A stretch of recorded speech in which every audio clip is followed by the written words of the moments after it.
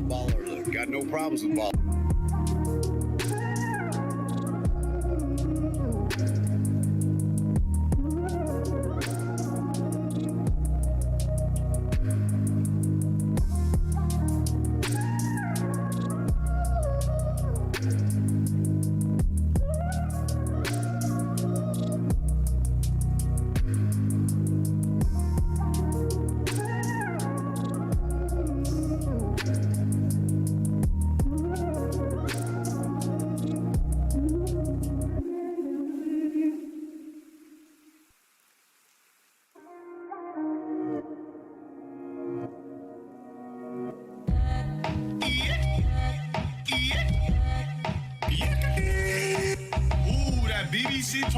Alright, let's get this show started. Stop laughing at me.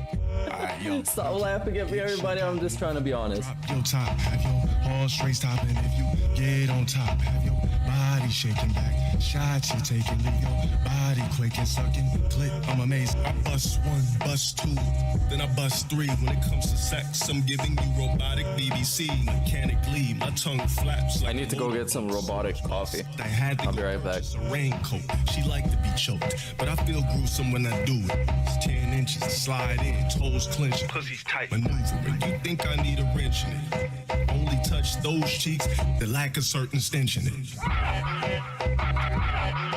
Only touch those cheeks that lack a certain stench in it.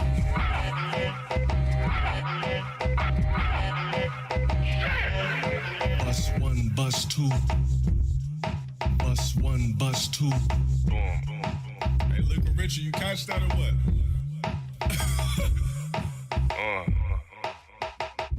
Go green. Go green. I could talk about dicks all day. I'm a heterosexual male that women love, that even men think that I'm attractive. Nigga.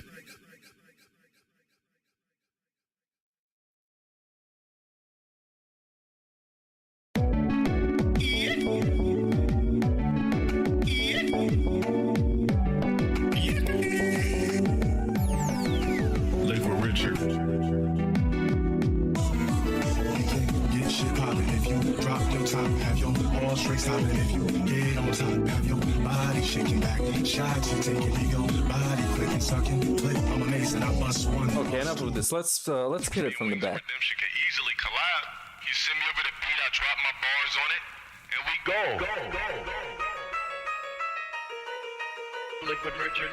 Okay, today I'm using 2 screens, and if that has ever taught me something, is that this stream is gonna be laggy as fuck. Check this out, this out. I'm already on 15% CPU for no reason. Niggas ready? Oh, yeah. That flow is out of style, Like a week ago. Whole system broken like it's Cully go. Vision, I stick pussies with precision. Vision, I stick pussies with a hot kitchen. I hit it from the back.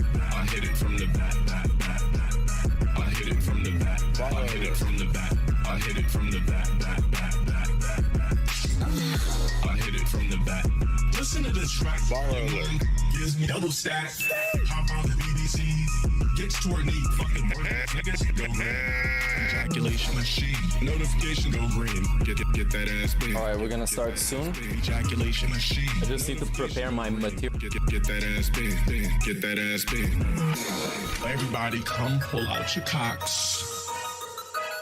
Clean up my chatty. You know they're already out. Was out of style like a week ago. And I was muted this whole time. Never mind. I was just gonna say we have new badges for 6-month+ members that has a carry diamond with a crown on the diamond.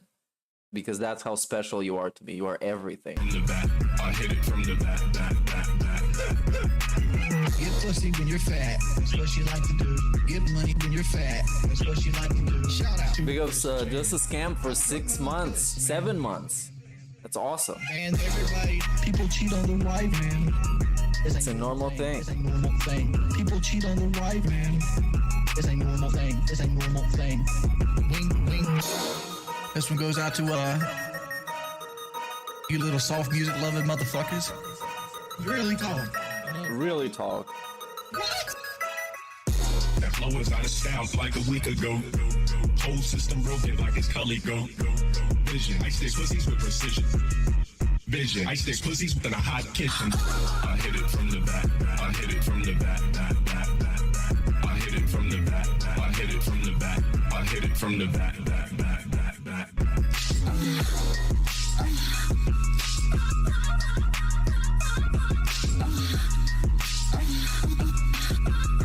Alright, let me prepare all the Reddit shit, because some of it got deleted, I think. Huge dildo, because you guys don't possess the BBC. Yeah, let's stroke it. This song is chill as fuck. I don't know why I'm playing LTG today, but I guess a good wake-up song. On a Sunday afternoon. In this game, you know the rules. Women might come in like a bull. Get that ass, man. Dude, what if I can get auto-tune for my microphone? That would be fucking godlike. Slow tear. In this game, you know the rules. Swimming, mark coming like a pool. Yeah. Swimming, mark coming like a pool. I stick my dick up in your mouth. I stick my dick up in your mouth. Yeah. Every little thing I do, it never seems enough. Fuck you. Oh, green. Yeah. I don't give a damn what they say. I just wanna buzz my 2 nuts. I want you to play with the balls. You can feel the pull, baby, when you left the key and give you the BBC. And I don't wanna lose it again. I literally can't find it though. I'm not like it.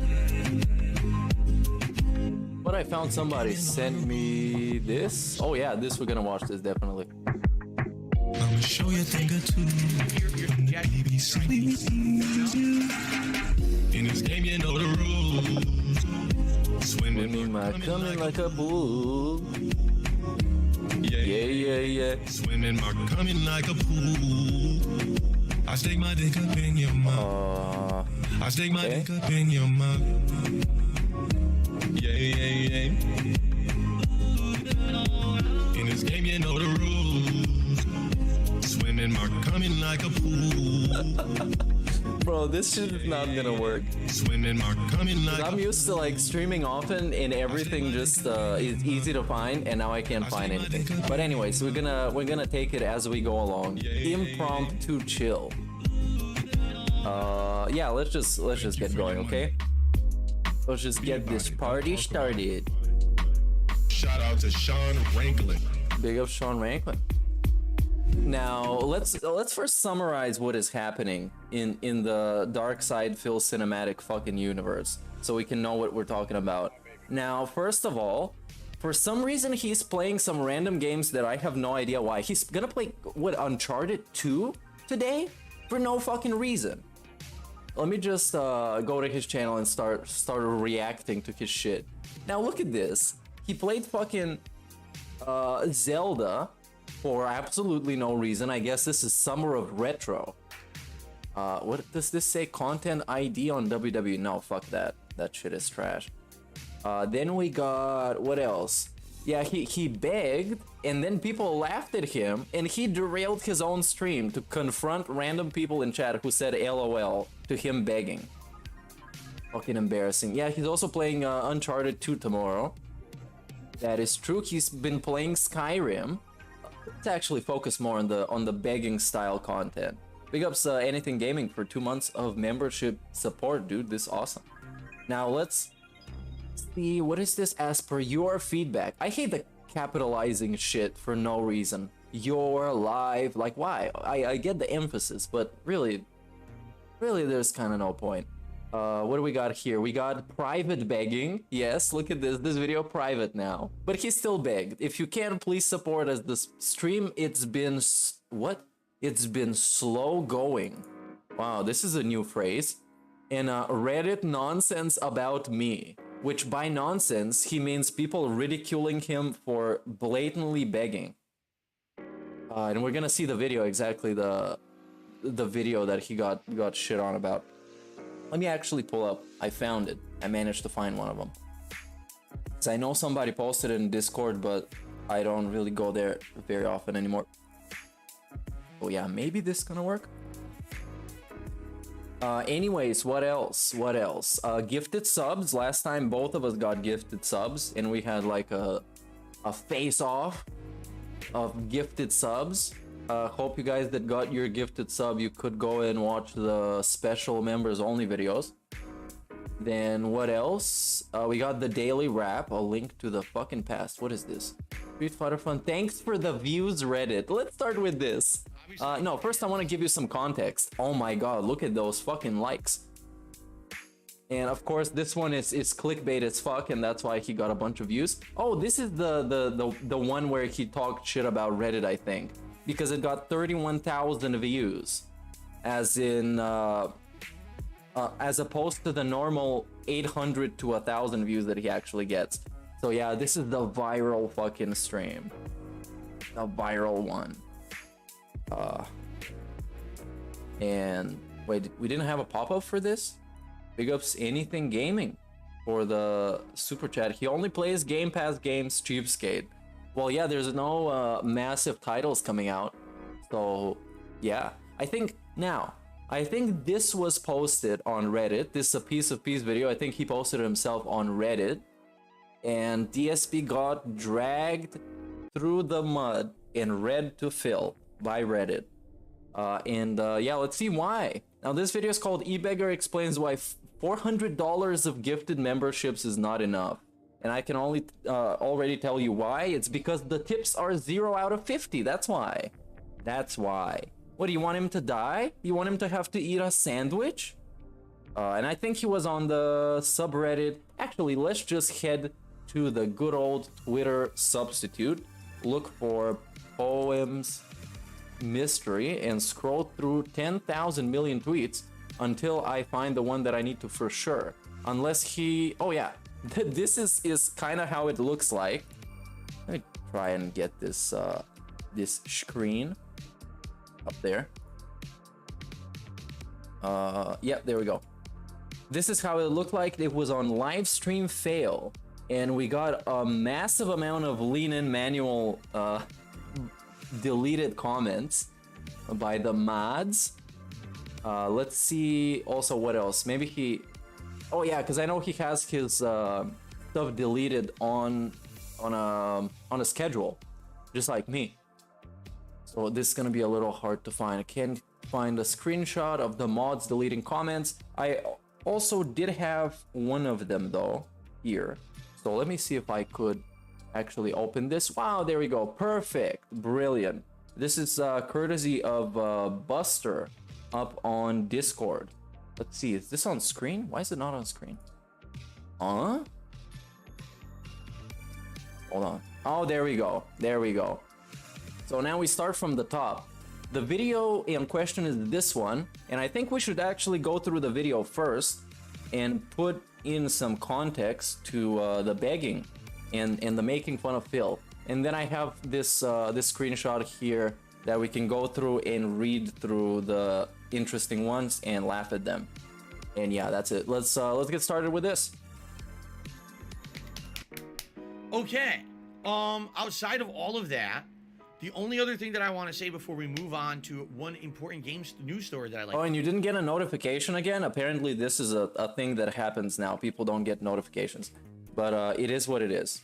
I guess you can see on Twitter if the bot posts that I'm live, but yeah, never mind. Talk about today. I'm incredibly grateful for the overwhelming support in the last 24 hours with these gifted memberships. Seriously, 100 memberships in 24 hours. Didn't I tell you this is going to happen? I knew it. And thank you guys for that. Thank you for living up to what I thought was going to happen. Seriously, it's pretty awesome that people have supported in this way. I appreciate it. However... Oh, I also forgot to say, and I'm not going to interrupt this a lot more than this. DSP, he was so butthurt about Reddit making fun of him. He went on his own account on Reddit to defend himself. And I hope I can find it here. I really fucking hope. Oh yeah, the real DSP Gaming.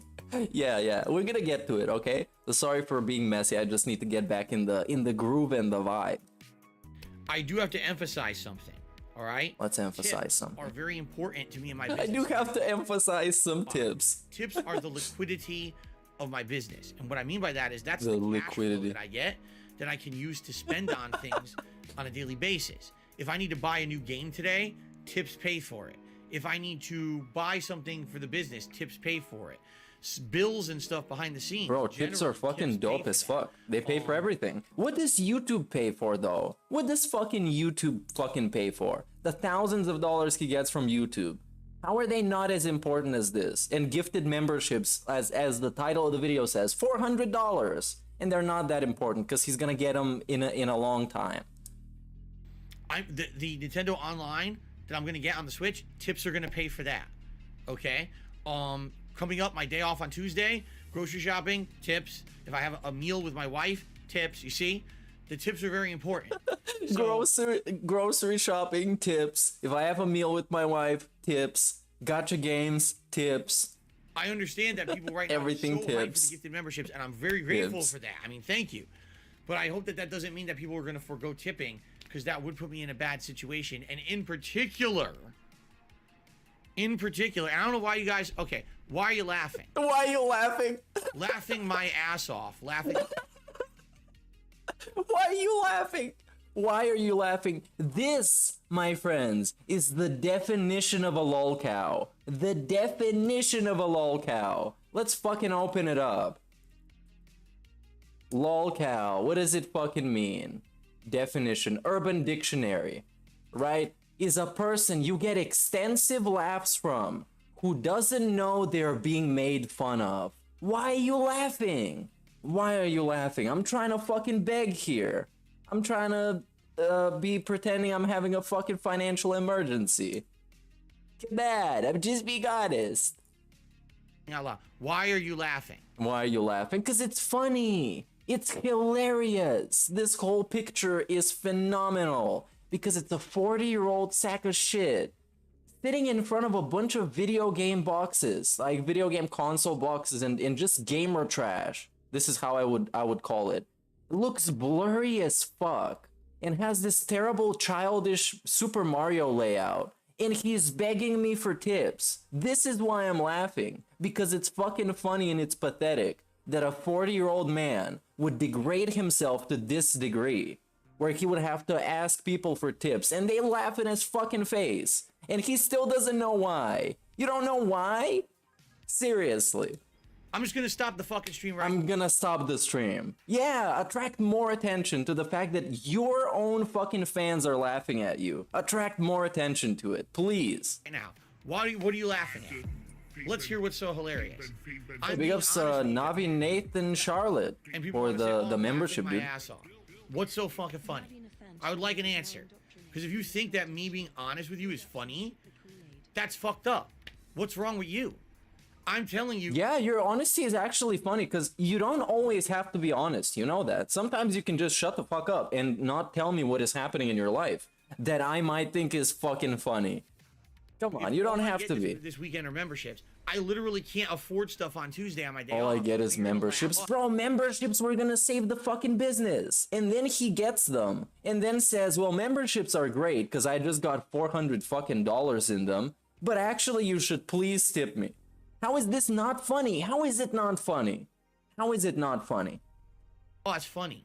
Oh, real funny. It is funny. You can't go and do something with your family on your day off. Yeah, fuck you. Fuck your family. You don't even have a family. Come on. You have a fucking wife and a feline son. That's no fucking family. You're one day off for the week when you're Not even a nuclear family. It's like nothing. working full-time 6 days a week. Full-time 6 days a week. Who's working full-time 6 days a week? You're late to fucking work. You take fucking breaks that are too long. Your job, your work ethic is trash. Your fucking product that comes out of your work is trash. So keep telling me how this is even funnier. That's funny, right? That's it's funny. real funny. It is funny. It's hilarious. How about this? It's not fucking funny. You're a fucking asshole. And you're a fucking asshole. Why am I an asshole? Because I got a job and I don't have to ask for money from people on the internet? Why? All right? I don't like I'm a fucking asshole. Stop laughing at me. talking about this. I don't. Fucking I asshole. don't want to talk about it all fucking day, but I don't like people laughing. It's not funny at all. You're a piece of shit if you think that someone who has to live day to day on shit is funny. Oh. Why? Why do you have to live day to day? Why? Because you chose to. You decided to. Because you could have gone out and fucking got yourself a shitty ass fucking job so you don't have to ask people for money every day. You could have gone out and learned some skills. You could have gone out and had some connections and some relationships to people that you are gonna work with. You could have done all that shit, but instead you sit on your ass and you wear t-shirts from 15 years ago and you fucking beg for tips. And then you wonder why people are laughing, because it's fucking hilarious. It's hilarious. It blows my fucking mind how funny this shit is. Oh, so hilarious that this guy has stuff financially tight. Yes, fuck him. Because this sack of shit, he could have been okay. He could have been great. He could have been balling. But he chose not to. And he ate too many fucking burgers. And he got too many fucking Hogans. And that's why he's wondering why it's fucking funny. Ha ha ha ha ha. No, it's not fucking funny. It is funny. And it even gets funnier. Keep going. Now shut up. Hey, big ups Jay Kramer for the dollar super chat. Really? I mean, you be any more much of a dick to someone on the fucking internet that you don't personally fucking know. Yes, they literally can be more of a dick. They literally can be more of a dick. Remember when you got fucking quote-unquote swatted and quote-unquote DDoS attacked? That is being more of an asshole than laughing at him. Okay. Okay. Now. By the way, he's begging wildly because there's a new Champions event. And which is so cool, by the way. Champions Scopely. Let's dive in and find it.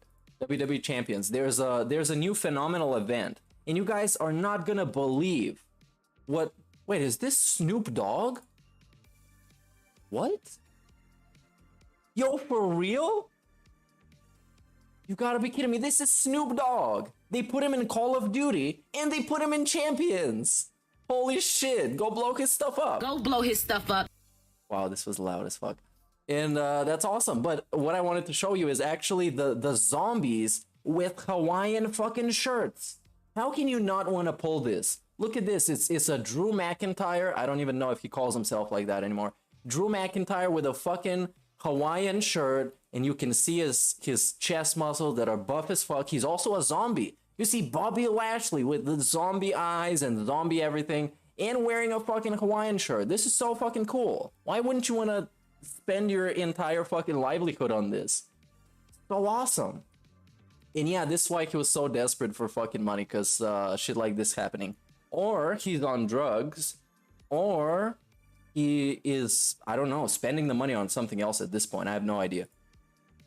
Let's continue logically and with a cool logically head, what is logical? Is it logical that a grown-ass 40-year-old man would fucking beg for tips on the internet? How is this logical? Let's continue logically. There's no logic in this. That's why we keep watching, because it's like for no reason.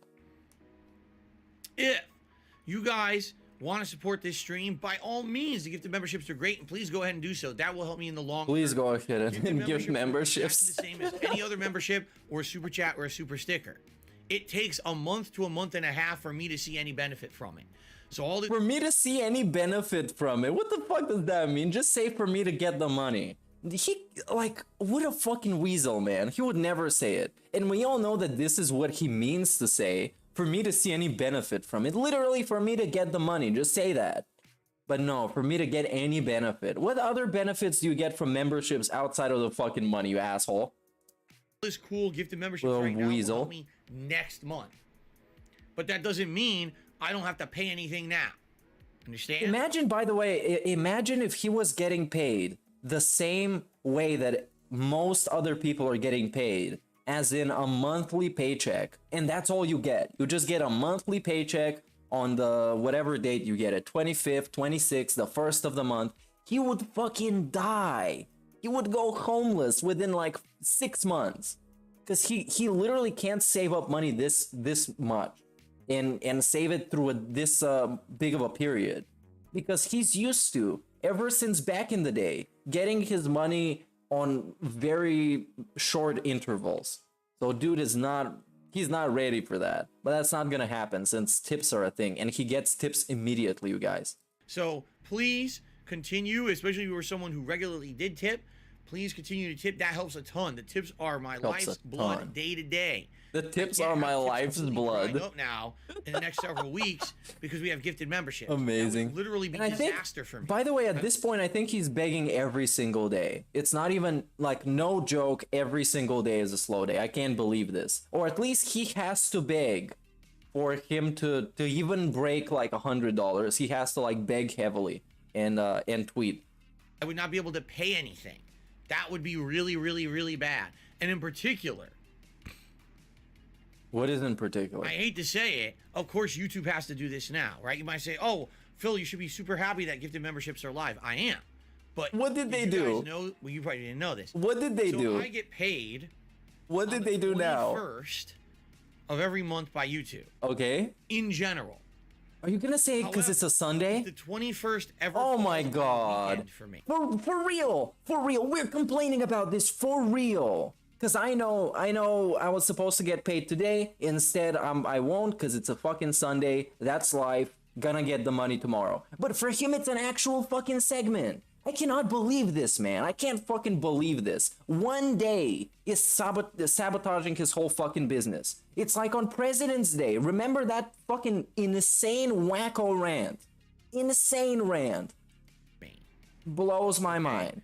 Here's what happens.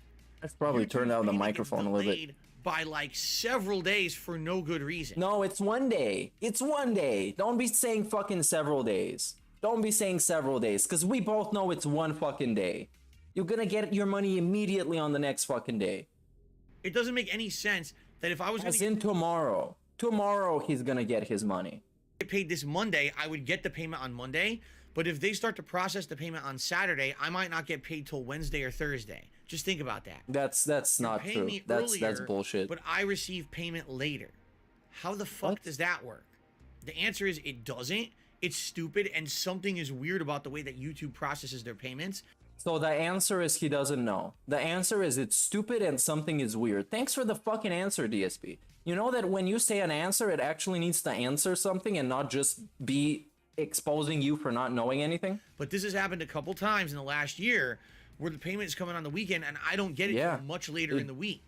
DSP, also, let's remind this sack of shit about a certain thing that is called a 5-day period that YouTube is perfectly okay with keeping the money away from you. That's their rules. That's their terms of service. They can keep it from the 21st of the month until the 26th and pay you anywhere within that span of time. That's okay. That's how they do stuff.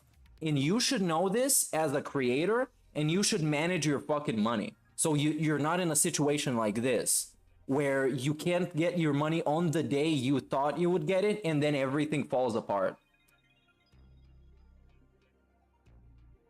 Now here's the problem with that. Literal crackhead. A literal crackhead. I haven't seen anybody tweak out so much over a day of not getting their money. A day. One fucking day. Because you can hear him bitch about this shit. I've never got the YouTube money over a day after what they're supposed to give it to me. Never. Not once. And I need the money to do regular day-to-day shit, okay? I need the money to do stuff. What is day-to-day shit, though? Get paid over this weekend, I'm probably going to the restaurant once a week with your wife is not a good reason to be tweaking out like this. Just don't go to the restaurant. Just make yourself a fucking sausage at home. Or a fucking sandwich. Why not? Not going to get But no, with him, having a nice time, having a good experience, having a good day is always related to money. In some way. Getting money, spending money, buying himself stuff, buying his wife stuff. It's always related. He cannot physically have a good day, a nice pleasant day off, unless he has money to spend. $1 of that until Wednesday or Thursday this coming week. What day of this? It's not true. He's gonna get paid tomorrow. Mark my words. He's gonna get paid tomorrow. And I'm gonna get paid tomorrow, and that's how I will know, because I'm gonna get paid tomorrow. Week is my day off. Tuesday.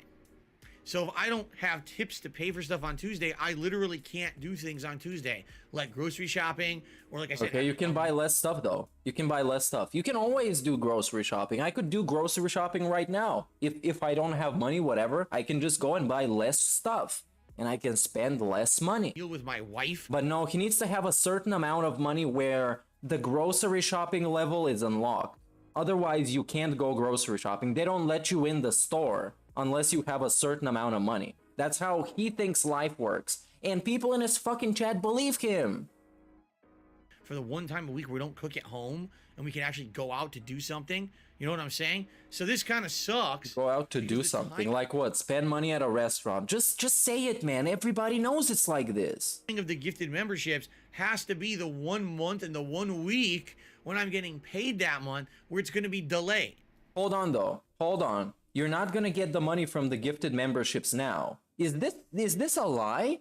Hold on. Let's just get the context again. I'm going to bust out the transcript. Cuz this is He's making it sound like he's gonna get the money from the gifted memberships this month, which is obviously not happening because they're still getting processed. So this kind of sucks. Listen to this. The timing of the gifted memberships has to be the 1 month and the 1 week when I'm getting paid that month. Oh, I get it. It's gonna be delayed. I get it. I literally get it. So this insane lunatic logic, what this represents is the gifted memberships got implemented at a date where my YouTube payment is gonna be delayed. Therefore, people are gonna spend a lot of money on gifted memberships and not on tips. And this is an emergency. Look at his fucking face. Look at his little ass bitch ass face. Emergency. Grown ass fucking man with a baby ass t-shirt. Look at his fucking t-shirt. At least it's some of the better merch that he's done. Okay, so please, if you support the channel, tip me, all right? That's going to be a really great way to help me over this weekend. And some of you already have been, but I'll give you a perfect example. Right now, this pre-stream has been going for 50 minutes. I received 1 tip. But I received like 5 or 6 gifted memberships. Okay, that's lit. You see, this is always happens. Oh, people are so excited for the new way to support, and I'm appreciative of that. Thank you. That is going to help in the long term. But sadly, this is just a bad time for it to all be gifted memberships and have no tips. I won't be able to afford anything come Tuesday, okay? So I'm just trying to emphasize this and try to get it ahead of time. I'm trying to get ahead of the problem rather than it's Sunday or Monday and now I realize I have no money, okay? So thank you in advance. How do you realize you have no money? How does this even work? I realize I have no money. What do you spend it on? Come on, man. Come on. Because this guy, he's so fucking baffling because he has schedules for everything, right? Schedules for when to pay his bills, how to pay his bills, how much his bills are. Because remember, he showed us that piece of paper that said bills on it. But that same guy doesn't know what his budget is. He doesn't know how much leftover money he's gonna have after paying his bills. It's something very, very questionable in this whole situation. Extremely questionable. To anyone who contributes in any way, tips would be great. Thanks, everybody. Thanks. If you want to do a gifted membership, thanks. I'm certainly not yeah, going to say thanks, no. but also channel's growth. Like I said, if you do both, it's gonna be the best. Emote slot unlocked, so we're gonna do the Rasta Fill emote. But the Rasta Fill. You gotta be careful because I can't now have that be a trade-off, and I get no tips, and now I can't pay for anything for the next month. My man, people have a limited amount of money, especially a budget that they have to spend on fucking streamers. That's just the truth of the matter. It is thus. People have a limited amount of money. They can both super chat and send memberships and send fucking tips. They can do that. They can do one or the other, or maybe 2 of them if they're a whale, but they can't do everything. Okay? So thank you in advance for understanding, and thanks for stopping. Thank you for understanding. We don't understand. People laughed at you, you sack of shit. They don't understand. Stop fucking thanking them for something that didn't happen. Assholes, because that really irks me when I'm trying to be What real irks with you? guys. You don't have to be real. We're not asking for fucking realness. We're asking for gameplay. I don't know if we're even asking for that at this point. What are we even asking for? I guess begging. Talk about this shit. I don't. I want to play fucking games and chill with you guys. I got a cool game do that. I want to get to. Yeah. Well, if you can get a job, then you don't have to talk about this ever again at all. And you're gonna be on the stream less, so people are gonna have more money to give you. Have to do this because I run a business. Don't laugh at it. It ain't fucking funny. It's Yeah, just businesses, they don't have to ask for people to buy their shit. No, that's not how life works. Dicks about it. Oh, ha ha ha. Being dicks about it. This. Ha ha ha. Yeah, fuck you. You fucking stupid kid. Stop acting like a Oh, little kid. shit. Oh yeah, immature shit. Is it really mature to be asking people for money on the internet like this? Is it mature? Is it mature to be burping in the fucking microphone all the time and belching and fucking and sitting in front of a layout that looks like this, in front of a background that looks like this, and wearing a t-shirt that looks like this, having a goatee that looks like this, having a fucking channel that looks even worse? It looks like a fucking mess. It really gets me. It really gets you. Yeah, that's why people are gonna keep fucking doing it. Because we saw what the definition of a lolcow is. And this guy is the definition of a lolcow. He's telling you it gets to him when you laugh at him. But he doesn't know why you're laughing. So you're gonna keep laughing and it's gonna keep getting to him. He's gonna keep complaining and he's gonna keep not knowing why you're laughing. Oh yeah, I also forgot to shit on the toilet seat headphones. Fuck the toilet seat headphones, man. I hate them. I hate them. And that's... Talking about it, we don't have to talk about it again. Now we don't have to talk about it again after 7 minutes of humiliation. Well, thanks, Phil. Now let's head over to reddit.com, where you can see something that looks a little bit like this. Let me just trim it a little bit. We get the raw experience, the raw feel. Okay. DSP Gaming begins explaining why $400 in gifted membership is not enough. And as you can see, the mods went crazy on this. They totally eradicated everybody, but fortunately I have them. Now, the first one, as you can see from the real DSP Gaming, is the actual real DSP, because he bitched about it in a video, and he exposed that this actually his account. And now his reply goes as the following. Man, what a horrible piece of shit to ask his viewers to diversify their contributions so he can pay his bills and afford stuff. Everyone out here is totally well educated with how memberships work, obviously. So feel free to cast stones like the geniuses you are. Yeah. Yeah, the replies are as follows. Seed harder, dent of dent heads. We got one. Then we got beg more and scam your fans. You make over 100K a year, but act broke every single day. Begging is the business model. Truth of the matter is we all have jabs. Then we get, hey look, it's the guy who scams over 100K a year from people and still cries poor. By the way, the fact that this sack of shit said that people had to diversify their contributions so he could pay his bills and afford stuff. One of the dumbest fucking DSP moments of all time. When he goes to defend himself on fucking Reddit. What a sack of shit. And then we got what else? How's the gout feel? Then we got, you beg every day, what the fuck? Is 5 to 6K not enough for your greedy ass? Don't lie, we know you spend your money on champions. Of course, this would be, obviously.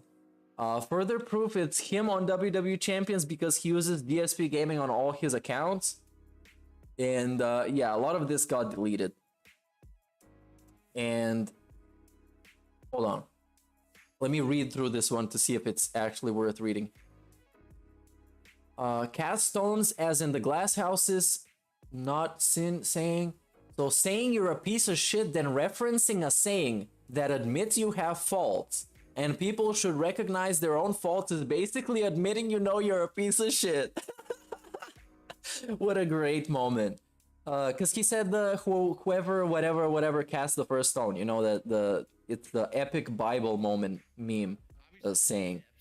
And yeah, basically, I guess he just didn't know how to fucking use it. That's the truth of the matter is thus, I think. He just didn't know what he's saying. And then he said, oh wait, did you mean how you think no one knows how memberships work when you literally thought that when YouTube said coming in 2022, they meant the January 1st and bitch that they weren't out yet. Aside from that, you're stupid desperate for online validation ass said yourself when only Iced Coffee and the two other dents diversify their contributions. It doesn't pay for bill because you have the value of $1 of a 2-year-old has. Wow, that's a pretty good burn. And then we go, is that the guy? I think that's the guy. And yeah, when your sarcasm is actually the truth. LOL. And yeah, he got destroyed, he got clapped, and he brought it up in this bitch segment, I think. Oh, is it this one? I think. Let me just open up the transcript. I should be able to find it through here. And basically, Reddit helped him get about $5 in ad revenue, I guess. But at this point, I don't even know who watches ads on YouTube. Unless you're probably on mobile and you don't use YouTube Advanced, you probably just have an ad block on. Was there a Reddit? Was there, I don't know, post? Posted up a tweet. Okay, he was... Okay, this is probably not... Let's see if it's gonna come red. No. Yeah, it's probably not in this one. Probably not in this one, but it is for sure in this one.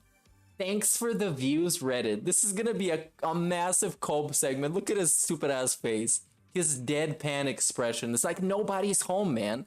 It's like one of the most soulless beings that I've ever seen. Advanced was shut down, but it still works. At least for me.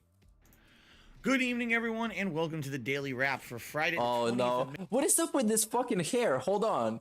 He got a little bit of like a curl in the front. Daily Wrap for Friday, 20th of May, 2022. Dark. Look at his fucking hair. I feel here to recap the day. Dark side feel here For you. Wow, what a sad sack of shit. We talked a little bit about a lot of different things. Oh my god. We recapped how tips had slowed down dramatically this week. Oh, first I begged. We recapped how tips had slowed down. What the fuck? What does that even mean? I know exactly what it means. I'm just asking rhetorical questions. Getting so many gifted memberships, which I still appreciate. Do I have a link to the archive of the posts? I don't know if you mean the thing I was just looking at, because this is a screenshot.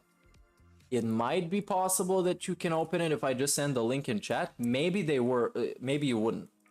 But I don't know. Try it. Try it. I don't know what else we got. I think it's this one, it's the replies, and I don't think something else we got, but I don't know. You see? Because I got it out of the way. All right. No, this is a different thing. Come on. Go back to the daily beg. They're helping, but of course, that's long-term support while I operate a business that's based off of having a mix of both short-term and long-term support. I operate a business. I revealed... Bro, you use way too many business terms for somebody who produces garbage like this. You shouldn't be saying fucking business. You should be saying YouTube videos. You should be saying fucking streams. Because that's what it is. Stop putting all the prestige on it. You don't live up to the prestige. You don't have skills to apply. Making your own videos, making your own thumbnails. That shit ain't content. That shit is just videos. To everyone that I would actually prefer if some people could tip me over the weekend rather than giving so many gifted memberships.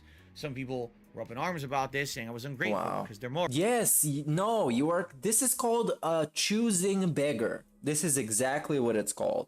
And it's exactly what the name suggests. It's a beggar who needs your fucking help to get through day-to-day everyday life. But also he's a choosing beggar because he wants to choose the way that you're gonna help him. He wants to choose how much you gotta help him so he can be okay. While in the meantime, he sits on his fat ass like a fucking scrub and does nothing. All right. Not ungrateful. I'm very happy. The long-term support and the gifted membership. How are you happy? How do you express your gratitude though? How do you do that? Do you produce more content, special content? Do you work outside of the normal work hours to produce good stuff for your fans? Do you do any of this? No. I just say I'm grateful. Well, saying you're grateful is the worst fucking way of gratitude. It's useless and it's worthless. Because words, they don't hold as much weight. Cash flow. I need cash to buy the Nintendo Online membership for then tomorrow don't to play Zelda. Don't do it. money to pay for things on Tuesday when I have my day off. I have bills to pay. I don't know if my YouTube payment is going to come through on Monday or later in the week, because sometimes when you it's gonna be on Monday. Stop capping. It's gonna be Monday. I'm gonna get it tomorrow. I'm probably gonna tweet out that I got it, just so you guys know that he also fucking got it, and say in case he tries to lie his ass off. Because like I said, there hasn't been one time that I would get my payment that it would be over a day when it's supposed to be. Not once. I don't get it for half the week, if not later. So, you know, being honest with my audience, and most people who are on the stream, being honest. Of course, there's idiots who like to spread misinformation and bullshit, which will lead me to something I'm going to talk a little about. What is the misinformation, though? Hold on. What is the misinformation? That video was your fucking content, your fucking stream. It's a clip from your fucking stream. How was it misinformation out of context? Anyway. But thanks for being honest, I guess. I appreciate it. We talked about what I'm going to be doing, and right now it's definitely going to be Zelda tomorrow night. Was it misinformation because they labeled it as him being ungrateful for $400 in memberships, but he's actually grateful? But we were trying to determine what the new playthrough would be, and it looks like it's probably going to be Uncharted. Yeah, skip through this bullshit. Why is he even playing Uncharted 2? Why not Uncharted 1 first? Supportive, members, super chats, tips, everything. So, no drafted to one of the main shows. Wait. I won't spoil which one it is, but that was basically the tail end of the stream. Yeah, nobody cares about this. Incredibly supportive, members, super chats, tips, everything. So, no okay, that's great. It was a really great day in that regard, and people really liked the stream as well. The late stream was Friday Night Fights, my weekly late night session of old. We don't fucking care about this, bro. Some decent support. 3 weeks left. 3 more sessions of the Street Fighter 30th Anniversary Collection. It also really surprised me when he has to talk about the support that he got on a stream. He has to, as he is recapping his day, he has to recap how much fucking money he got. Incredible. And then we can put it to rest forever as we move on to the Capcom Fighting Collection coming out in late June. Excellent. Now, the other thing I want to talk about today before we talk about the schedule for the rest of the weekend is that some idiots posted some idiots. Yes. Yesterday and today over on Reddit. Basically on the live stream fails section. You know the section for why is it getting mocked? It is a live stream fail. People in your own chat were laughing at you. They were laughing at you. How is this not a live stream fail? It's exactly a live stream fucking fail. And you stopped your stream to have a pity party fucking segment about people laughing at you for begging for money. How is this not a fail? Do you think it's a win? Do you think it's a W? Idiots. They say, oh, look, streamer gets $400 in gifted memberships and is ungrateful. Did you not? And wants more. Yeah, did you not give? It's not what I... No, he wants tips, not more. Not more memberships. He wants more money. I said, thank you so much for that support. That's going to help the channel in the long term, but I need tips to pay for stuff right now. Like, I'm not saying please go crazy. I'm not saying I'm ungrateful. I mean, just being honest with my audience. They don't like to hear that. They don't like to hear that. And they're shit fucks. Say whatever they want, but it's hilarious because here's what they did. What did they do? My videos on Reddit. My pre-stream from yesterday has over 12,000 views and climbing. Okay. Idiots are watching it and downvoting it. I don't care. There's still views. It helps the channel. DSP, bro, this is not a new thing, buddy. We are all your marketing department. And this is the only reason why you still exist is because of us. And I know many people think that they're making streams and videos to destroy Phil. That's not gonna happen. We're all giving him fucking publicity and we're giving him relevance because we are more talented and more interesting characters and fucking personalities talking about this sack of shit. And we are, for all intents and purposes, his marketing department. So he should fucking know this already. And those people that watched his video, they made him $5 more fucking dollars. And nothing good will come out of this this Reddit thing for him. He's not gonna get more people to come to watch him. If anything, he's gonna get more trolls. But trolls also benefit him. So big ups, Phil. You win. Engagement, and a lot of those morons probably don't have a fucking ad block on either because they're so stupid. So and that's just a wild assumption for some reason. Benefiting from their moronic shit. They're trying to comment. How are you benefiting though? They're trying to comment on my Twitter. Oops, can't. Okay. So it doesn't matter. You're not benefiting from any of this though. You're not benefiting from people not being able to comment on your Twitter or your video. Trying to cause drama, they can't do shit, and I benefit from it. So fuck those idiots. Boy, they're stupid over there on Reddit. Wow. All right, now let's talk. Boy, they're stupid. They're stupid. Why are they stupid though? I don't get why they are stupid. Because I don't know why he assumes that all the trolls want to destroy him and to see him die or some shit. Some people just want to laugh at him. Because we got no stakes in this. I don't fucking rely on him to pay my bills like he relies on people to pay his fucking bills. So I can just close the tab and go do my shit at any point. And I don't care. So I don't care about him being here or being gone or exploding or dying. I don't give a shit. I'm just gonna laugh at him regardless. And even if he dies, I'm still gonna laugh at him. Because there's 15 years worth of laughing. I'm mad. Tomorrow, Saturday the 21st, we're gonna have more Skyrim Anniversary Edition, finishing up the Dragonborn DLC. We're in the final story mission. After that, oh yeah, we don't care about this. This is worthless. Opportunity for me to do chill playthroughs. Yeah, chill fucking playthroughs. Nobody cares about fucking chill playthroughs. Hate Army Watch is gone and terminated, I think, because of Fake has the MCAs. What do we got? Content ID on WWE. We don't care about this. On Twitch, a whale could gift him 500 subs or tip him 50k bits. And if he wanted tips that day, he would scold him anyway that he didn't tip 500 bucks. Oh yeah, this has happened before. Yeah, he's been a choosing beggar forever. I don't think there hasn't been a time he hasn't been, because he is just like that, man. Big ups Cartman 94. And there was also, what did I want to say, man? I fucking forgot. And what are we gonna watch? I think it's this. Is Reddit Salt from May 21st? Is this? Oh yeah, this is the pre-stream, but it's basically the same shit, I think. But anyways, let's just get into it. We can get the whole fucking content. The other thing I want to talk about is... What did I want to talk about though? I fucking forgot. Never mind. Something that has happened in the last 24 hours. What? Basically over on Reddit. For those who don't know, Reddit is one of these websites where there's all these online discussions about different kinds of stuff. For those who don't know, who are you? Like who? News. Sometimes it's Reddit. People don't know fucking Reddit. It's stuff on YouTube. It's all kinds of shit covered there. Oh, but yeah. I remember what I was gonna say. That's the thing that baffles me sometimes, is that he would beg for tips wildly, and then he would get a bunch of fucking somebody wail out on a super chat or something, and then it's like, why didn't you even tip? You didn't tip because of security reasons, privacy reasons, maybe because nobody fucking trusts Phil. Because immediately after he gets the message, he gets an email that says your first name and last name and email address. That's why. That's exactly why people don't fucking trust Phil. And Phil thrives on getting any kind of information like that. And Phil is also not smart enough or competent enough to make those emails go to spam like I do, because I don't fucking like to see people's names when they send me a tip. And there's a dude called fucking Dragon Slayer 69, and then I get an email saying, oh, it's Jonathan Davis, send you a fucking $1. I don't want to see that shit. So I made him go to spam. But he doesn't do that because he also got a fight against trolls. So he needs to know everybody's first name, last name, email.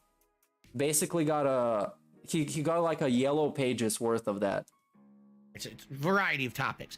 So I just want you guys to understand that no, all of Reddit is not bad or evil, but just like anything in life, there's always the bad parts of anything. Just the ones that talk badly about DSP. A bunch of drama areas they're where evil. People discuss drama shit and try to insult people and be dicks to people. Okay?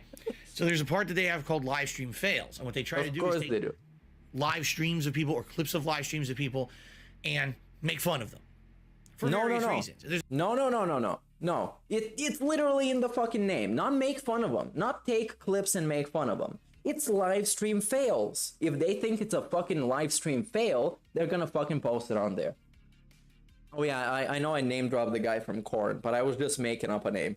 There's so many different reasons that they've done it, okay? It's not the first time I've been over there, but this is the first time that I'm publicly addressing it.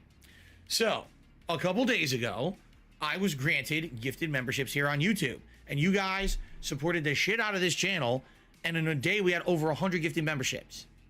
That was insanely cool. Outstanding. And yes, long term that will help the channel, okay? But what ended up happening was within a day or so of getting those gifted memberships, tips on my streams plummeted. I had a day where I didn't even make $100 in tips the whole day. And that's a rarity because usually at the very least, I'll make the tier 1 tips goal of $50 per stream. And it didn't happen. Okay. So, you know, in my pre-stream podcast one day, I addressed it and I said, hey guys, just so you know, yes, these gifted memberships are going to help me tremendously. However, the way that they work is it's just like with super chats or super stickers or a regular membership. I don't see any benefit from that for over a month. YouTube, you don't see money from that. Stop talking about any benefit. There are no benefits from super chats outside of money that you get. So stop fucking saying benefits and trying to weasel yourself through this. Just say fucking money, man. Why are you so scared of talking about money? In like straight up, straightforward, talk about fucking money. Any of that kind of stuff. Why are you so scared about it? For about a month. Just say, I don't see the fucking money from it for a month. That's it. That's all you have to say. I don't see any benefits from it. What any benefits outside of cash? And then I get it all in one lump sum the next month. So thanks. Next month things will be looking up, but for now, next month, it doesn't really help me. Problem is, I'm in a situation, you know, and I've talked about this, you know, very publicly to try to be transparent with you guys, that on a weekly basis, my liquidity is based on the amount of tips that I receive.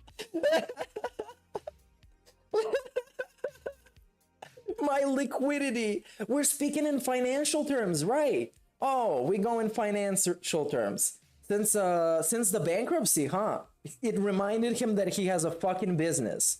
How is it a business when we gotta talk about liquidity? But it's not a business when we gotta talk about showing up on time and acting professional and not wearing t-shirts that are 15 years old and shaving when you go to work and getting fucking looking not like trash and getting a camera that looks kind of okay. What a shareholders meeting of a segment. I love those. I love those. On any given day. Because he's both explaining to us, the shareholders, how his business is doing. And also, we're also in the capacity of customers. So we are both. We're both the boss and the customer. Well, fuck nice, DSP. What a time to be alive. Okay. You might say, well, what does that mean? It means that that's the cash I have to spend. Just say fucking cash, dipshit. Stop trying to act like you're smart when you're not. I get paid by YouTube, that immediately goes to bills, like my mortgage, my car payment, insurance, all this stuff. Within a week of me getting paid by YouTube, usually most of that money, if not all of it, is gone. Jaden fan for the super chat. Okay? Giant bills. To pay my giant bills. It's gone because it goes to pay my giant bills. To pay my giant bills. Wow. Never finishes baffling me, man. This guy. From one spiral to the other. Okay? But anything else, including groceries that I buy for me and my family every week. You can buy less groceries, you sack of shit. Now we're looking to the left. Now it's an Amber Heard moment. We're gonna straight up lie. What else are you gonna make up? What else? For one meal a week to spend with my... Yeah, you don't have to. You don't have to. It's not... You're not entitled to it. Just like with me fucking yesterday. I had a shit day. And it was my first day of the weekend. That I feel entitled to spend having fun. Because the rest of the week I was working. I made like 45 hours of fucking programming this week. And then I had a shitty Saturday. But it is what it is. I actually had a pretty good Saturday later on. Why? So you're not... Why am I bitching about this? Stuck at home every day cooking. Okay. Yeah, well, that's how it fucking is. Be the change you want to see. Have a change in your life. Do something. I don't know. Okay. Anything I buy for my pet Jasper. Okay. The cost of games around here. You know, the Nintendo Online membership that I just renewed last night.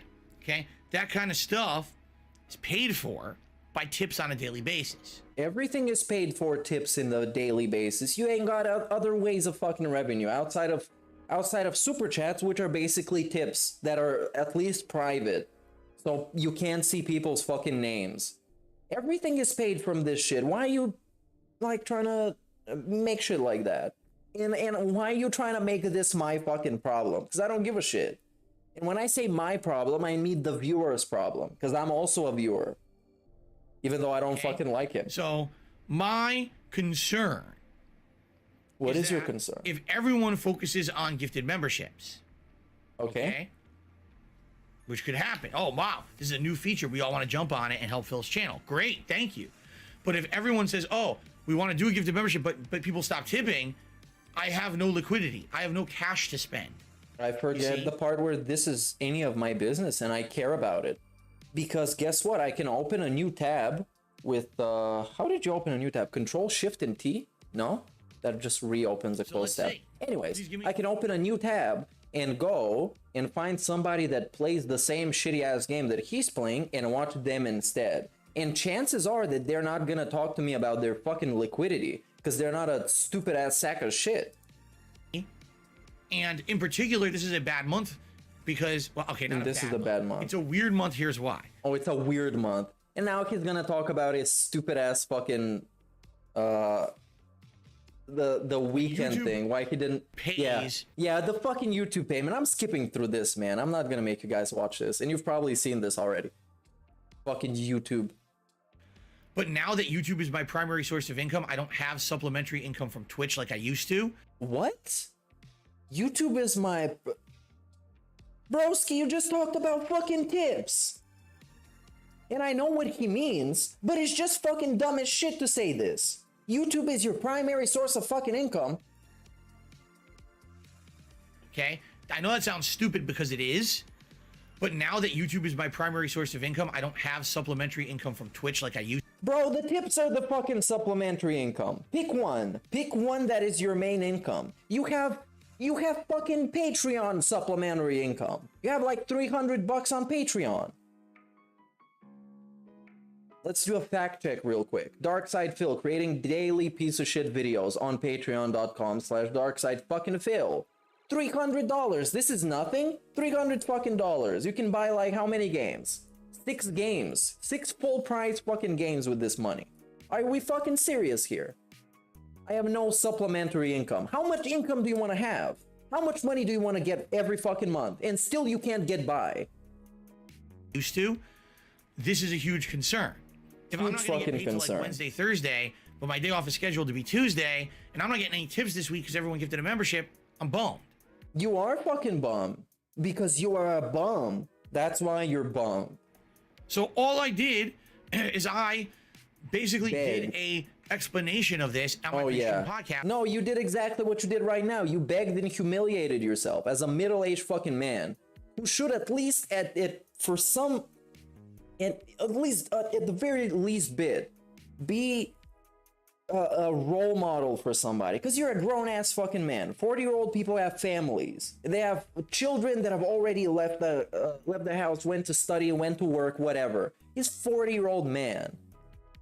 Asked a couple days ago. You should have accomplished something in fucking life at this point. At this point, outside of being on Reddit getting made fun of and saying shit like this and going there to defend yourself. No. All right? I was trying to be as transparent as with you guys as possible. I certainly wasn't asking for anything. I was trying to be transparent. Okay, I don't care. Okay. What do you mean you weren't asking? You were just asking for people to redistribute their fucking donations, as if they're one unified community that talk to each other behind the scenes.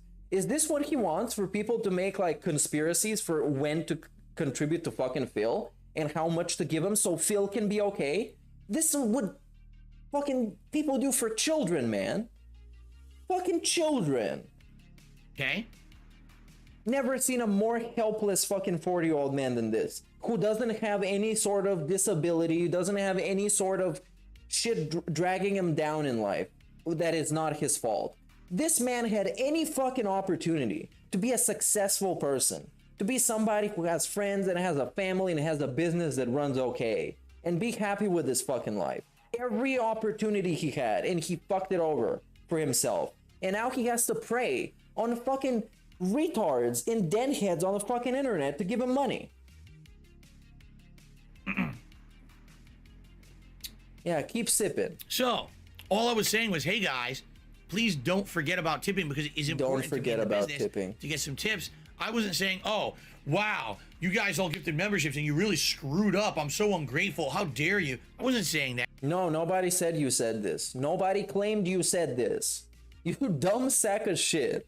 They just thought that this was funny as shit. That you got a bunch of money from gifted fucking memberships and you were still enough of a choosing fucking beggar to have your own preferred way of people giving you money and bitching about it. That's what people thought was funny. That's why they wrote LMAO in his fucking chat, and he had to derail himself because of this. That's why. Yeah, I was trying to be honest with my audience. Well, the thing is, a lot of people don't like honesty.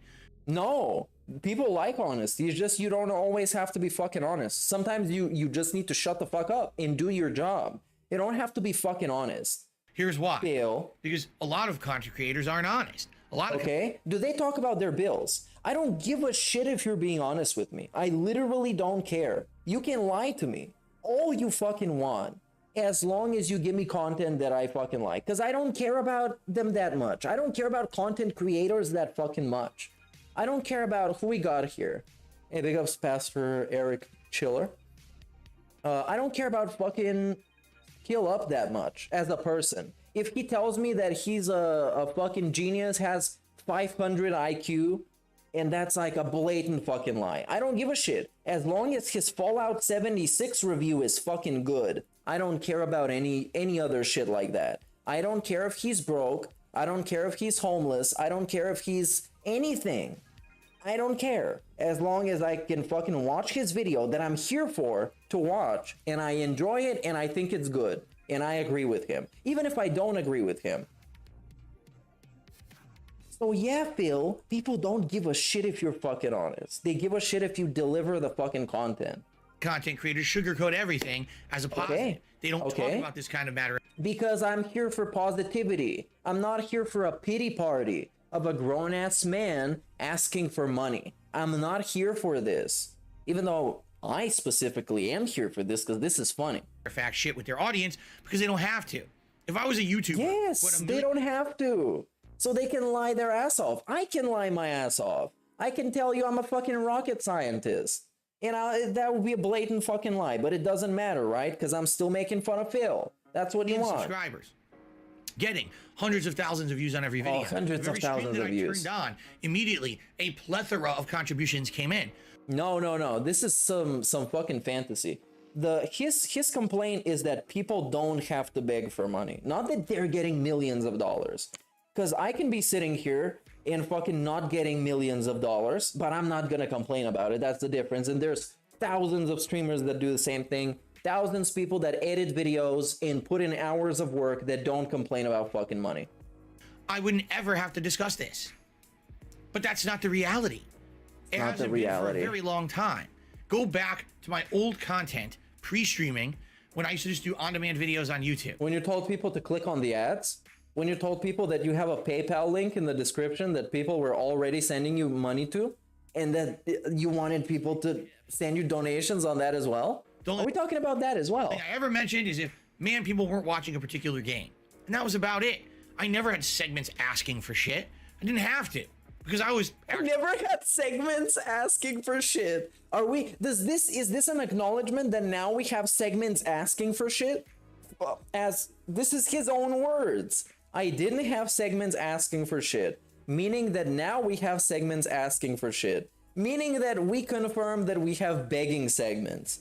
Fucking nice, DSP. Keep talking, keep digging that hole. Actually quite popular and making a ton of money and everything was fine.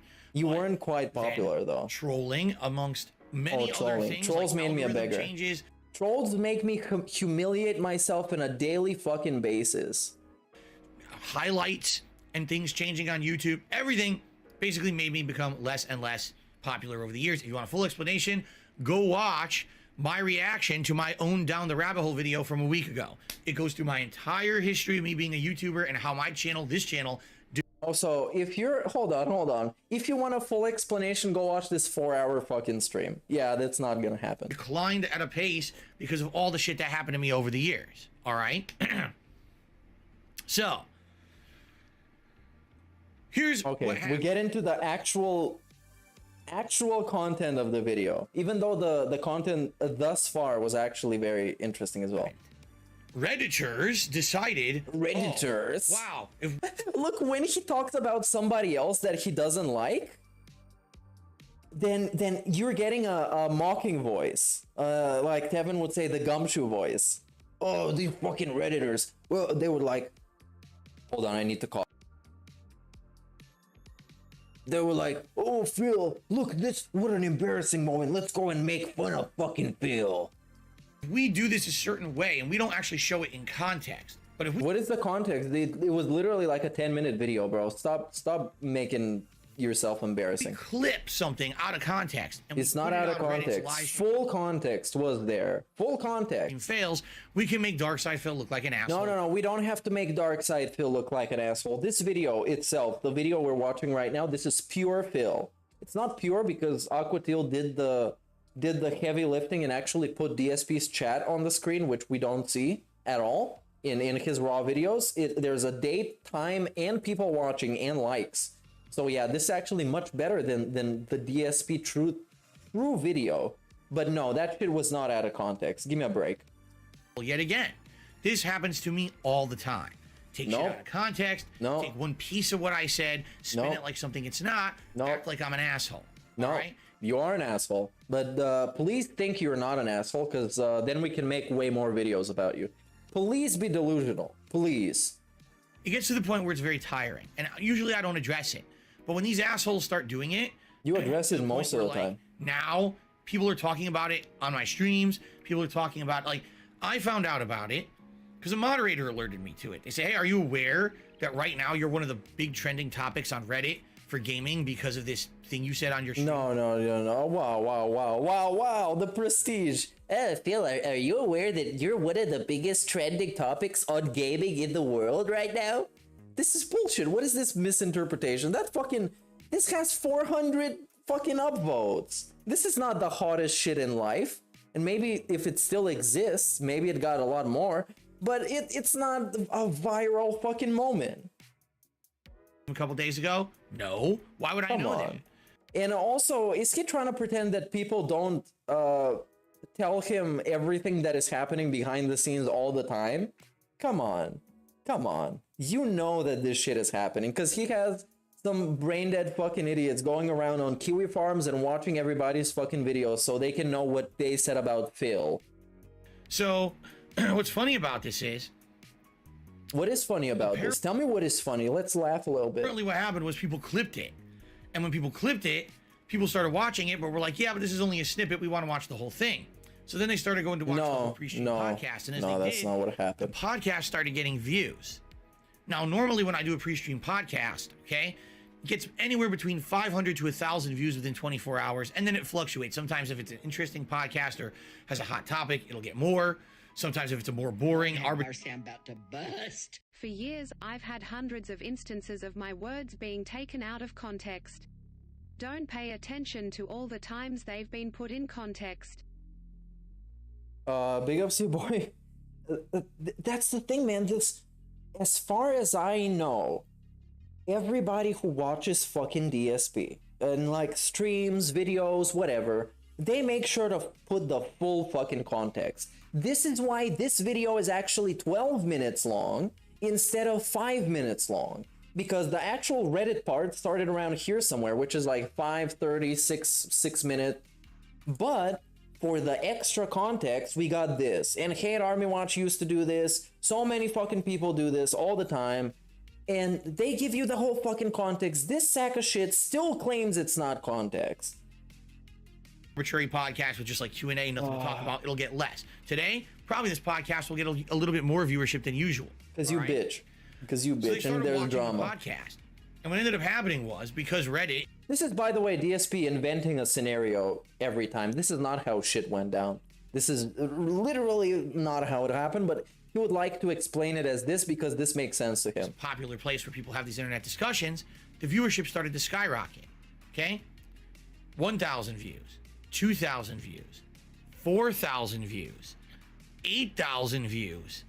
As of this morning, and it could have changed as of now, that video has 25,000 views on it. Okay. Okay? Okay, how is it gonna help you though? How much money are you gonna make off of it? 20 bucks? 30? Now, do you think these were positive people that came to watch my pre-stream podcast? They're watching a section of Reddit called Live Stream Fails. They're there just to shit on people. So of course they come over, and what are they trying to do? Leave negative comments on the video, which is completely fucking stupid because you can't just leave comments on my videos. This fucking smugness is I don't even know what to say. It's one of his worst qualities. It's like, bro, you realize that you're flexing that you created this much of a fucking echo chamber that people can't even say what they think in your fucking comments. Are you for real? Are you for real? This is a flex? That people can't even at you on Twitter because you're this much of a bitch? And you're a 40-year-old man. Are we fucking serious about this? How is this a flex? How is this a fucking flex? Wow, Phil, you got an echo chamber that you can't even post comments on. I can't even confront you for the thing that I dislike you for. And I can't even confront you, so I need to make my own channel and make videos about you to express how much I don't like you. Is this a fucking flex? Are you serious? Does he fucking know how many channels wouldn't exist, including mine, if we had a way of just telling him what our problem was? But no, and it's gonna get worse and fucking worse.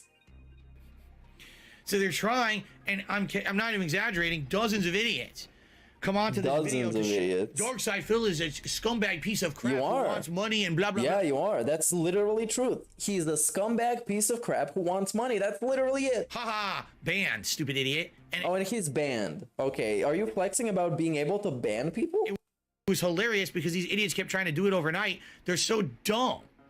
It says dumb. right there when you try to leave your comment that there's an approval system, but they're too dumb to understand it. Okay. Yeah, but those comments, they don't actually count towards engagement because they are not posted. So cut the flexing. We end the flexing Trying here. to leave it and immediately just get banned. They're just so dumb. Okay. Now, undoubtedly, some of these people probably came to the site and didn't have ad block on, right? Okay. And by the way, the aggregate views that this video has gained has helped me. When I get any video with views, Bro, no. And I'm gonna expand on these series of no's. And I will tell you fucking why.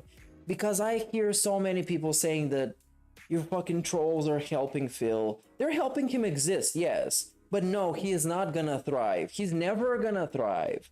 Because even if you get hooked on watching one of his fucking videos and you get scammed into watching some of his fucking gameplay, you cannot be a DSP regular viewer without knowing that he's a massive lolcow, he's a massive sack of shit, he's boring, and he is lame.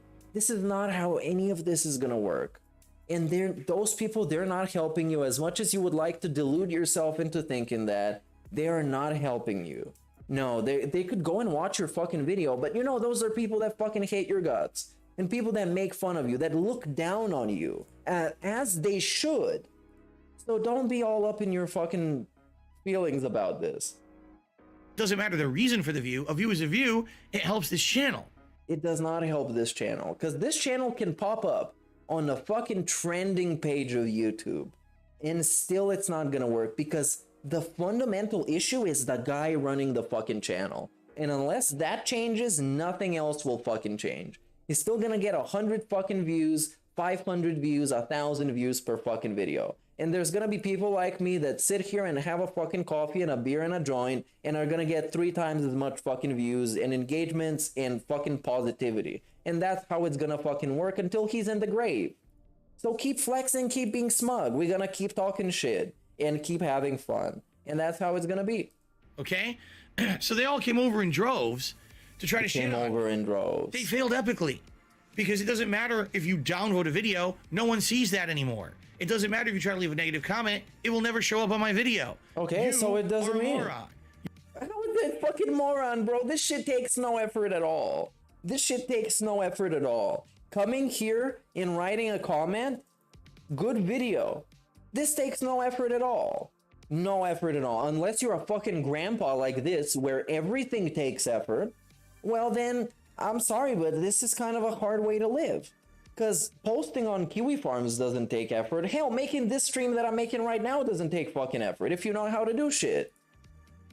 But no, he wants to twist it in this way, as in, he does always with the trolls, where everything the trolls do takes a massive amount of effort, man. It takes so much fucking effort to do. And it actually fucking doesn't. Came here and gave me views and helped the channel No, channel is not being helped. Because the channel is Phil, and you're not really helping Phil by hating on him. You're really not. Yeah, he's gonna keep existing, but is this fucking existence good? Is this fucking success? Humiliating himself on a daily fucking basis? Tell me how this is helping Phil. How is this fucking helping Phil? Giving us more to talk about, giving us more to laugh at. How is this fucking helping Phil? Phil would be helped more if he was homeless than with this. You don't like me. Because if he was homeless, he would be forced to change. He would be forced to go back to his fucking parents. Like this, he's just being enabled. And there's nothing worse you could do to an addict than enable them. Nothing worse than that. My content. You might as well be doing fucking pulls on his behalf and enabling all of his habits, which is amazing. Please keep doing that. Oh, what you saw was out of context and you're too dumb to understand that. So all I have to say is thank you, Reddit, for allowing stupid people to come over here and watch my content and helping the channel out. Really? No. They're not helping the channel out. You're just coping. This is literally simply just coping. Oh, I mean it. It helps. Because likely 20 some extra thousand views in a day will actually help this channel. No, they did not. As we can see from his actual channel, let's go and check it out while he's talking. The channel will now be propelled in related videos and search results for a day or two. No. Thanks for being stupid. You know? No, not propelled, bro. Because nobody cares about this shit. Nobody gonna watch this shit. Look at this. What is... And again, this discrepancy between the views. How does episode 5 get 400 views, episode 6 get 1.3k? How the fuck does this work? Skyrim is dead in the water. 200 fucking views. Well, thanks for the fucking views. Nothing. This shit. What the fuck? Skyrim episode 113. 167 views. Epic. Skyrim episode 114. 200 views. Let me remind you once again. This YouTube fucking channel is 14 years worth of fucking grind and work and begging and humiliation and dragging his own fucking name through the mud and begging videos for this 100 fucking views.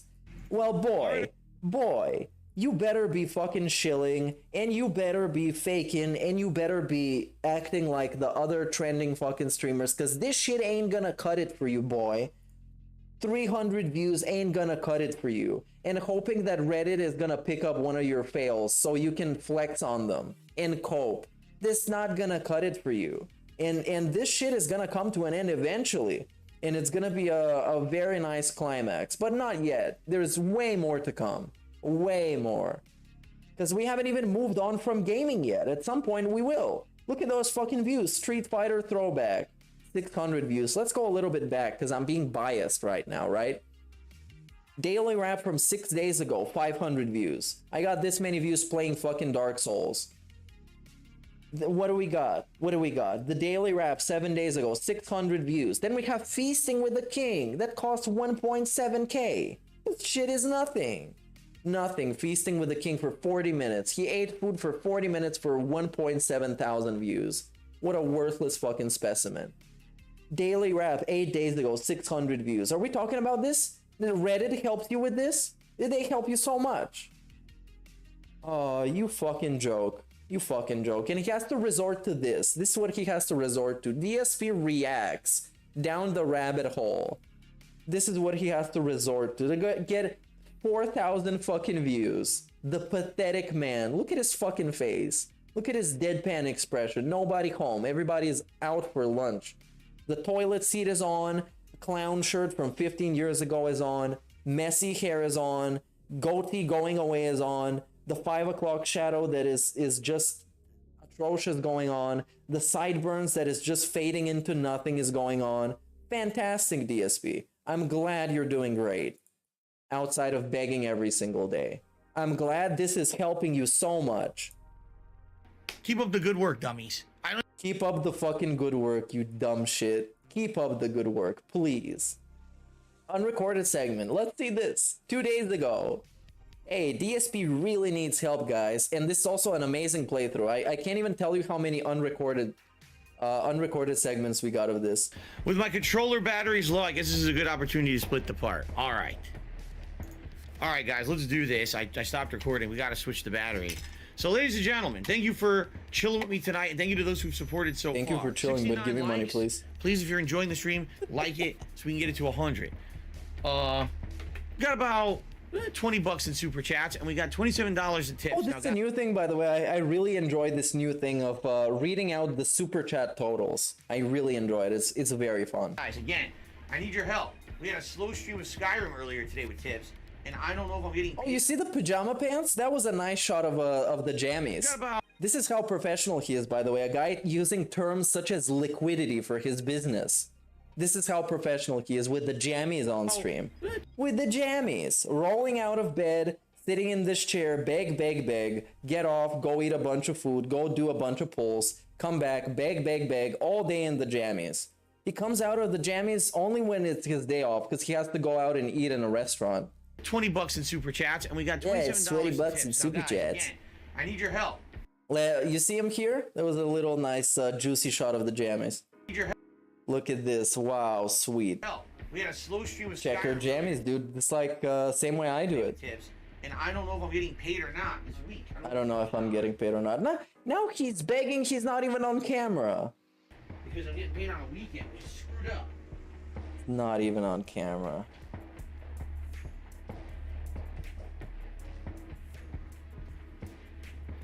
So, being uncertain, I need to be sure that I have enough for Tuesday, for my day off.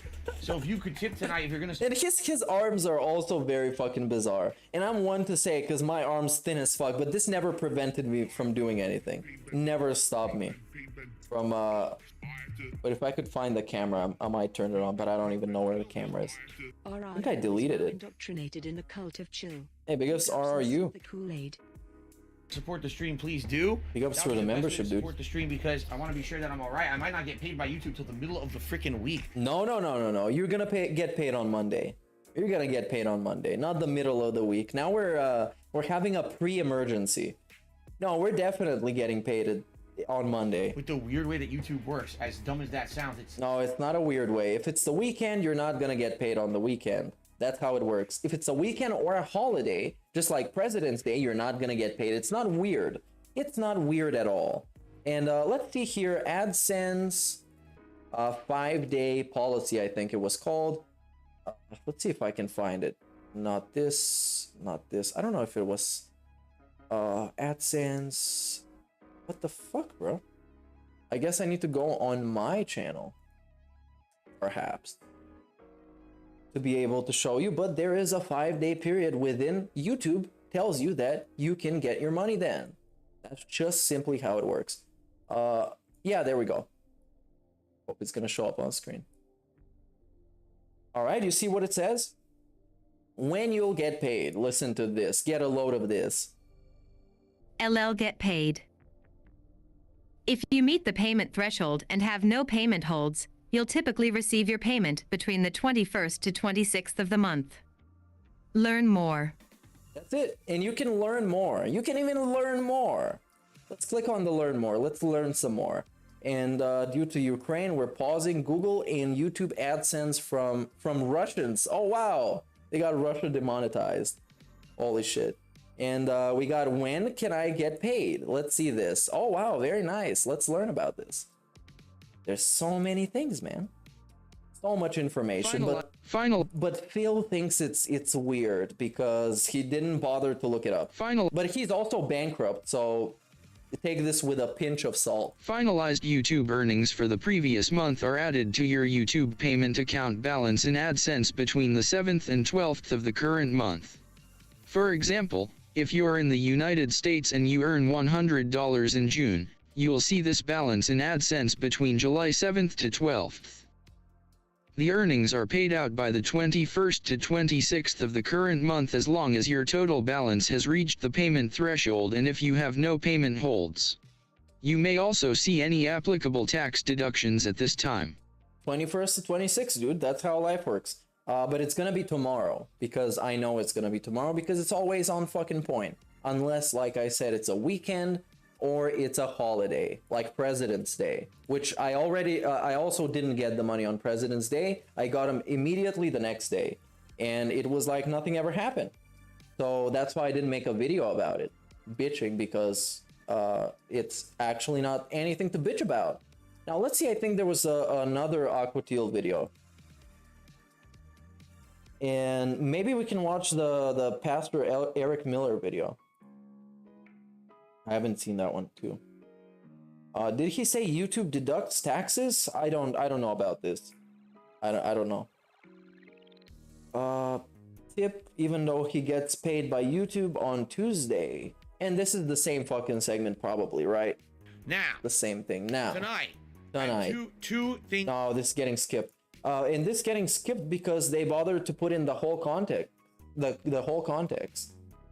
Oh, but no, we're gonna beg first. Okay, let's hear the beg. Things to say essentially in regards to support. I don't want to mention it all night, but number one, these streams have not been doing great. I'm being honest with you. They just haven't been for support-wise. We usually get around 200 to 300 people watching once I get going, but support seems to be very slow for these streams. I would appreciate it tonight if you are going to support the stream. Thank you in advance. Right now, the best way to support is with tips. Here's why. Normally, I get paid on the 21st of every month by YouTube. This is my monthly payment that I get for everything, including super chats, super stickers, memberships, and ad revenue. This month is no different. I'm supposed to get paid on the 21st, but there's a big caveat to that. When YouTube pays you on a weekend, which they will this week, if you do the math and say, when's the 21st? Oh, it's Saturday, right?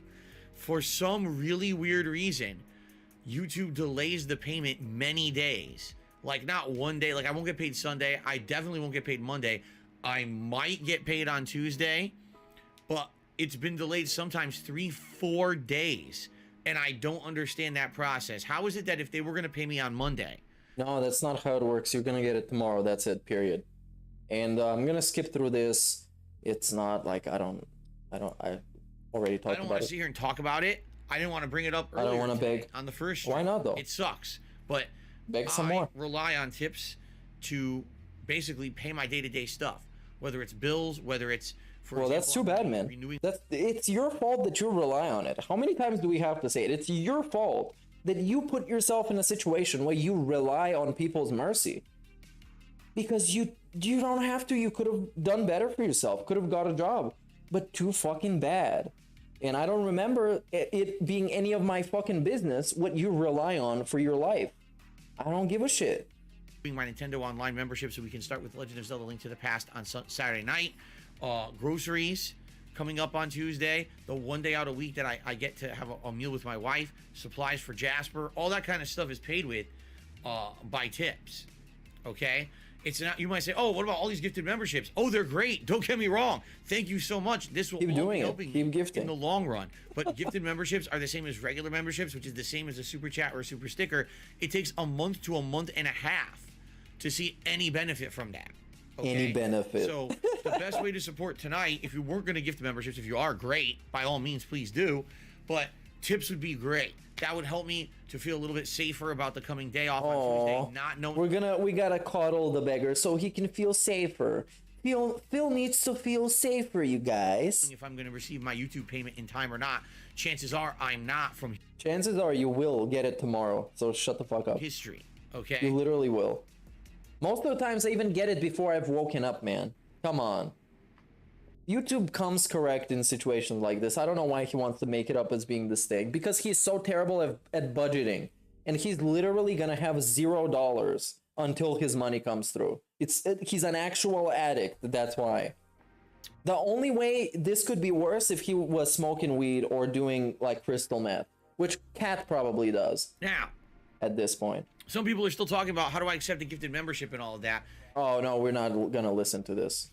Literally not gonna listen to this. How you can do it. It doesn't matter how you can do it. Just go on desktop and click on gift and then send money. That's how you do it. I mean, again, I see a bunch of people here who are like, man, it would be great to get a gifted membership, but I don't know how to really do it. And plus, by the way, we don't know if we're gonna get any tonight, right? I'm just saying. I don't know if we're gonna get any. This is the vet streak vibes. You guys, I don't know if we're gonna hit it tonight. This might be it. This symbol of persistence and fighting against the trolls, it might be over, man. And it means so much for so many people. That's what he fucking said. This vest means so much for so many people. Even though he was the only one to get the money from it. and to put on the shitty ass fucking vest. What a fucking god. A living god. Figure all this out. There's not. It's literally like everything on YouTube. Figure it out for yourself on the fly because YouTube explains nothing. So we'll figure it out. I'm sure within like a week or two of this being here in place, we're gonna all figure out how exactly it works. But in the meantime, hopefully it does. All right. So thanks in advance for anyone who supports the stream in any way, whether that means liking the stream, okay, interacting with. Okay, we get this. We know this. Okay. Listen to this. This is a great line. Super sticker or tip. Personally, I would prefer tips if you could, because that would give me some peace of mind for Tuesday. Peace of mind. Up. But at the same time, you know, literally a worthless human. Literal worthless human. There is not one element outside of how embarrassing he is that makes us laugh at him, that justifies him existing. Nothing makes him fucking justified. Nothing. Absolutely amazing. I don't even know what to say, man. I don't even know what to say. Let's go watch something else. As in still fucking this, but a little bit different. We could also watch the intriguing lore of Elden Ring: The Demigods. Yeah. Let's see what came out recently. I don't know. Haven't been keeping in touch all that much. Obviously, I need tips. Maybe we can watch a Steve of the Dead video. Because I didn't watch the last one or the one before that. One of them I didn't watch. And what else we got though? I haven't been watching basically any of him. I mean DSP for a long ass time. Basically most of this week outside of the last stream I did. Yeah, I want to watch a Steve video. Let me find him, stalk him, lurk him. And there's also something behind the scenes that I'm working on potentially. But we're gonna see if that's gonna pay off or exist at all. What else we got? Not the slur one. I want the one with consumption of popular culture. I had a lot to say about this one. And yeah, let's start watching this. Maybe at some point I'm gonna end the stream, but that is, I don't know. We'll see. Yeah. I don't know how long it's gonna go. Because this is a very good video, and I have a lot to say about a lot of the points. Was there like a supercut in the middle of it? I think, or that was in the transphobia video. I don't know. Giving this to you now because you're gonna be moaning for it for a while. And if yeah, you're gonna be moaning for it. People are gonna be like, "Oh, Steve, you're so mean. You should have just given it to him." So, here you go. Here you go. Okay, one last thing from Reddit that I got told that it's a good video on Discord. So no, not this, bro. A copy link. Okay, that's how we do it. And I think it's gonna be a quick one. And it's a clip for his stream. Shout out to the dumb fuck trolls over on Reddit. Oh, shout out. Yeah, this is again a Reddit segment.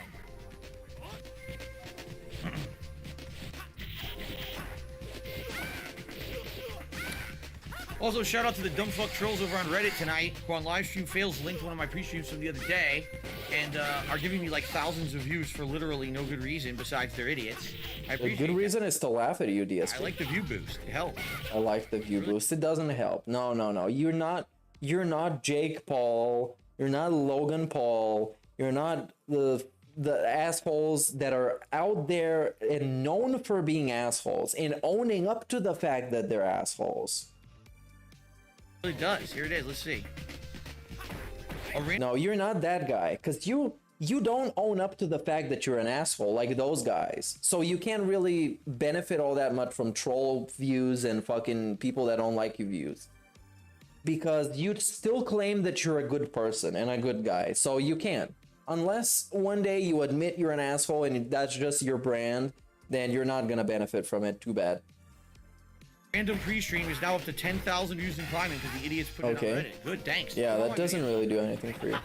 Put every video on Reddit and complain about it and whine about it and give me views. I appreciate that. Thanks, Redditors. Only the cream of the crop, as they say over there. Yeah. Only the brightest. It's a massive cope. A massive cope. DSP, like you literally have told us in the past, views don't make anything for you. And though that money you don't fucking... It's not a lot of money from views and from ads.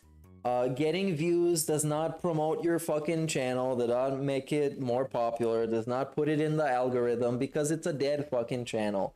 Those channels, they don't get recommended. They don't fucking work. Oh, and here we get no comments.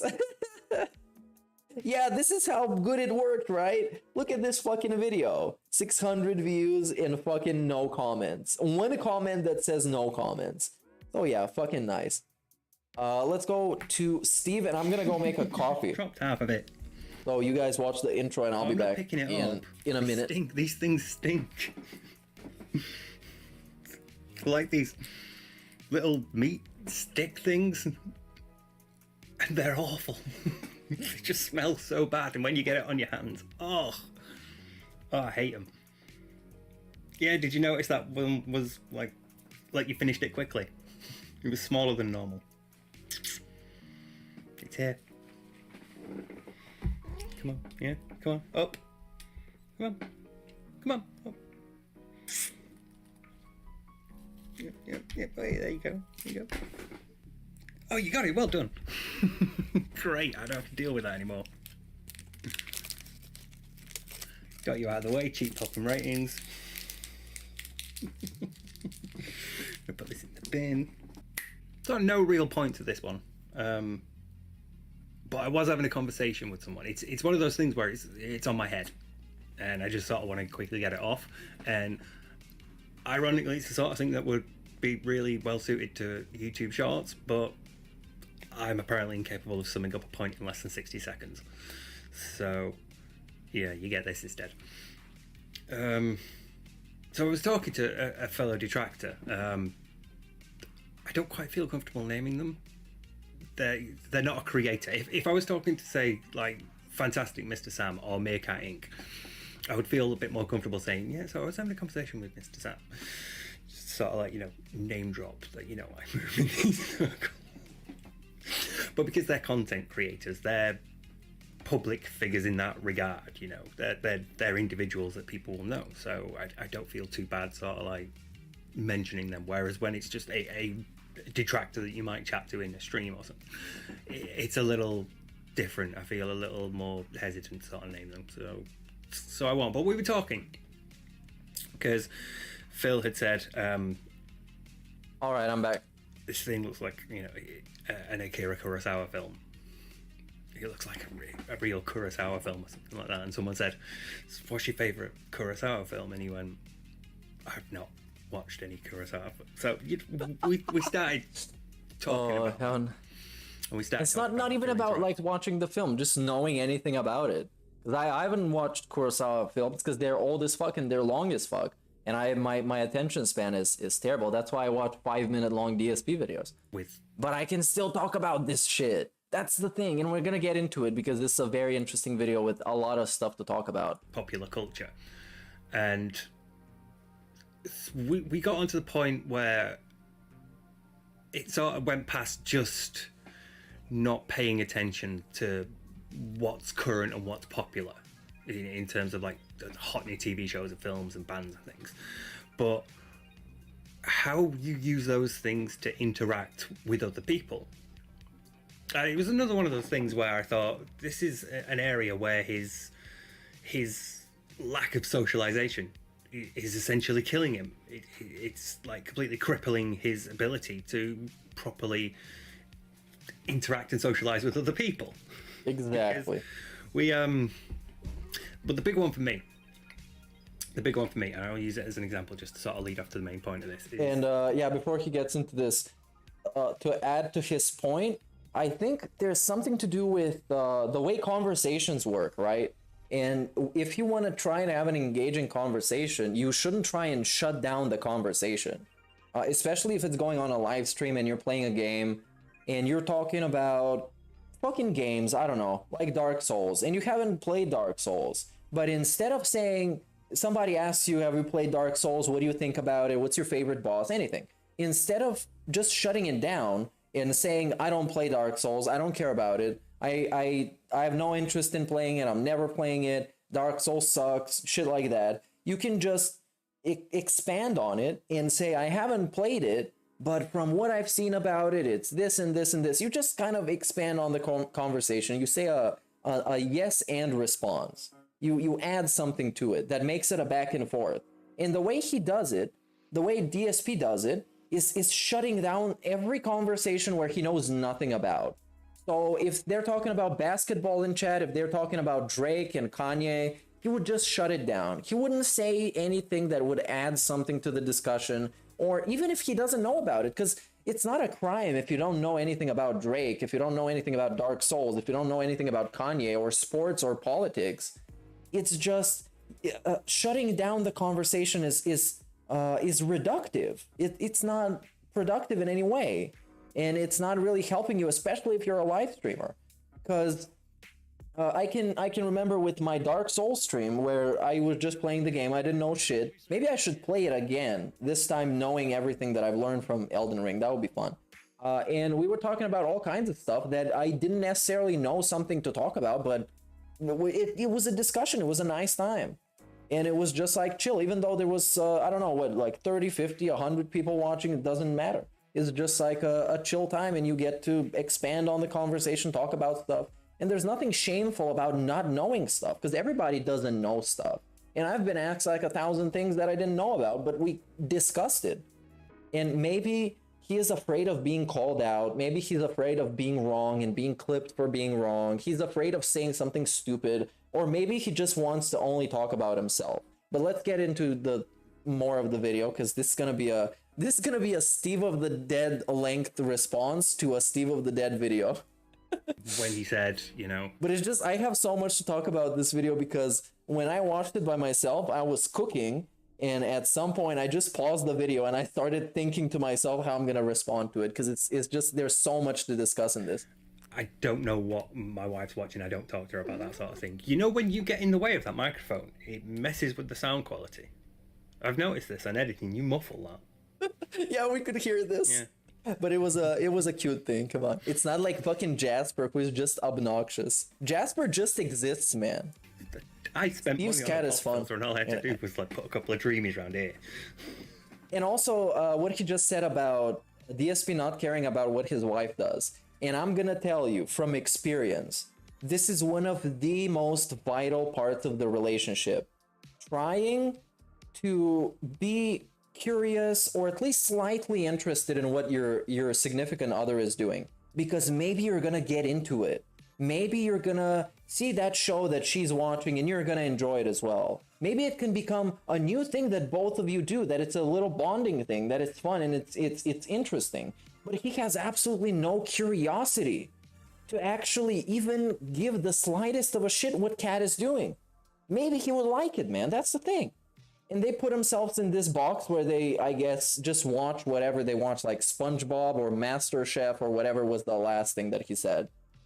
And that's just like a not a positive thing in a relationship that you should do. You should be proactive and you should care about what your fucking significant other is doing, because maybe you're both gonna enjoy it. Just like with gaming, because the soulmate, she wasn't really that much of a gamer, didn't enjoy it, and then I made her play a bunch of games that I knew she would like. She liked The Witcher 3, she liked GTA 5, she liked Spider-Man on the PS4, she liked the Uncharted trilogy, she likes a lot. And then that became a new thing that we would discuss, and it would be a way that we would spend time together, just like me trying to get into the shows that she was watching, like Homeland, like RuPaul Drag Race, shit like this, and I started enjoying it and I started seeing the value in it, and then it became a thing that we did and we had fun together. But he can't really comprehend that and the importance of that. But anyway, so, you know, there was that moment where he said, I don't talk to my wife about that sort of thing, and it's it's a fucked up relationship dynamic, true, but I want to divorce it from that sort of context and just look at it at a more micro. That was a good pun. That was a good pun. Well, no, actually, it'd be more macro, wouldn't it? Because if it was more macro, it'd be more specific to them two, whereas more macro would mean it's more general. So yeah, I want to expand it and look at it at a more macro level of just interacting with somebody that you have a social relationship with in general. If this was anybody else, you know, for Phil, for example, it could have been John Rambo or Howard. You know, it could have been how he interacted with the people in the FGC when he was still going to tournaments, things like that. When you're, you know, not playing the game, but you know, you're hanging out at the hotel, or you know, you're at the bar, or you know, you've gone out to a local establishment for a few drinks. That sort of social context, and things like this, things like culture and what's current and what's popular, not necessarily in like the broader terms of popular culture, but even in your subculture. Like, nobody that watches, say, oh God, it's not even Top of the Pops anymore, is it? You know, but like most, say like Britain's Got Talent or America's Got Talent, they are not typically marketed towards the sort of people who would have opinions on which Emperor album is the best. Yeah, I'm wearing an Emperor shirt. Which Emperor album is the best? Yeah. So there's likely to be very little crossover there. So when something massive happens in the world of America's Got Talent or Britain's Got Talent, the people who are like, you know, fucking 9 Equilibrium's better than Anthem's, fuck you, are not gonna care as much. So not even in the sort of popular culture in that respect, but something that the sort of community that you belong to. I'm assuming everybody will have a core identity of some sort. Like for Phil, it would have been FGC. For me, it's probably Metalhead, you know. But you know, that's the main one. I'm also a nerd. I'm also playing games, but my main identity is Metalhead. So for me, it would be a metal community. And so you're aware of things within that community. And when you're in that community socializing, you typically, before you get to know somebody, especially when you're sort of like making your initial relationship connections with somebody, when you've just met them or you're making small talk at the bar, like let's say, right, I'd go out to a nightclub, I'd go out to Rock World in Manchester back when it was open, and I'd be at the bar waiting for a service, waiting, you know, to buy a drink, and there'd be someone next to me, and you know, just to make small imagine talk, your number one identity is being a detractor. And when you meet new people, the first thing you talked about is Phil. Hey, do you know that there's this guy on the internet who begs a lot? Dude, I watch him. You should start watching him too. It's gonna be so cool. They're playing this song, you know. It's not the best, is it? I prefer this other work. I prefer this other band. I prefer, you know, this sort.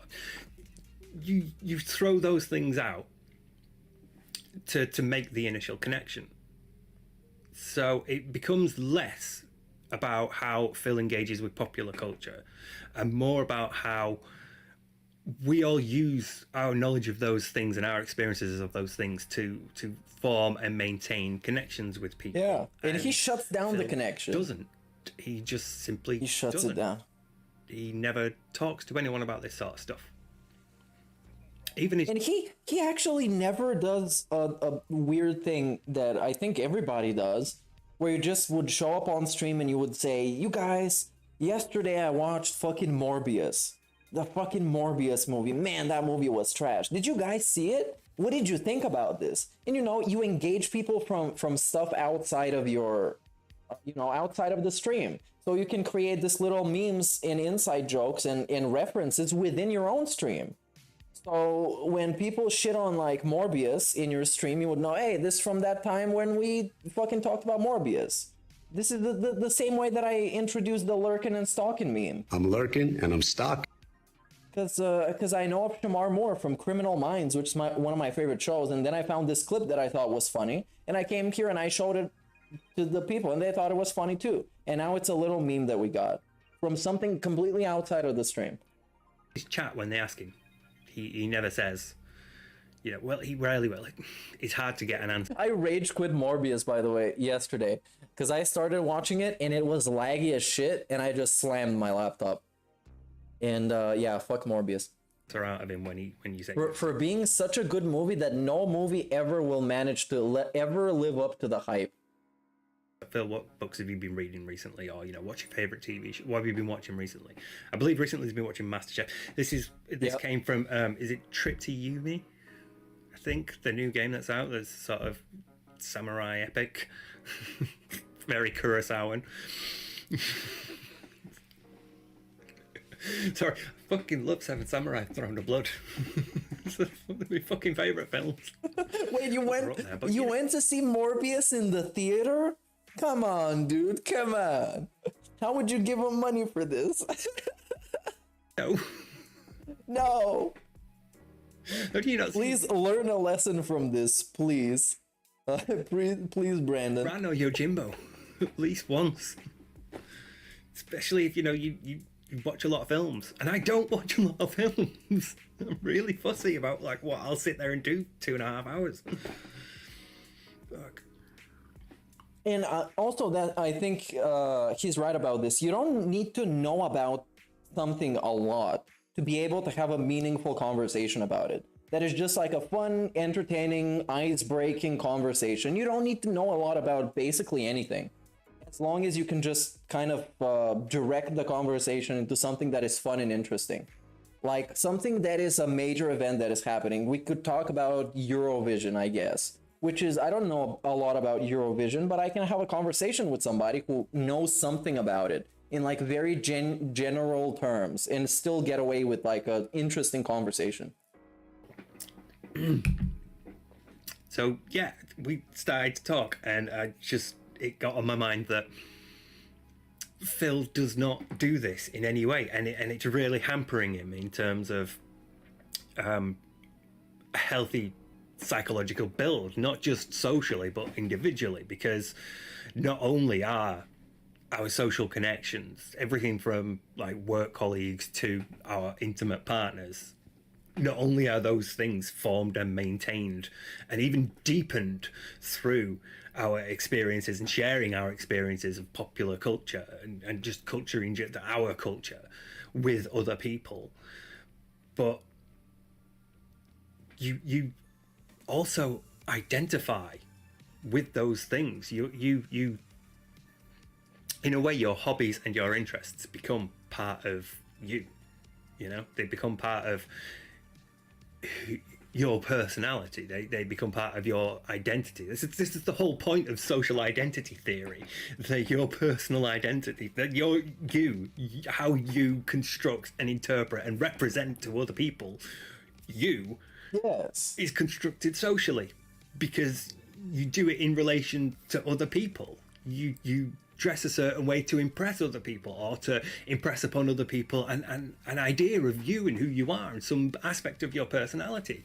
You want to dress well and go out in a nice expensive suit and look like you're rich and wealthy, and you will do that. Yeah, so you basically express your identity through the way that you present yourself. And mainly you do that with your main point of identity. Like when Steve said he's a metalhead, so he dresses like one, he has his long hair and with the metalhead t-shirt. And obviously that says to people what they can talk to you about immediately. So if you see his metal shirt and the way he looks, you know, he's probably going to be able to talk about rock music, metal music, stuff like that. And Phil is just like, obviously he can talk about games, but the way he talks about games is very reductive, I guess. And maybe because I haven't seen him actually talk to people about games. All I've seen him talk to people, like actual people in the quartering interview and stuff like that. It's more of a interview style thing where he just talks about himself. And we all know Phil is an expert in talking about himself. And if you want to look like, you know, you're a grotty metalhead, you will do that. This shirt has so many holes around the waist because I had one of those studded belts and it would catch. And like over time they ripped a load of little holes. But, oh, and also each sleeve does this because there's thumb holes in them now. But I'm not throwing away this shirt. It's my first gig shirt. It has personal meaning to me, but it's also a part of my identity. It's also like, hey, I'm a black metal fan. I'm a fan of Emperor. I'm a fan of this band in this genre of music. You know, just like my hair, just like the accessories. These things are part of my identity, and I display them socially to other people. So if you met me in the street, you would know something about me from the way I am presenting this aspect of my life. And there's other aspects. I play bass, so I'll chat shit about bass with you. I'm not the best bassist in the world, but, you know, I play drums, I'll sit there and air drum if something cool comes on. Yeah, you don't have to be... To have a conversation, you don't have to be the best bassist in the world, just to, like, know what you talk about. Because my back means I can't actually drum at the moment. Come on, I take photographs as well. I used to take photographs. I edit videos. You should move to Seattle so you can drum. Tractor content. It's gonna cure his back. YouTube channel, which is weird, but you know, putting that to one side, these are things that are part of me and my identity and how I construct me to other people and how other people perceive me, because that's that aspect of my personality that I'm putting out there. And this is also really important when it comes to developing social relationships. To cycle back round to this, I am going to go in circles. This is one of those unfocused ramble things, so you know, strap in. Could be here for a while. Try to keep it under 20 minutes, but did it work out well? Nope. So yeah, when you are constructing social relationships, and those relationships do progress through stages where you're initially, you know, you're different with work colleagues than you are to friends that you've known for years. You know, I'm still friends with people from school. Josh is my school friend. I knew him when I was a kid. I've known him all these years. Nigel's a friend from work, but I met him decades ago. Oh, sorry for getting deleted in chat by the bot. It's been in my life that long. Nothing I could do outside of fixing it. I was at his 40th the other day. The other month. Sorry, Nigel. Not 40 that recent. You are getting older, you old fart. And I came in and I was like, mate, I've realised we knew each other for this long. it's a number that's near 20. So yeah, we've known each other that long. Josh I've known for like 30. You know, Josh known for nearly 40. Because I met Josh when I was 10. Kat I've known for over 10 years. Most of my friends I've known for more than a decade. And these are close friends. I have other friends that are not as close, but these are the close friends who know the most about me, because as these relationships have developed from sort of like casual acquaintance to friend, like with Kat and Nige, you know, Josh, childhood friend, you've sort of got all that to go back on. But I've gone from a period of just meeting this person and having them say, oh, hey, nice to meet you, you know, to I know this thing about you, you know. With Nige, it's like heavy metal, because we met because we were going to see Iron Maiden. A mutual friend had tickets, and so we were like, yeah, okay. With Kat, we met because, you know, House of the Dead. So, you know, you start off with the baseline of I know this thing about you, and it's a cultural thing. It's not necessarily something like, you know, oh, it's the newest Game of Thrones, or oh, it's the newest Marvel film. It doesn't have to be something that generic or broad or like with the mass appeal. It can be something like niche. But the point is that you can meet through this cultural thing. This is how you establish your first sort of like step. This is your first sort of like attempt to connect in a social relationship. And then as years go by and you get to know that person a bit more, you let them in a bit more. You let them into a few more of your interests. You let them into your hobbies that are not specifically related to this thing. They may start as tangentially related, because that's the best way to ease someone into something. If you like this band, check out this band. They sound quite similar. So, you know, with Nige, liking heavy metal, liking thrash metal, I'm thinking I can probably get him into some black metal. Not all black metal hits. Didn't like Mayhem, didn't like Emperor, but I slid him some Immortal, and he was into it. So that becomes another thing. That becomes another layer of our relationship, because we're now getting a bit more of a personal bond, because now it's not just we're going to see Iron Maiden. This is a niche part of like my cultural identity that not everybody likes. So by offering this to you, I'm sort of opening myself up a bit. I'm sort of like saying to you, on a deeper level, here's a deeper level of understanding of me. It's not just the surface of an Iron Maiden fan into metal. Yeah, do you want to go out? Okay. But I'm getting to know you a bit more personally. And then once you pass the sort of cultural touchstones, you can get a bit more personal. You get to start to open up to each other about proper things, proper problems, proper opinions and beliefs and ideas, and you start to have those conversations, and there's a bit of back and forth as you sort of feel each other's sort of like moral lines, and you look out for each other's opinions, and you know, as a relationship grows. I can't believe I'm explaining how a relationship works or a friendship works to people on the internet, but we are dealing with a man who seems like he doesn't know how it works. To grasp the fundamentals of a friendship.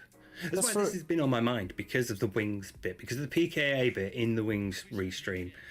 Because if you want to be DSP's friends, this needs to be related in some way that you benefit each other, which is not always the case. You don't have to fucking benefit from everybody that you're friends with in any way.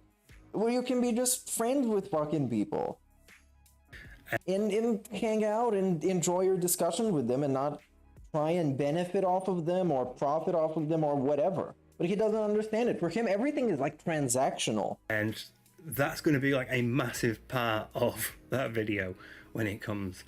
But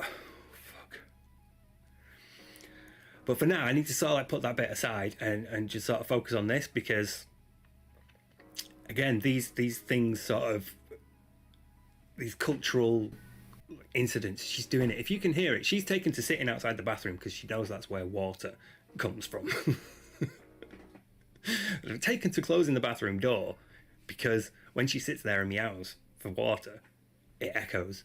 She's really loud. So she's now currently sat outside the bathroom door. This is going to be a mess, this video. More so than normal. So yeah, those cultural touchdowns are sort of like essential. Stop derailing the stream. A social relationship. And you need to give the cat to cat. They may even still stay part of your more intimate and personal, emotional discussions and interactions. Like there may be a period where, you know, you're with a partner and you're like, okay, I want to, you know, getting into music, and you're listening to this band, and it's like, okay, I want you to listen to this song. It has special meaning for me because yes, you know, it was the song that, you know, that I heard when, you know, when my parent died or something like that. You know, it will be an emotional attachment to something. You know, I want you to watch this movie with me, and this movie is important because I watched it a lot while I was going through. Yeah, and this is how it progressed from a casual acquaintance relationship to a friendship, when you both share things that you enjoy with each other. Some like heavy shit. And you don't have to like everything that your friends are doing, but if you do, that's a benefit because you get to bond with them more. And it all comes down to, of course, caring about it and being curious enough to give it a shot. You know, because there's been friends that has been showing me the most obscure Norwegian death metal that I hate, but I've had a fun time them showing me what it is, and therefore we bonded and we had a fun, enjoyable time. It's still an emotionally resonant movie to me, so there you know, usually ties to popular culture in that regard, that deep in our psyche and our emotional build, but it's just DSP doesn't have them, and he doesn't engage with popular culture. See, even that was the other point I wanted to make. Even if you're somebody who, you know, prides themselves on not interacting with popular culture, not necessarily prides themselves on, but, you know, if it's characteristic of you, like, I'm not really, you know, as a metal fan, you spend a lot of your time sort of like not being part of popular culture.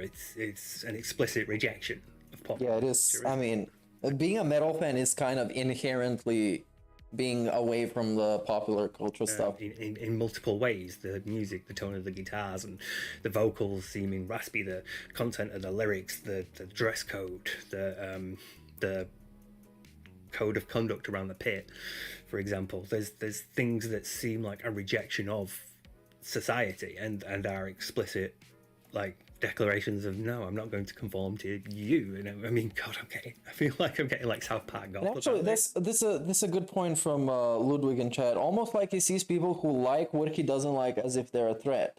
And this reminds me of some of my most fun arguments with some of my friends have been about stuff that either one of us doesn't like and the other one likes. and we get into like a friendly discussion argument, why not? But it's always like lighthearted and shit, because it comes down to like whatever, movies, video games, shit like that. And it's some of the most fun we have, because we argue about why you don't like something like that. Eventually, maybe somebody's mind gets changed, but in essence, it's just like having some banter and friendly chat. We don't have to agree with each other. That's the thing. We don't have to. And some of my closest friends are people that are so different from me that we become closer through the fact that we're so different and we all like different stuff. But I just sort of like trying to elaborate the point that a lot of these things are built. Because we can add a different perspective to any kind of situation when we're this different. Socially, and they're built into our DNA, and not our DNA, our emotional DNA, let's say. And even when you have this rejection of culture as an aspect of you and your personality, you still pick up on stuff. I'm not a Game of Thrones fan, but I knew what was going on. You know, I'm not the biggest Marvel cinema fan, but I know enough about Marvel characters to be able to follow one. I can just dip into one, follow one, you know. Or I can pick it up along the way. I can grasp things like the Infinity Gauntlet, and I can grasp things like, you know, Tony Stark having an Iron Man suit being different from Captain America's genetic experiments and super soldier serums and all that shit. You can grasp and put together all these things. So even if they're not 100% accurate, you can grasp these things. That's why a lot of people have been very mad with his Lego Star Wars playthrough. Yeah. That's an amazing point. The dude asked, why doesn't Darth Vader take off the suit? That's what he fucking asked. Why does Darth Vader not take the suit fucking off? Holy shit. And it's like, even if you don't know shit about Star Wars, like, what kind of a fucking question is this? The one that stuck out to me was when he said he didn't understand why Vader wouldn't take off his suit. Yeah. In that much. And it's like... like, bro, for real. Come on, dude, just take it. Why doesn't DSP, when he's depressed, just stop being depressed? Take off the suit, dude. Come on, it's nothing gonna happen to you. What, you're burned? Come on, that's bullshit. So yeah, the moments like that. It's just like being fundamentally incapable of even grasping the concepts we're talking about, like culturally. Because like, you don't need to be a massive fan of Star Wars to know that Darth Vader is incredibly burned under the suit and the suit keeps him alive. You don't need to like be a massive fan or to have watched any of the movies. It's just kind of like common sense pop culture trivia. And DSP is absolutely atrocious at trivia because he knows so fucking little. Maybe after this we're gonna watch his Bully gameplay when he was playing geography. Oh yeah. They stick out in the mind because... And this got me thinking yesterday, man, DSP only plays the most like casual mainstream games. He doesn't play any strategy games, any puzzle type of stuff very often. Doesn't play those like Divinity, the game he quit. That's a strategy game. That's like an RPG that's pretty strategic, and so on and so forth. He doesn't play games like this because he's gonna get exposed for how stupid he actually is. They speak to not only an ignorance of popular culture, but an unwillingness to engage with it. Yes. Because complete lack of curiosity, complete lack of proactivity, complete lack of giving a shit about things that exist. Just because you can give a shit, just because you can go look it up, you can go check it out, you can go see, maybe you're gonna like it, maybe it's gonna become something that you enjoy, that you can engage with other people about. What the fuck did I do? I pressed the stocking when you least expect it. I think I pressed an F5. Hey, big ups Arch Knight for the sub. So yeah, the moments like that, they stick out in the mind because they speak to not only an ignorance of popular culture, but an unwillingness to engage with it.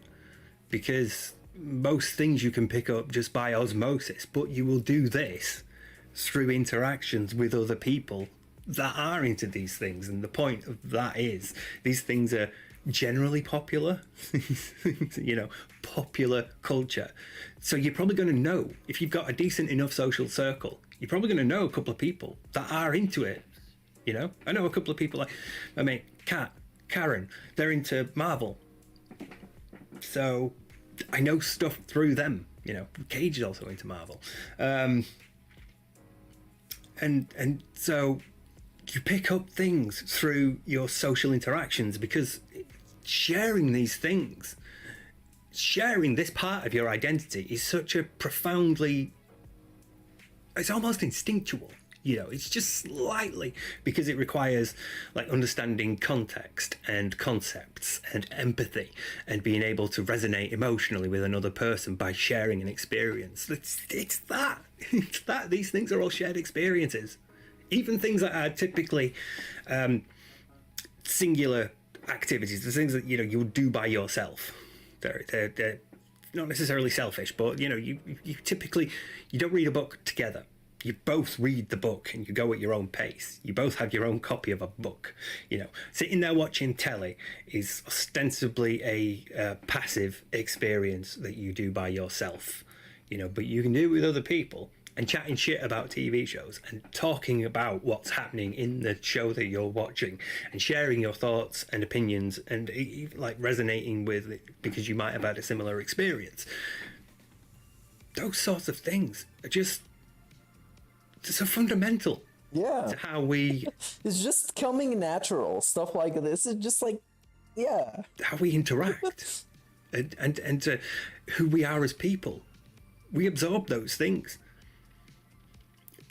And it's just jumped into my mind for some reason, Lordy, when it was 2000 and I want to say 6, and it was the Eurovision Song Contest. And it was my girlfriend at the time, and I was round at her parents', round at her mum's, and I remember thinking, I should have put money on this because they're gonna win. And I just knew, because not every metal fan is into Lordi, and not everyone who watches the Eurovision Song Contest is into metal, but there's enough of a crossover. There's enough people who know and who can sort of like socially interact and sort of pass it along, where you're at work and your mate goes, oh, you're into rock and metal, I know you're into that sort of music. Did you know that one of you, have you ever heard of this band? You're into that sort of music. Have you ever heard of this band? They're at the Eurovision. That sort of thing. It just, and they fucking won by a landslide because enough metalheads fucking phoned up voting. Because not every metalhead is a fan of Lordi, but when Lordi's there on a global stage representing metal, we're all fucking there because it's metal, and that's what matters. And that's a part of our identity, and that's a cultural thing that we share. Is he talking about Lord? Like, what did I do? Oh wow. Let me see though. Control T and Lord, because my curiosity, as we can see. Oh, Lord D. This is what we're talking about. You see, now I learned something new because I was curious. And Phil would just say, dude, I don't know what you're talking about. Huh? Lordy? And yeah, apparently it's a Finnish rock heavy metal band. Let's see this in 2006, and I think Steve was exactly on the money with it, with a year. And I'm probably gonna get taken down by this. Hey, they look like war. Pretty cool. Anyways, let's go back. With other people, and we share it with partners and friends and our family and our work colleagues, and we share it with the people that we are just sat on the bus with or walking down the street next to because of the way we're dressed and the sort of like the way we are, the places that we're going, the pubs that we're hanging out in. All these things interact socially with other people, and they are core, and they're core parts of how you build relationships. They're core parts of how you facilitate social contacts, and they're how you share your identity. They can bring you together. You and your partner can fall in love over a film. You can share a moment. You can have a first dance to a song. You can do these things. And he just doesn't He doesn't even talk to his wife about what she's watching. He doesn't care at all.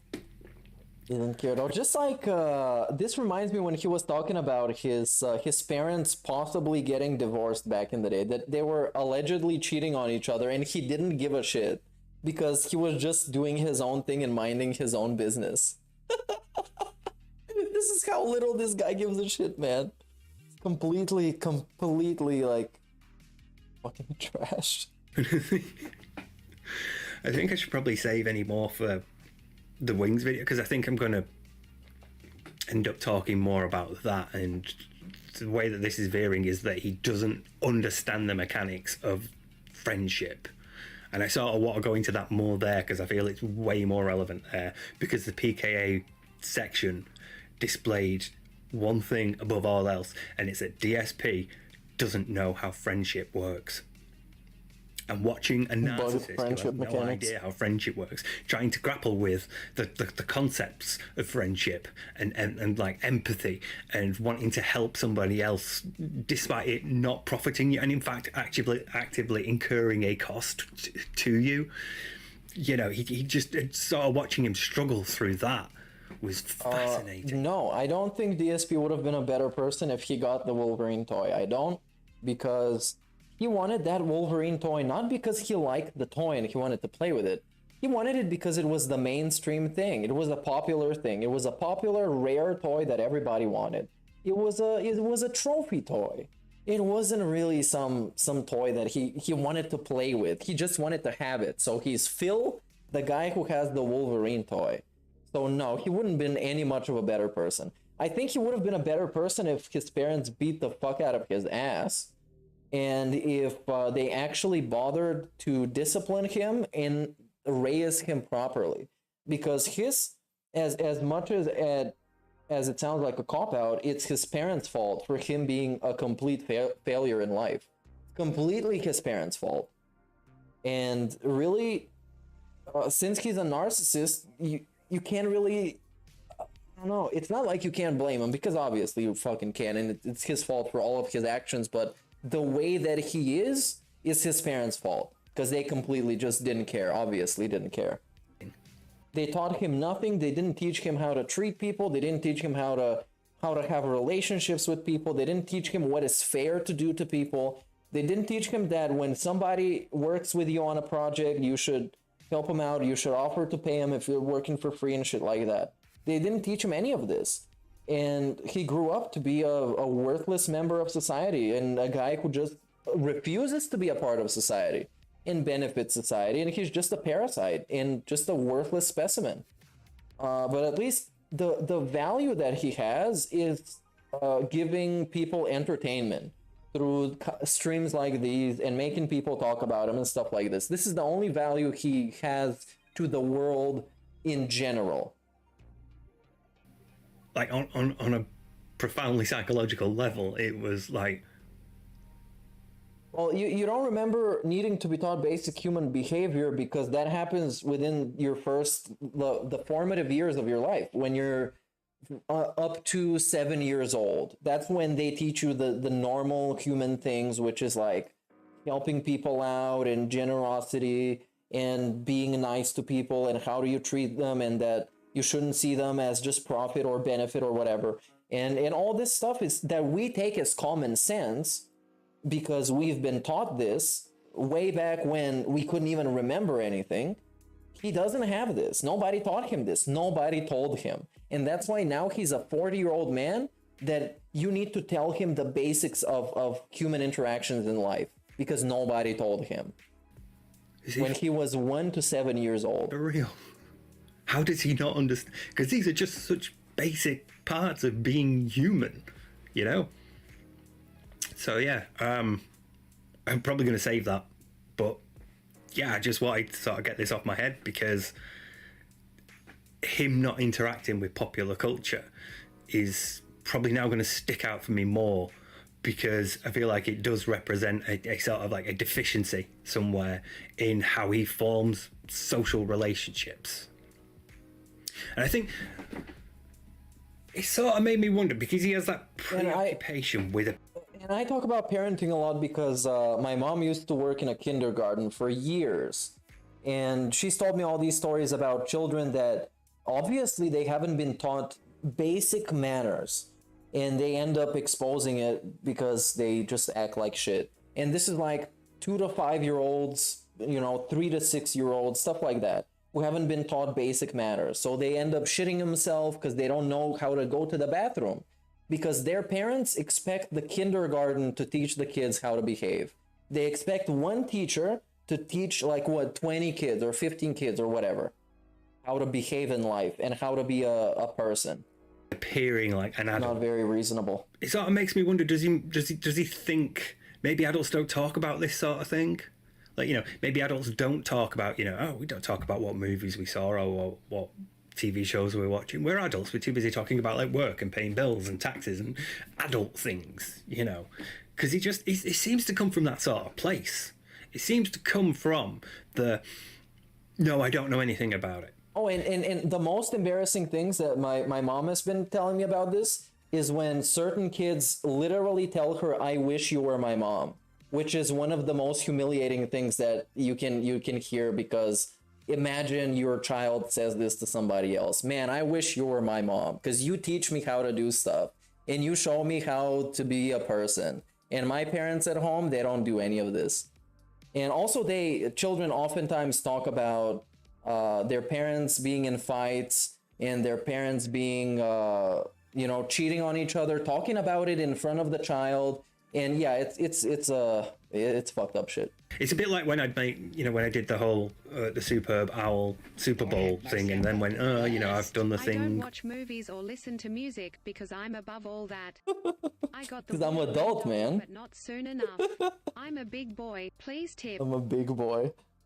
Big ups to your boy. And also this, I think he does think that he's above it all because he doesn't have time to do it, man. He doesn't have time. Where I mispronounce it, so you all know. Again, that's me saying I'm not necessarily part of this culture. I don't really watch football, especially not American football. So that's like a signal. So you all know something more about me now because I chose to do that. Because that was relevant at the time. They were talking about football and he was like, fucking knock it off. Again, I feel like it comes from a place of... No, you see, because right? Think about this for a minute, Steve, before you go on too long. That came from a place of, you are not talking about me. Stop talking about the Super Bowl and start talking about... Yeah, this is my stream. Talk about me. Came from... Stop talking about Steve. Talk about me. That sort of place. This is my stream. Whereas this sort of... I don't... No, I don't watch films. I don't know what my favourite book is. I don't know what my wife's watching on TV. We might watch MasterChef together, but other than that... See, he doesn't share in them either. That was the other thing that stuck out to me. He doesn't share in them the same way. They both have similar interests. He will sit there and watch her play Skyrim, but they don't play multiplayer games together. Yeah, what? And that's just... This blows my fucking mind. That the game of the year for last year, It Takes Two, he didn't even fucking play it with his wife, who is a gamer. And I played it with my girlfriend, who is probably more of a gamer than Kat. And I just told you like half an hour ago that she used to not be a gamer, but she's probably better at games than fucking Kat. And they didn't play it. The guy who is a full-time fucking Let's Player and the bitch that got an office to play video games in, they didn't play the game of the year that is a critically acclaimed co-op game that DSP could do a review of. Or just talk about it, just for having something to talk about. But no, he would rather fucking talk about what was on Twitter. Oh yeah, I also played Overcooked with my girlfriend and 2 friends, and it was fucking great. It was lit. Unless you have a guy in the party who just wants to be loud as fuck and try and boss everybody around when you're trying to get in synchronized so you can be effective as fuck. Or it's one of those levels where the lights go off. That shit sucks. To me, if you have shared that level of your, and I have over my relationships, I have had to have at some point I'm going to be sat here playing this for hours, talk with every girlfriend that I've had.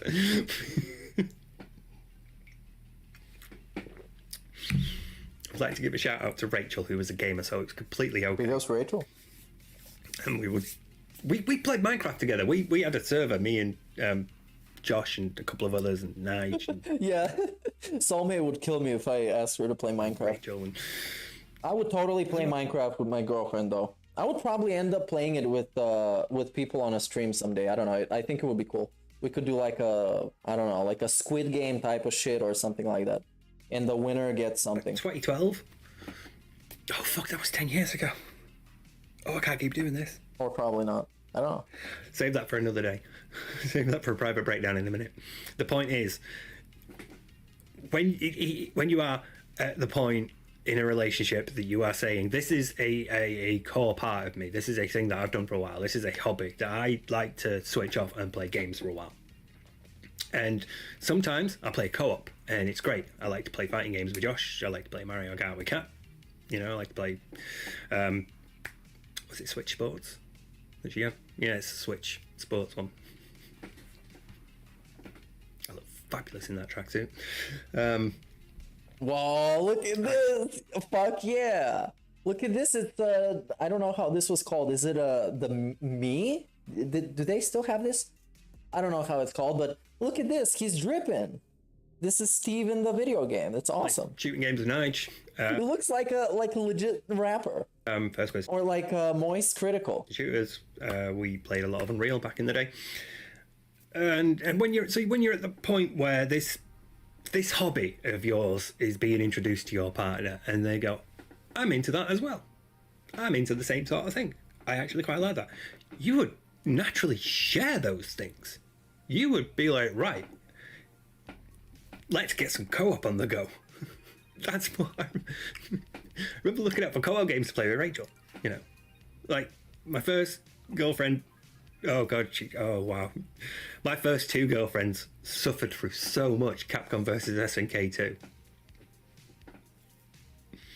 The third girlfriend was a long distance relationship, so it wasn't really a factor there, although I did occasionally tell her, look, I'm currently addicted to Fallout 3. I'm sorry. Yeah, and Rachel was a gamer, and yeah. So you... Yeah, I got mad shit when I started playing Elden Ring, and I was playing like 8 hours a day. Oh, she was pissed. These parts of you and your life, your personality, who you are. When you are with somebody and they have that thing in common with you, you are more likely to share it. It becomes more special. It becomes a deeper part of you and your personality, because now it's not only yours emotionally. It's now linked with this person who has emotional... Yeah, what? Yeah, and this isn't to say that you have to get into everything that your significant other is doing. But the effort always counts, and it always means something. Even if you don't like it, you don't have to like video games, you don't have to like whatever she's watching, whatever he's watching. You don't have to like it. It's not a mandatory. But it helps if you do, and it helps if you try. Or at least you care. It means something to them. I can almost guarantee you. So when you have that sort of relationship with somebody, and you have introduced them to your hobby or this thing that you're really passionate about, and they have embraced it and they have clasped it to their heart, because guess what, they were into it as well. You share that thing, and it will become even more special to you. And instead, he just sits there watching you play Skyrim. He doesn't recommend multiplayer games. They don't play multiplayer games. They play single player. They could have literally played the Elder Scrolls Online. That shit is almost free. It's like, what, $10? They could have played this, since Kat likes playing Skyrim so much, and she's been playing it since 1964. And DSP is a mega gamer. They could have just played Elder Scrolls Online. Play together, have different classes, explore together, do quests together, have their pets. They could have Jasper in the game. But no, why would we do this? Come on. I can just watch her play fucking Skyrim while I play mobile games on my phone. Because you know, DSP wouldn't just sit there and look at Kat play Skyrim. You know he's playing mobile games while this shit is happening. You know this. Games. Don't lie to yourself. They take turns on Animal Crossing. She'd do shit during the day, and then he'd spend most of his streams wandering around going, oh wow, look at that. Oh wow, look, she built that. they played Mario Golf separately, you know. She played Lost Judgment before him. She's played Horizon before. She's always further ahead of him in games. Because he has a scheduling fetish, that's why. He needs to schedule everything. That's because he's lazy. That's because he keeps stopping to beg and to get tips. And also this, yeah. He just can't help himself but meander. It's terrible. He doesn't share these things with other people. He doesn't open himself up in that way. He can't. He's an insecure narcissist. He's insecure. He's a narcissist. That sort of thing is insecure. Too deep. It's too personal. If anything, his identity is being insecure. If anything is his identity, is being insecure. The things that he does. Because it's like this dude goes on tangents bitching about the most minor fucking criticism that he shares with his audience, like and playing makes games. Overblown segments out of nowhere for shit that don't deserve it, or it doesn't. You wouldn't have that segment unless he was mega insecure. They are his job. They are what he is actively choosing, more importantly, to put out into the world himself. He is projecting that image of himself. He is a variety streamer. He plays games, you know, so he's projecting that into the world and he's fine. But what he does off stream, he never mentions playing games off stream. He never mentions what he's playing to relax. He never mentions what he's playing to indulge his hobby, which is gaming. Because he can't. He's champions, we know. But it's also opening himself up a bit. It's letting you all into this deeper level of who Phil is as an individual and as a person, and he can't have that. So it's shut. You don't have any of it. Immediately shuts it down. Doesn't even share it with his wife, whose anniversary they both fucking forgot 3 years into a relationship. I'm not sure if they forgot. It might be. I'm not sure, honestly. I'm not sure. Another rant for another day. Yeah, what's up, Westside?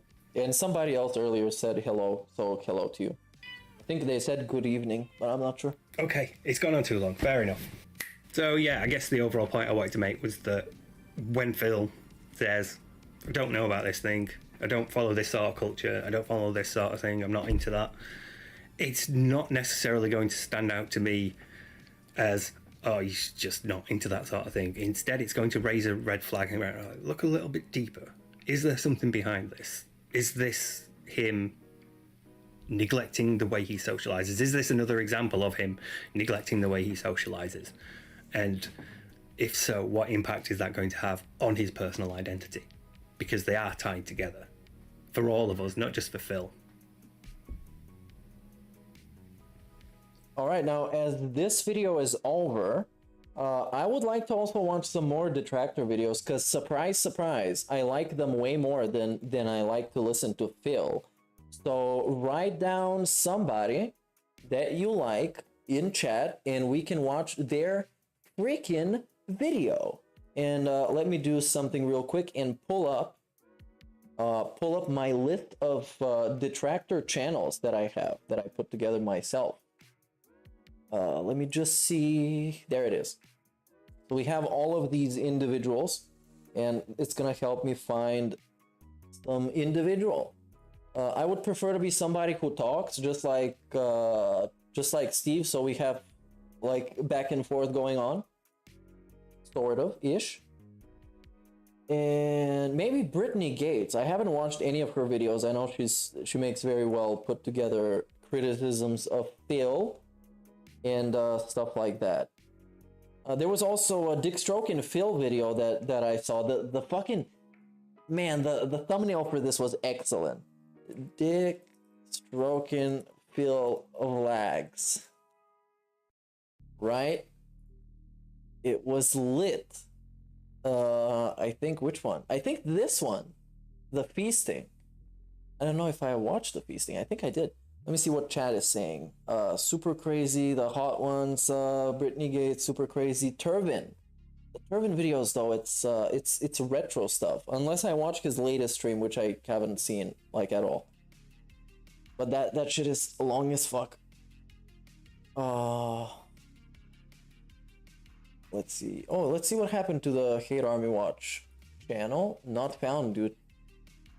Sucks ass. LSB, I don't think there is anything left on that channel. RIP. Ripperoni. And yeah, shit sucks, man. Oh yeah, Pastor Miller. I wanted to check out one of those videos. It's I think it's short, and then we're gonna look at the other one. Maybe we're gonna watch a super crazy video or a Brittany Gates video. What is this? How to be a vegan and still partake? What? And still partake of the cow? Vegan food reaction. Did he react to vegan food? That would be fucking nice. The Sinner's Commentary, where no one is safe from a good roast. What have you done, Pastor Chiller? Oh yeah, he did.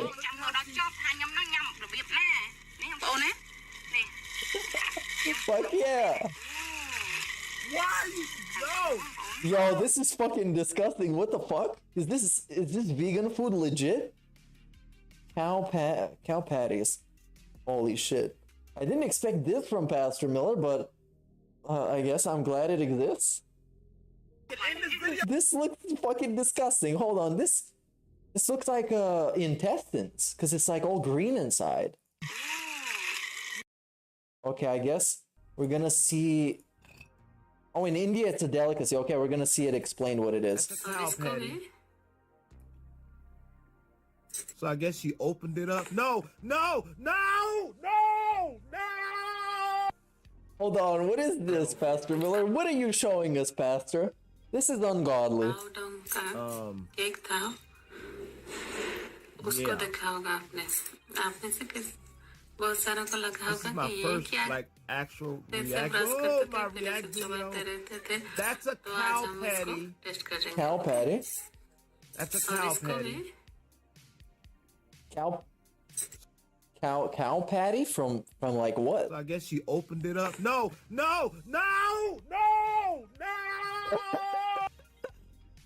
Oh no, are they gonna eat? Oh no. Oh no. Oh no. Is the next thing what I think it is?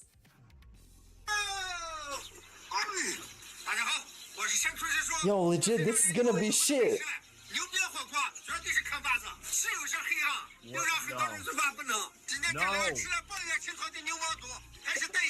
Pastor Miller, come on. This is the sin. This is the sin.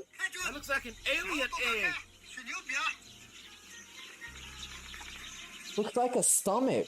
Or like, I don't know what, the intestines?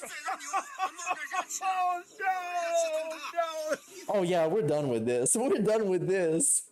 Whatever it is, I'm scared. DSP abusing his audience in guaranteed way to solve it. Let's solve it, man. I want to find out how. Where no one is safe from a good What is the guaranteed way of him getting a job?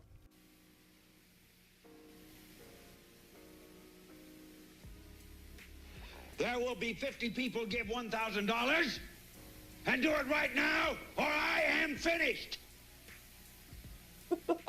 Try me. Help you guys out.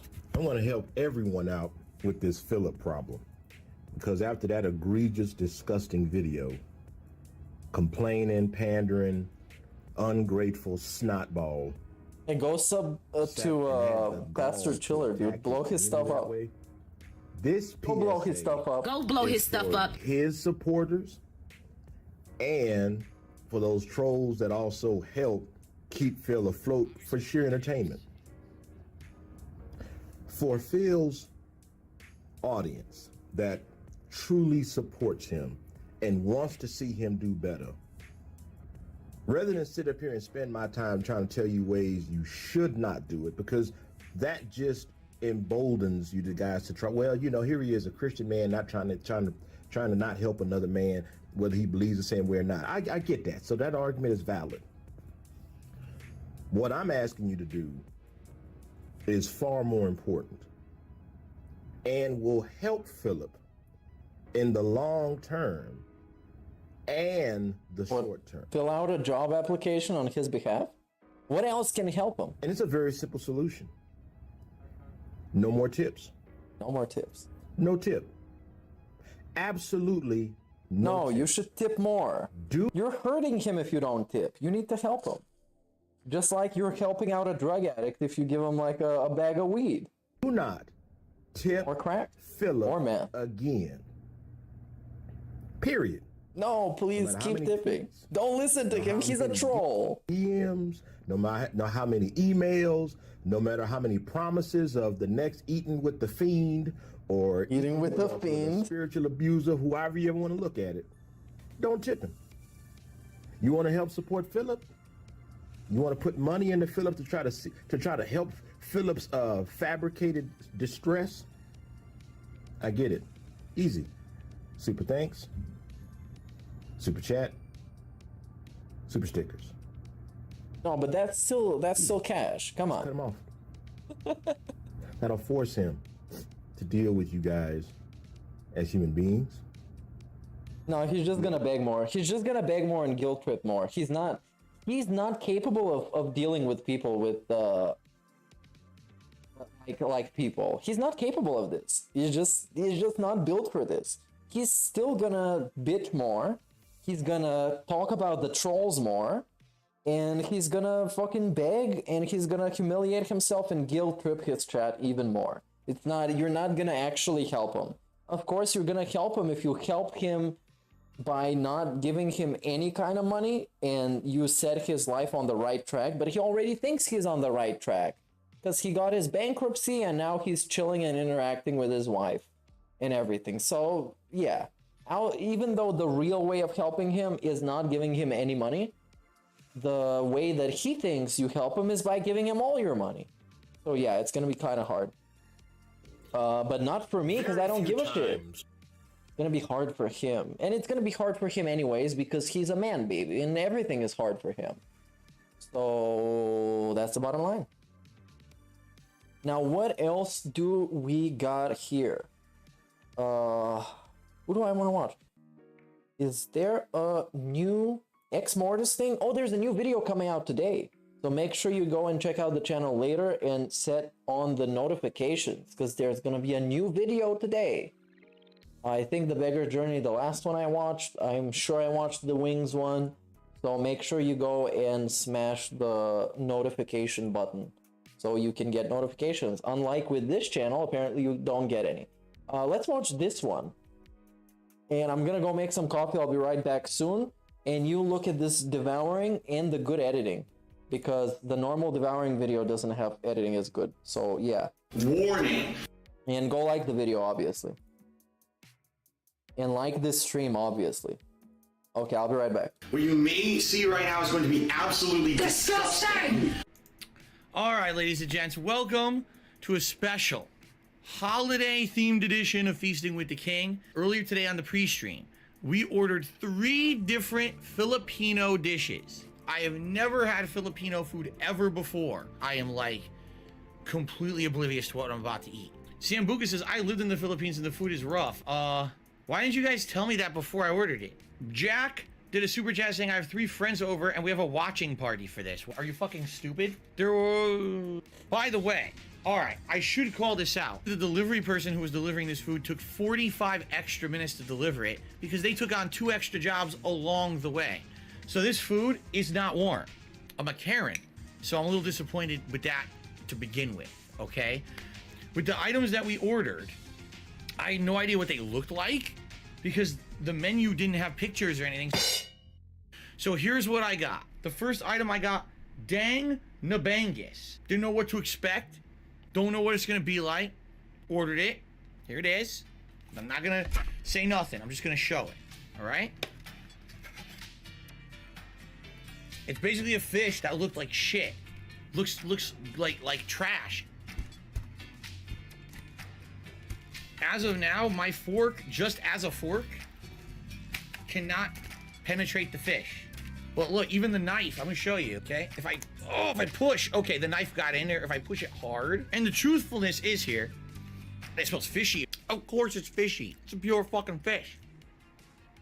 So this is called Dang Nabangus. Dang Nabangus. And this is supposed to be some kind of like a white vinegar garlic marinade fishy sauce or something you dip it in. Okay? You're like, oh, that looks disgusting. It's hard. The sauce is nasty. You know, does it look good? No. But I'm going to tell you a quick story. Many years ago, I went to a Thai restaurant. The dipping sauce itself is transparent, but has pieces in it. Like there's stuff floating in there. Oh shit, it just dripped. Fuck. My equipment is on here. What did I just drip on? Why is it leaking, man? That pisses me off. That actually pisses me off. Why the fuck is it leaking? Gotta be careful with this shit. Okay, let's smell it. God. Oh! Oh no! Oh! Oh! No! Oh, it started dripping on my fish, son of a bitch! Oh, it's on my hands. Oh, hold on. No. No, I'm not doing that. I'm gonna go wash my... Hold on. I gotta wash my hands. They smell... Oh. Oh. One eternity later. Oh, now my hands... Ah, they smell like pears now. Nice pear hand soap. Okay, there's no fucking way that I'm eating that sauce. It actually is moist and juicy inside. Oh, wow. Actually, already I'm feeling more positive about this. The inside is actually moist and very juicy. And I could immediately see tons of moisture and juiciness in the fish itself. Okay, maybe there's gonna be something good here. Mmm. Yo! People are such assholes. They're saying I'm not really eating it. Are you fucking stupid? Look. I put big chunks out of it. I'm gonna put it right into my mouth from here.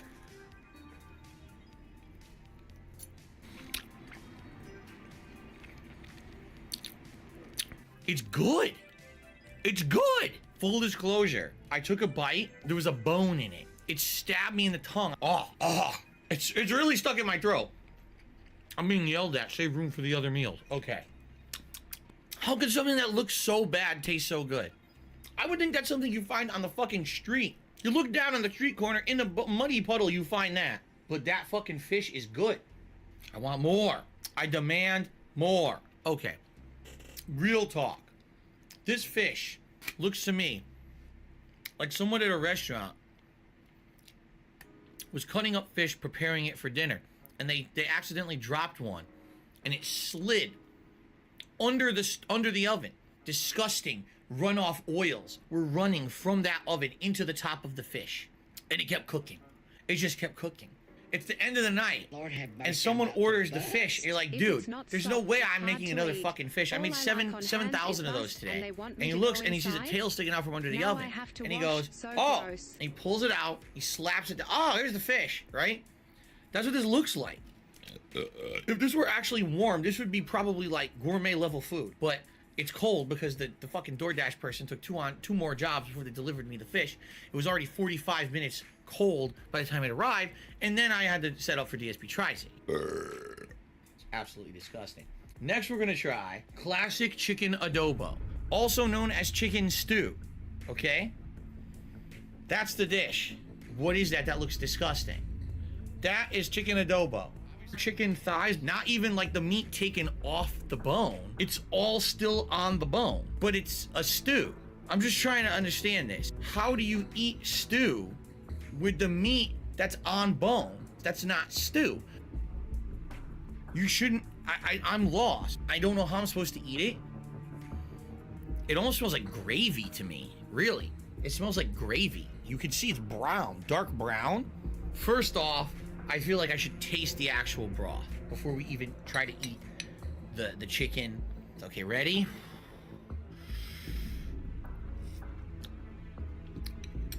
Oh, it's strong. It's very salty. I want to try the meat. I can't show this on camera. I have to cut this up beside me. When you provide the meat all whole like this, okay, the person eating has to cut it all up. And I don't like that. So I'm dipping a piece of chicken. All right, I'm back. Into big ups to your boy for a super chat. Who says if it's not slop, it's hard. It's hard to eat. All I like on hands is bust, and they want me to go inside. Now I have to wash. So gross. Big ups. I didn't get the context for this because I was missing for like 5 minutes, but now I'm back. So thanks for this, and you guys probably saw the pop up, so you probably get it. What I mean. You know what I mean? Bye. Oh. No, that's like really strong. It's very salty. Very salty? It's got a ton of seasoning. Is it robust at least? Which is funny because people actually told me this would be the best one, the chicken adobo. They're like, "Oh, you're gonna love it." Oh, this is the chicken adobo. This is not easy to eat meat like this. This is from like, not the birthday, but Christmas. And Low Carb Madman says, "Well, eat the adobo with sticky rice and a spoon. My wife makes it once a month. It's fantastic, but to each their own." Now here you go. They just put it in a plastic container. Here you go. What am I supposed to do with this? Put it in a fucking plate, you stupid fuck. I can only review what's given to me when I ordered it. Bro, shit comes in plastic containers. What do you expect them to come in? Like fucking plates that are like high-end plates? No, you're supposed to have those. Just put it on a plate and serve it to yourself like a normal human. And the way he eats it is like just holding it over his fucking his knees and shit. He's eating like he's on a picnic. I paid the full price for it. Paid the full price. Yeah, you should have paid for fucking plates and not a plastic fucking box. Of course it's gonna come in a plastic box. It to me. You know what I'm saying? If I had ordered that in the restaurant, would they have put it over a bed of rice? That's not my fault they didn't do that. What? I'm actually disappointed that I don't even know what I'm supposed to eat. You should be able to figure out how to eat it right away. No. It's not like they gave him like fucking like a lobster or something or a crab, where most people that haven't had crab don't know how to eat it or don't know how you know, break it apart and get the meat and everything. No, he's getting fucking chicken, basic ass chicken. I can't figure out how to eat it, man. How do I eat this? It's chicken. Oh, I gotta go online and read some instructions and diagrams on how to eat my meal. No, you don't. What? Just put in your stupid ass stroke ass mouth. No, I paid you for it. I paid you for it. I paid you for it. Just give me how I'm supposed to eat it so I can eat it. Now I gotta figure this out. Hold on.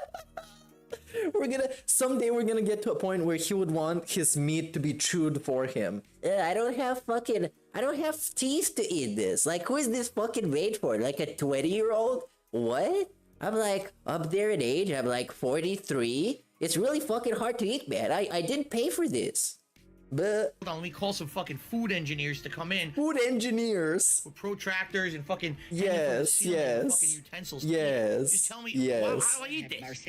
I'm having a hard time. Just grab the bone. Just grab it. Just grab the fucking bone. Know how to eat a food. Yes. Like any food. But you know, the food. When he grabs the bone, then his hand is gonna get greasy, and then he needs to get up and walk all the way to the bathroom and get some toilet paper and wash himself off or wipe it off. It's really hard, man. Eating food is very challenging.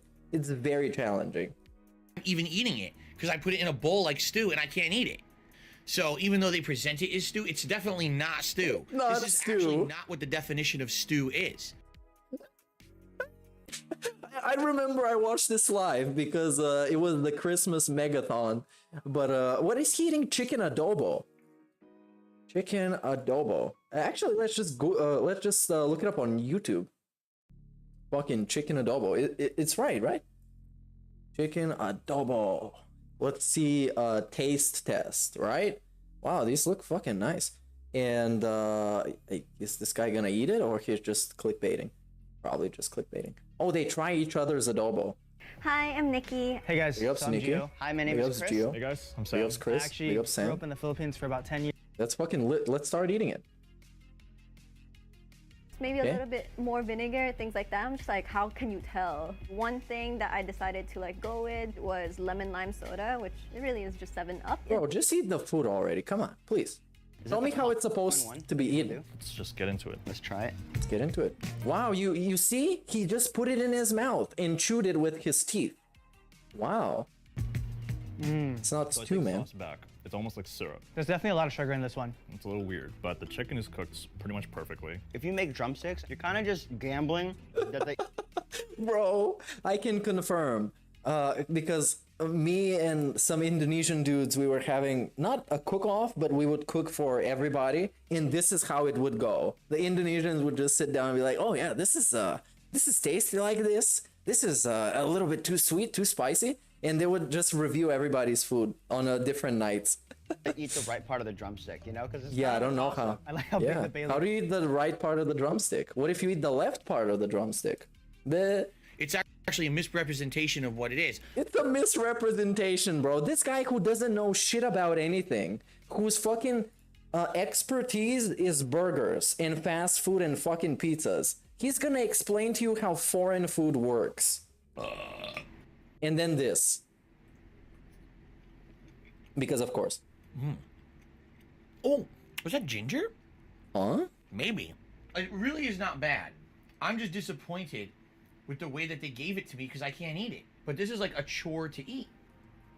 I'm sitting here trying to rip chicken off of pieces that are coming out. Why don't you fucking take it off the bone, you dumb shit? Get like a knife or something. Get a knife or something. Cut it off the bone so it's easier to eat for you. But no, somebody else has to do it. Do you need only iced coffee to do it for you? He probably would. Because he loves you like that. This is from Dick Stroke and Phil Vlahgs. Should go and watch the video. It's on this link. I bowl. You can like the video. But remember to like it. Here's what I wish. When I'm ordering food or I'm going to a restaurant, I'm paying you to make that food edible and easily edible for me. No, you're paying for a meal, and some meals are not easily edible. That's just how it works. I don't want a project. I don't want a fucking project. Everything is hard. Everything is hard. Everything is hard for him. Everything. He paid for somebody to cook the meal for him and deliver it to his front door. And it's still fucking hard to consume. This thing that usually you would need to either make yourself or go out and order it physically somewhere. But no, he got everything else done for him instead of except eating the food. And eating the food is hard. I don't want to do a lot of work. Give it to me in a presentation that I could just eat it and enjoy it. You literally can though. I'm paying you for. You're telling me you couldn't take the meat off the bone. I'm trying. All right, can you bite it off the bone? Can you cut it off the bone with a knife? Can you take it off the bone with a fork? Since it's cooked chicken, it should come off the bone, or cooked whatever it is. Trying to eat your meat in a fucking bowl with your stew that you claim is a... Why did you put it in a bowl though? Why not in a plate? Why don't you put chicken in a plate? Why did you put it in a bowl? That's on you. That's your fucking fault. Stew, and it's not. This would take me 30 plus minutes to eat. Well, that's because you're retarded. It's work. It's your fucking fault. I don't want to work. Me taking a long time to eat, it's actually the food's fault. Really. Imagine this guy working a real fucking job and having only a half an hour break a day to eat. You have only half an hour for a lunch break. Go figure how this guy would do it. He would never fucking manage. Work, just give me the fucking food. I paid you for it. My life is stressful enough. And people that take a smoke break, they eat in 15 minutes and then they go smoke a cigarette. So this guy is completely fucking toast. If he would have to be in like a work environment or something and have to eat on the go, he would be fucked. Give me a nice, enjoyable, relaxed experience. Relaxed experience. I do work for my food. So fucking stressful. I paid for this. I have the right to demand a better presentation. Yeah, he said my life is stressful enough. I don't want to stress over fucking food. Are you serious? I do. Why do I need a full dinner table? I got chest pain dealing with this stress. Table, bib, giant accessories. Oh yeah. Like, I just eat it. And their whole hands are covered, their full face, it's dribbling down their chin, it's pouring onto their chest. Their oh chest yeah, yeah. Smells like oh yeah, days, right? yeah. I'm not like that. I'm not a messy. People have chest hair apparently. They don't take care of themselves. Being a messy eater. That's just too much work. I'm serious. You can disagree. How is it too much work, bro?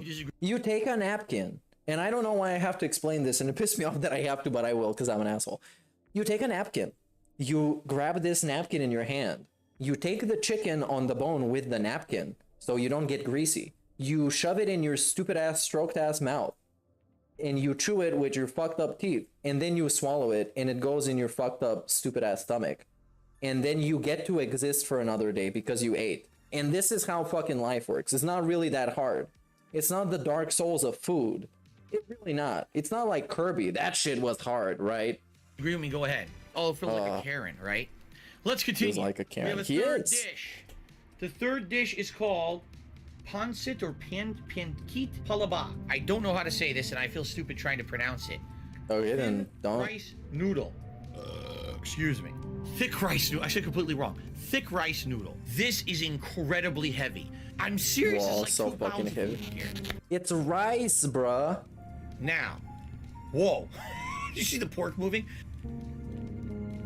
I'm hoping at least this will be like one that I like because I'm hungry. You wanna die, you fat bitch? They gave me a lemon. I should squeeze it. No. Right? Why else would they give you the lemon? I'm not supposed to go like this. I'm not taking a shot of tequila. You're supposed to squeeze it on. Even this gets a specific discussion. What am I supposed to do with the lemon that they attached in the fucking box with the food? I don't know, man. I don't know. Your food, right? I don't know. I'm gonna be pretty stupid and yeah, you are pretty stupid already because you wondered what to do with the lemon they gave you. You fucking idiot. Did they give you a shot of tequila as well? It tastes terrible. So you can be confused? Romans do. When in the Philippines, squeeze the fucking lemon. Big up, squeeze lemon. I love fresh lemon. Let's comes in denim. In the pancit palabak, the first bite.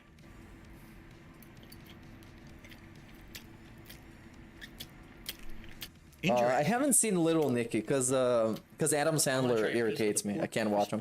What do they call it? Hey, what's up, Elite Reptilian? Honestly, I thought it would have a little bit more saltiness. It's not salty at all. Savory pork piece.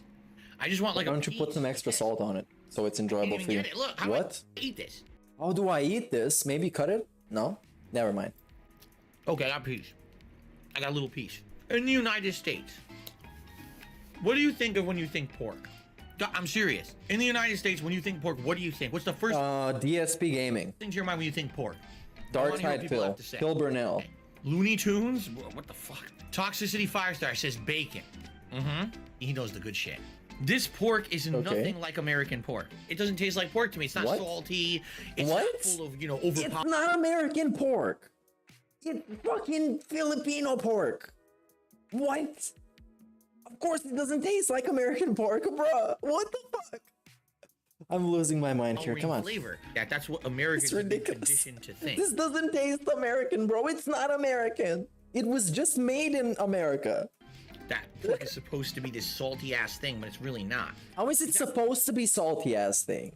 Who says it's supposed to be? DSP heard from somewhere. Pork is supposed to be salty because bacon is salty. So therefore, all pork is salty, but... Actually kind of mild and bland. Has he had pulled pork? Is pulled pork salty as fuck? Man, that's how pork actually is. Oh my god. Absolutely disgusting. Absolutely disgusting. And let me remind you, this is the only thing that is worthwhile coming out of him. Somebody else making a fun video about him.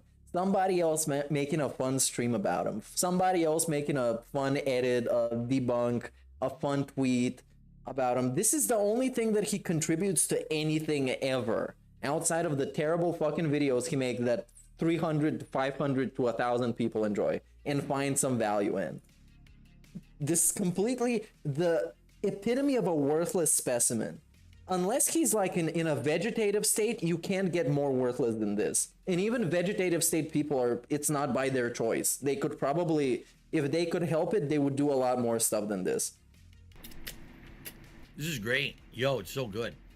I'm gonna try. So delicious.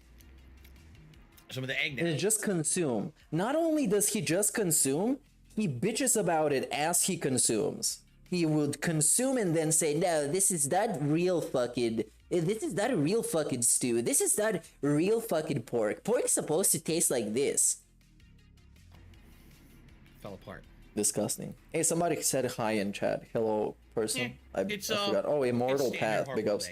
All right. Shout out to Rich. Also knows Review Tech USA, who did a super chat. He says, ASMR eating video when? What do you think I'm doing right now? I've never seen a single one of Rich's streams, nor do I ever have any desire to. I definitely don't watch that kind of crap. I'm nothing. Why you keep dissing him though, even though that guy keeps being a pay? Because Review Tech USA, he's gonna send him like $10 or whatever with a super chat, and DSP's gonna do like a passive aggressive accepting the money, and then he continues to like shit on him like this. Just say I haven't fucking watched him, man. But Rich is like a special creature for sure. He's lamer than DSP in some ways. As in this teasing DSP, giving him money, and then like watching him on his streams. It's kind of pathetic in cuck behavior. Pretty cucky. Should be a new word, cucky. Cuck life. Cuck life. Rich, I hate his content. I hate the guy. I just hate his content. His content's toxic as fuck, but I don't care about him. He seems like a nice guy. What about when you called Rich a two-faced fat piece of shit? I don't remember that. Like that guy. Oh, I don't remember that. Fat piece of shit. Why on earth would I call someone else fat? That'd be pretty hypocritical. I mean, he's a disgusting human. Anyway, sucks on fucking cucumbers. Like they look like dicks. I'm in a moment of anger. A moment of anger. In a moment of emotional. What if I make streams in a moment of anger? Is this okay? What if I'm depressed? What if I was depressed right now? Okay, I'm depressed. Therefore, it's okay. But no, I have my excuse is different for this, for talking shit to DSP. My excuse is, as he made the excuse for his reaction content being because he adds valuable insight, and I add valuable insight, and I determine what is valuable insight. So it's perfectly okay for me to do shit like this and watch him and make fun of him. Obviously. And I'm also depressed. Weakness, perhaps I said something. Oh, we should see the Jaha video when he fucking cried and said he was an alcoholic just so they wouldn't beat him up. It's a fantastic fucking clip. Yeah. Even though I haven't seen it, but it's a classic. Right. But, I mean, the guy's definitely two-faced. We all know that. Anyway, Uzi Gohart, thank you for trying to stir up drama. It's not working, but thank you for stirring up drama. Well, it did work, though, because you called him two-faced, and you remembered and reminded people that you called him a fat piece of shit as well. So let's talk about the three dishes. We started off tonight with the dang nabangus, all right? The sauce, I can't even stand. I'm just gonna throw it right out. But the fish itself looks like a moose went ass first on top of a fish and just split it open with a big brown stain. The chicken adobo stew, it's not stew by my standards. That's a mess. You see what I'm saying? Nobody asks your fucking standards if that's a stew. It is a stew because it is. Nobody asks Phil if this qualifies as a stew for his standards. This dude does not eat foreign food. He's not used to eating this. Why would you even ask him what his fucking standards are? Mess. Now. It's like asking my grandpa what fucking gonna be the game of the year. Like, the dude doesn't fucking play games. The third out of all the things. He knows nothing about it. Why would I fucking ask for his opinion? And also, look at the shape of his head. Every time he turns around in profile, it's just like a fucking. Obviously, I need tips. I don't know how to call it. I don't know. A Lovecraftian creature design. It's like a bloodborne enemy. Things I ate tonight. This is my favorite for sure. And amazing. It's got a good variety of stuff in it to keep me, you know, satiated, as they say. Satiated. Also, out of all the satisfy the it's beast. Definitely the biggest quality. I gotta start over. It's definitely the biggest quantity. I've been eating this. How many forkfuls have I eaten? 10? Look how much is left. It's full. Yeah, bro. You never had noodles in your life? They have a lot of volume. They just don't feed you very much. This is like never-ending noodles. It's seriously like never-ending noodles. Fucking noodles. What did you call this? So, ladies and gentlemen, Filipino food. It's also lit. With it? This is No, it looks terrible. I'm sorry. That chicken adobo actually is very disappointing to me because it's basically inedible. So. Yeah, like shit like this. It's fun to watch. There's a lot of it. An hour we just spent together doing that. Was it fun? I mean, you guys are. You're a donut. You're so stupid. Hey, big up Jamie. I think that's it for shout out. I didn't expect to see Jamie on this. All right, awesome. Thank you for watching this special holiday edition of Feasting with the King, my friends. Until next. Yeah, you can go fuck yourself, you scumbag piece of shit. DSP Jaha Cries. Let's see if Cries is gonna. Oh, there we go. Is this? Oh no, this 6 years ago, 7 years ago. Wait, what? There's no new ones? There should be a new one. He talked about it like on the down the rabbit hole thing. Worst feasting. Let's see, because I was determined to watch it, and it was oh, there we go. Oh, 36 minutes. Yo, this is a massive fucking scam. Oh, but we have timestamps. Bragging about his 4th place. I do not give a shit, honestly. We've heard this before. He's gonna say that he was the only one that practiced playing the game. Nobody else cared about it. But he's not gonna say it like that. He's gonna say it like other people, they didn't think the game was important. Or they didn't think it was whatever, but he practiced and he grinded and in the end he won. But let's go and shit talk Mike Watson. You guys know who Mike Watson is. It's this guy that says DSP is a piece of shit, by the way. So let's go and Editors saw his fourth-place victory as a fluke due to the version of the game being played and the lack of other high-level competition, and his tournament results after EVO were seen to reflect his true level of skill. looking for. You got some idiot named DSP who's a total piece of shit, by the way. I like to get that on YouTube, but and people were applauding. They were fucking clapping. Goes tournament shit because he beat me and Choi in a game that was like, it's like fucking Neo Geo conversion of Street Fighter or some crap, dude. and he was so proud that he put under as a signature he's the #1 U.S. ranked Super Turbo player that year. But I mean, look at him now. Okay. Yeah, look at him now. Look at him now. Look at him now. This didn't age well at all. Look at him now. I mean, it aged awesome, actually. All right. Want to talk about something else that's completely out of context? Let's talk First about of all, if you don't know who these gentlemen are, on the far left you got John Choi. Nobody cares. This doesn't matter. You got Alex Valle, Okay. the OGs of competitive Street Fighter from the West Coast. There's also people who are known from the East Coast who are original gamer players, but these were the guys who were the big guys at the time in the 90s and through the 2000s. Okay. Now, you can see this is SoCal Regionals, Southern California. Everyone on the West Coast always kind of hated me unless they met me in person. But, of course, they're basically playing to their hometown crowd. All right? What? No. This ain't fucking wrestling, DSP. You might want to justify it as such because you can't have people hating on you and not it be justified. This is not fucking wrestling. Those people did not like you. And even if they saw you in fucking person and were nice, they still didn't fucking like you. And not liking somebody doesn't necessarily mean that if you see them in person, you're gonna beat their ass or you're gonna fucking be mean to them. Because it's kind of common decency to not be an asshole to people in person. But you don't have to like them. I'd be saying, what a massive fucking coping segment, because he's framing it as if it's like fucking wrestling. Oh yeah, they were like in front of their own crowd, and that's why they were cutting a promo. It was all for effect. It wasn't like for real. What on earth? It's 2010, right? My competitive days, as I told you guys, in Street Fighter were long over. I wasn't trying to be a tournament competitor or anything at this time frame. So why in the holy hell do we have 3 OGs on a panel slamming me at a tournament in 2010? Are you implying that they're jealous of your success? Because I can see this leading into being jealous of his fucking success. And I'm pretty sure those people have families right now and are doing pretty okay. Even if they're not making over $100,000 a year, they're probably not even spending that kind of money on mobile games. So I would argue, the truth of the matter is thus. They are pretty good right now, and they don't have people making streams about them and videos about them, and they don't have to wear silly vests and hats and beg. Long after, I'm a YouTuber now for 2 years already. Well, here's your answer. Back then, I was becoming incredibly popular on YouTube. Oh yeah, it's jealousy. There we go. By the way, I haven't watched this video at all. So it's not like I rehearsed this reaction or whatever. I don't even know what he was fucking talking about. Okay. But I could see that it leads into jealousy. And it's fucking jealousy. There we go. They were jealous of Phil. That's why they talk shit about him. Phil, being fucking semi-popular or even a quarter popular on YouTube for doing shitty fucking Let's Plays, it's not a lot to be jealous of. Considering he was fucking drinking at that time and he was a miserable fat sack of shit.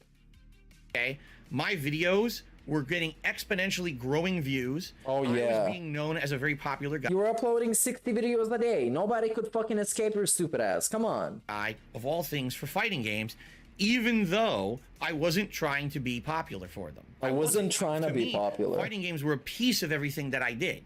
I wasn't trying to be a top-level pro player. I just wanted to put out entertaining content for my audience. So I would play online, I would rage, I would always have an excuse for why I lost, I would insult the player I was playing online, I would do all this toxic... And this is why they were talking shit about you 2 years after you weren't even a fucking professional whatever. Because you were a sad, pathetic, salty sack of shit that would talk shit to people. And that's why they talk shit back. So don't be fucking explaining to me this. Negative shit, but it would be funny. People. Oh, it would be funny. Of course, it would be funny. Garner views on the friend request ridicule. It's so funny. It's so fucking hilarious. When somebody tells them, "Hey Phil, let's be fucking friends, play games." No, this fucking idiot. You can go fuck yourself, you stupid fucking bitch. YouTube. pro players hated this. They were so angry because at that time they were trying to get prominent. These kind of players, and not so they were jealous. You're trying to tell me that they were jealous. That's what you're trying to tell me. Just these guys, but newcomers who were. They hate us. They hate us because they ain't us. That's what he's trying to say. Trying to play Street Fighter. Oh 4, yeah, okay, please, yeah. Noticed on the internet. Keep going. I'm probably jealous of him too. That's why I'm here. And of course, I'm probably seething and coping because he is so successful. I'm sure that I am. Just like those people are. Everybody is jealous of Phil. Why? Why are they jealous? Well, look at him. He's a symbol of success. He's a landmark of success. With a little amazing vest, with a hat on, getting all this money that evaporates into a pit of JPEGs. How can you not be jealous of this? Of a person who is addicted to Candy Crush? Of a person who is bankrupt? Of a person who is living way beyond their means, they don't even know it, and have to rely on the pity and the mercy of people on the internet? How can you not be jealous of this? And even back in the day, how can you not be jealous of a guy uploading 60 videos a day? And this is the only way he managed to get any inkling of relevancy, by uploading a ton of fucking videos a day. But it was people like me, people like Free1Up, people like the King Kindred were the people who were actually getting noticed on YouTube, despite the fact we were not known tournament level players. I haven't heard of literally any of those people at that time. But that's because I don't play fucking fighting games. But so yeah, they got incredibly upset and jealous at our success. Oh, and now we got jealous. There we go, jealous. Jealous. They were jealous at our success. They hate us because they ain't us. And so... But was there jealousy aside from the part that you were actually being an unlikable piece of shit?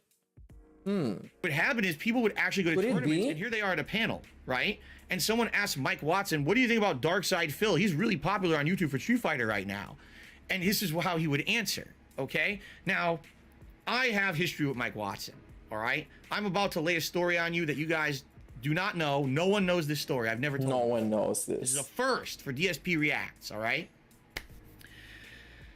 Along with me being an asshole online back in the day, I used to be an alcoholic.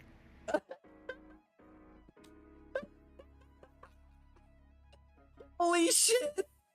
Wow, what the fuck? I want to hear this again. Godlike fucking segment. Godlike segment. I used to be an alcoholic. You're not now? Why are you posting tweets in the middle of the fucking night being overly grateful or all overly salty? I used to be an alcoholic.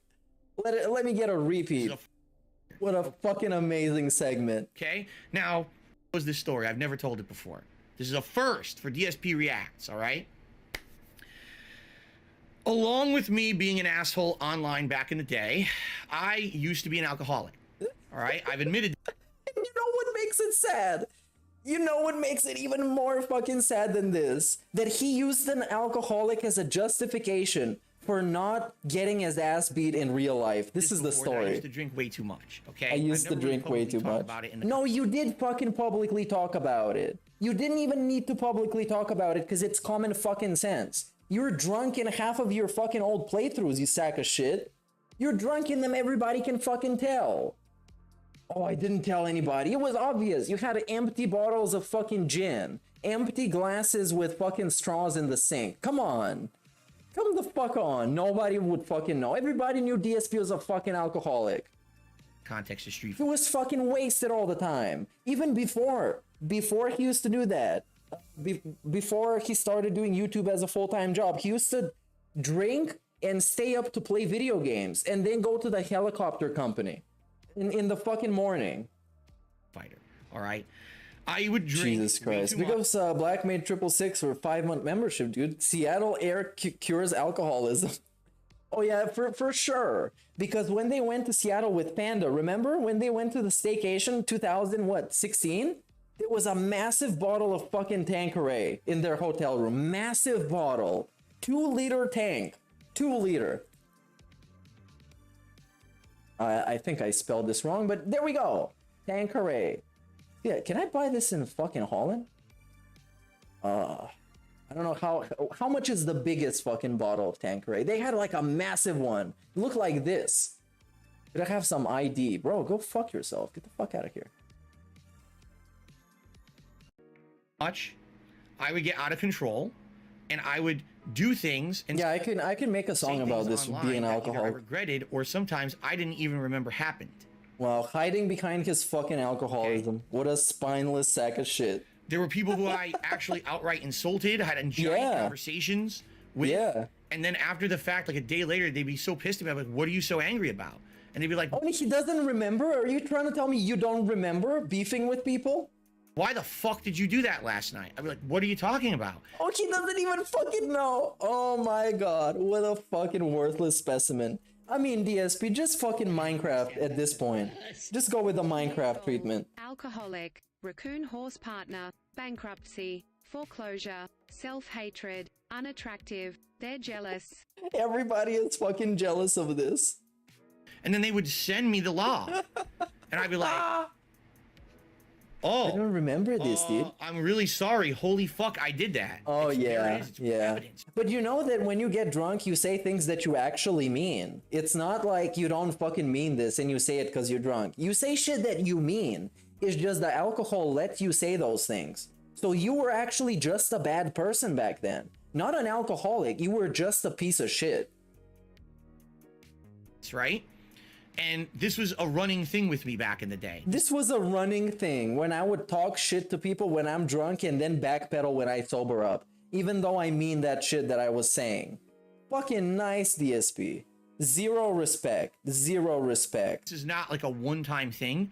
I was pretty bad.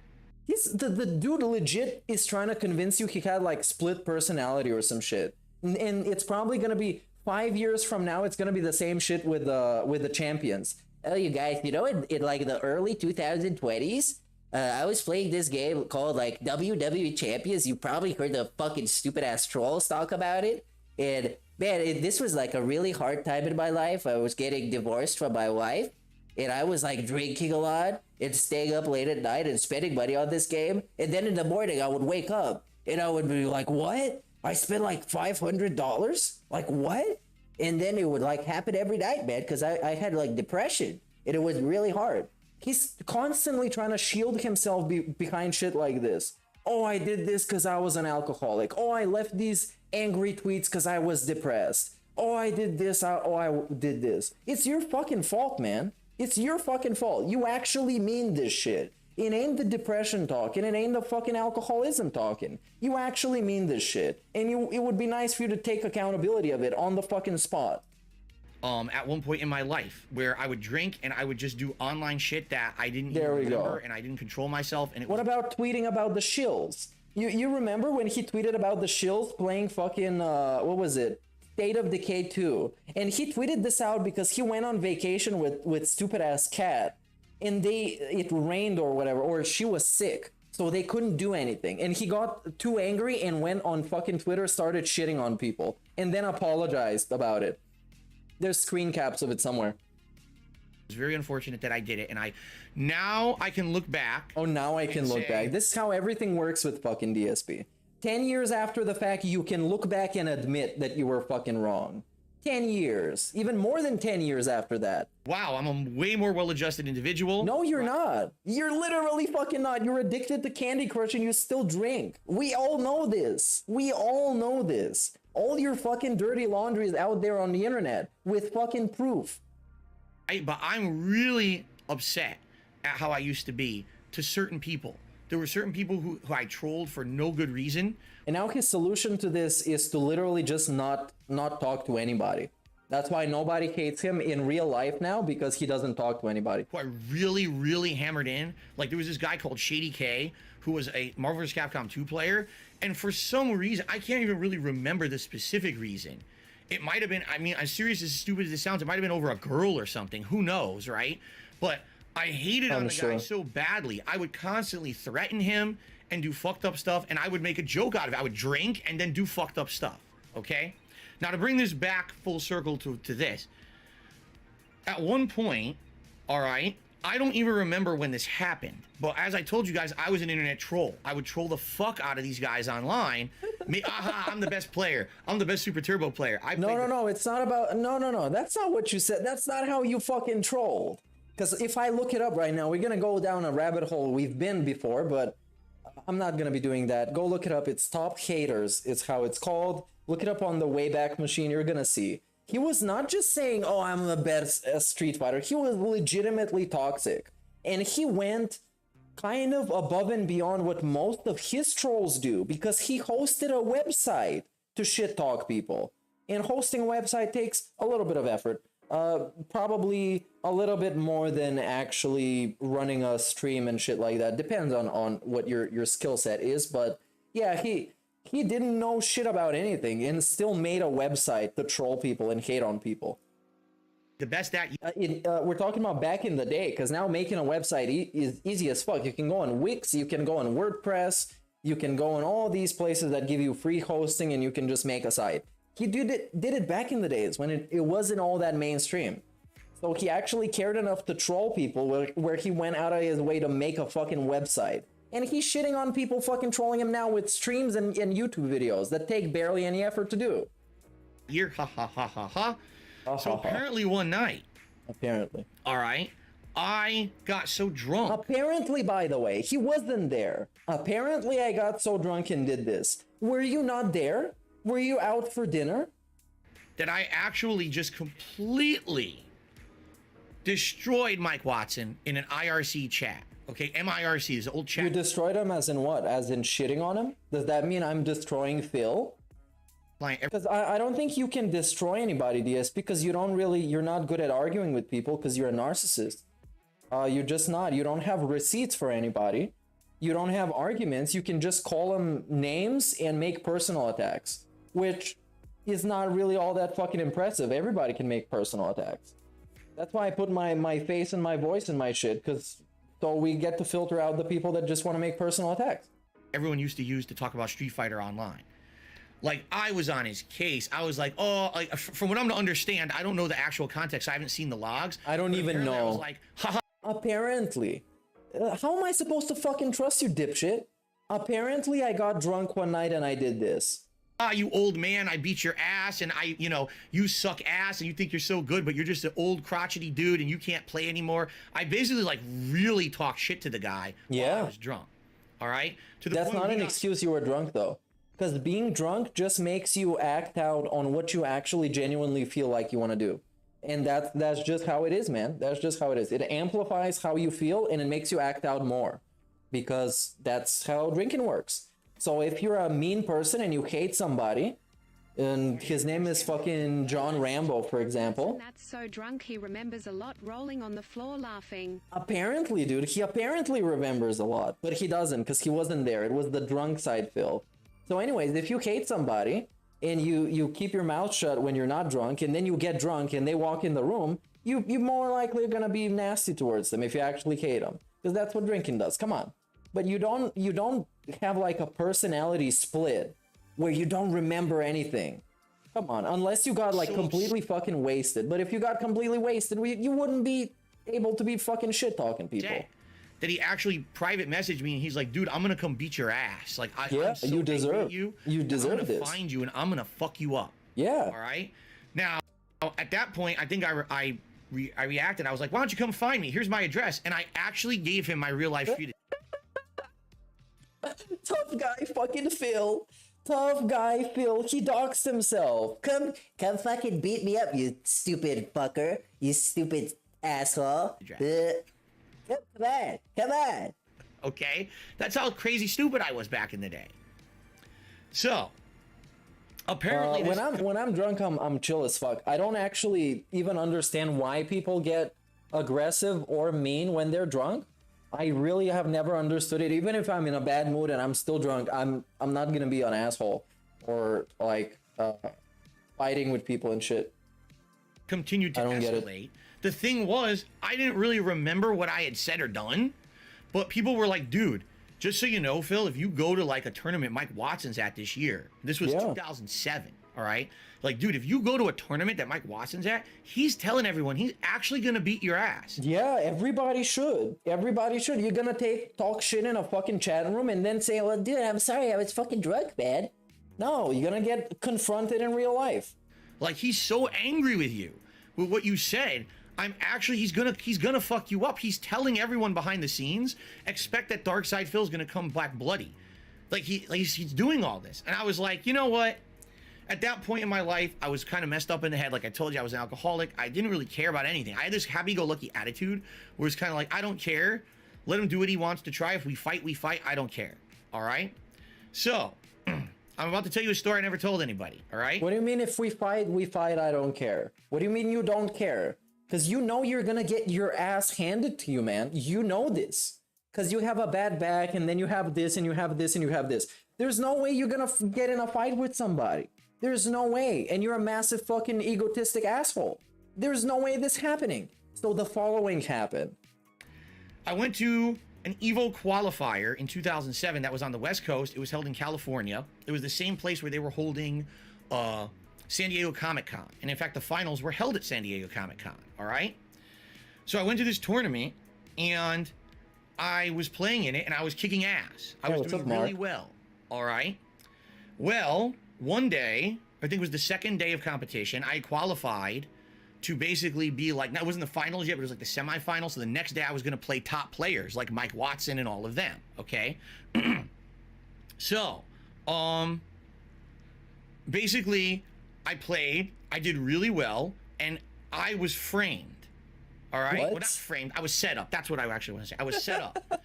People were pretending to kind of be friendly with me, and led me into a trap with Mike Watson and Jaha. Oh wow, what the fuck? He got fucking set up. He got ambushed, literally ambushed. Those who don't know, infamous in the Street Fighter community for being a big, muscly... yeah, he's the guy that says fucking a lot. He says fucking every third letter. Asian guy, I forget if he's Vietnamese or not. Third word. A former Marine, I believe. And a lot of people know of him because he makes a lot of threats. And he's done a lot of unsavory things. In this day, like I believe people don't like him anymore, and he's basically kind of been like blacklisted from the community for physical altercations at Street Fighter events. All right, but back in the day, he was known as kind of the tough guy of the Street Fighter community. All right, so I was set up that I was walking into a parking lot, and all of a sudden there's Jaha and Mike Watson in my face. Oh my god! And they're basically saying, ha, we finally got you. Who the fuck do you think you are, you piece of shit? Yes, exactly. That's it. We're gonna fuck you up. Yes. Right? And I'm gonna tell you the entire truthful story because get a load of this. The story's been spun a lot of different ways. Oh yeah, it's been spun. At that point, I How was can you staring spin right this? at Mike Watson, and I'm like, dude, I'm gonna be honest with you. I'm gonna be honest. I didn't mean it. No idea what I said to you. Actually, don't fucking know. This is insane. This is insane. I probably wouldn't fight this guy out of pity if he appeared like this to me, a pathetic little pig roach. Dude, I actually don't know what I said because I was an alcoholic. I have like severe issues with alcoholism, so I was like really sorry, but please don't beat my ass. Because I just have no recollection. And I can't remember. You're full of shit. He's like, you I are don't full of believe shit. You're, you know, I'm gonna beat your ass. And I was like, no. I put my hands behind my back like this. And I said, why would you put it behind your back? To look pathetic? To look like you're spineless? Or to look like you're not gonna hit him? Who cares if you're gonna fucking put your hands behind your back? That doesn't mean shit. You should have dropped in a fetal position and started crying. That's what you should fucking do. Because that's who you are. If you feel like you're gonna make you feel better, it's gonna make you feel better. This is so pathetic.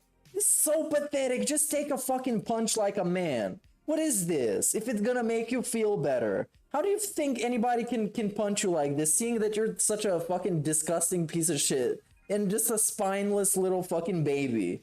How do you expect somebody to hit you like this? It's so pathetic. It would make them look bad to hit somebody this fucking trash. Somebody this fucking worthless. Only thing he could have done worse is fallen in a fetal position, started crying for his mom. I guess I deserve it. But I guess I deserve it. I don't understand then. Why did you say those things? And I was like, dude, I'm an alcoholic.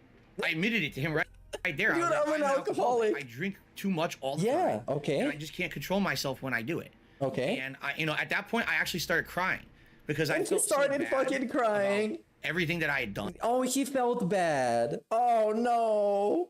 And how stupid I was as a person. Yeah. That I thought that it was okay to just fuck with people. And he's still holding his hands behind his back for some reason, for like pity points, I guess. DSP, I don't pity you for this. This deserves no fucking pity. No pity that you can drunk yourself into a fucking drunken stupor and then start texting people mean shit. That deserves no pity and no sympathy. Go get fucking real, DSP. You're a grown-ass fucking man. Online and be a really nasty person to people online in general, that I just kind of broke down right in front of him. Yeah. And how are you supposed to punch somebody like this? Somebody this fucking worthless, this pathetic. Punch him, even though they deserve it. How are you supposed to punch him? Gonna make you look bad. Me, and he was like, "All right, well, I'm just gonna tell you right now, you know, don't ever do this shit ever again, because if you do, you're gonna get your ass beat." All right, and that's kind of where we left it. And the next day, funny enough, what is guess funny who enough? I had to play in tournament? Oh, Mike fucking Watson. I had to play him. Now you can just imagine.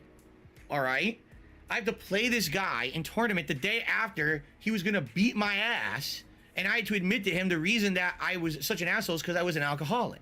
Right? He was the only person I ever admitted this to in my life. My parents didn't even know. And I think one of the most fun things about this is that he's still an alcoholic. He just convinced himself that he drinks way less than he used to back in the day. Because back in the day, he used to drink himself into fucking like, I don't know, like collapse or some shit. And nowadays, he just drinks every once in a while, quote unquote. So yeah, no, it's still same shit. And this story makes him look terrible, despite him being an alcoholic or whatever the fuck. It's just embarrassing. I'm sorry, but this was a grown-ass man. Even back in the day, he was in his mid-20s or 30s, early 30s. And you just act like this, and you wonder why people don't like you. You wonder why people look down on you. Why they think you're pathetic. Why they think you're spineless. Why they think you're fucking worthless. Okay? Okay. So, I have to play him in the tournament. I'm like, oh boy, how's this gonna go, right? Holy shit.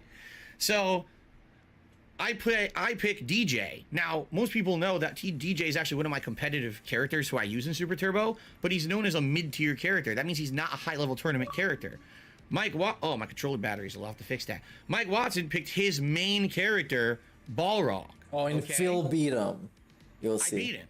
I beat him. And we get this smugness. And of course, the moral of the story is that Mike Watson hates DSP because DSP used to be a sad sack of shit, not unlike now. And he beat him in Street Fighter, despite DSP being a pathetic alcoholic. This is why he is smug. This is why it's smug. Convincingly. It wasn't close. I basically, like, beat him. And you could see how fucking upset he was when I beat him in the tournament. You could tell he really wanted to destroy me, but he obviously wasn't going to. I had apologized to him. I had admitted to him the reason why I was... Bro, he wasn't gonna fucking beat your ass because you were too pathetic and it would make him look bad. It's not about fucking apologizing. It's because you are just like the scum of the earth. And they would feel bad for you. They feel like pity for you. That's why they didn't beat your ass. Not because you apologized or because you're a fucking alcoholic. Because you burst into fucking tears and you put your hand behind your back. Come on, this is like playground bullshit. This is shit that children under 12 years old do. Come on. Was such an asshole online. And he beat him in a fucking tournament. Man, the smugness. And basically at that point, I think it was kind of like... Yeah, beat him in a not that fucking he tournament. certainly didn't like me, but I almost feel like it was respect because he knew that I was man enough to admit it. No, you weren't man enough to admit it. If you were man enough to admit it, you would say, yeah, I fucking talk shit to you. Let's fucking fight. And they would fight it out in a parking lot and he would get his ass beat like he should. And instead what he fucking did, what he did was pull out the alcoholism card, start crying, and put his hands behind his back in anticipation of a punch. This is what he fucking did. There's no respect for this. You are worthless and pathetic if you do this. Respect would be if he just got in a fucking fight over the shit that he talked. and not to try to do something or fight him, but to admit that I was wrong and I was fucked up and I had problems. And no, respectable is if you fight back.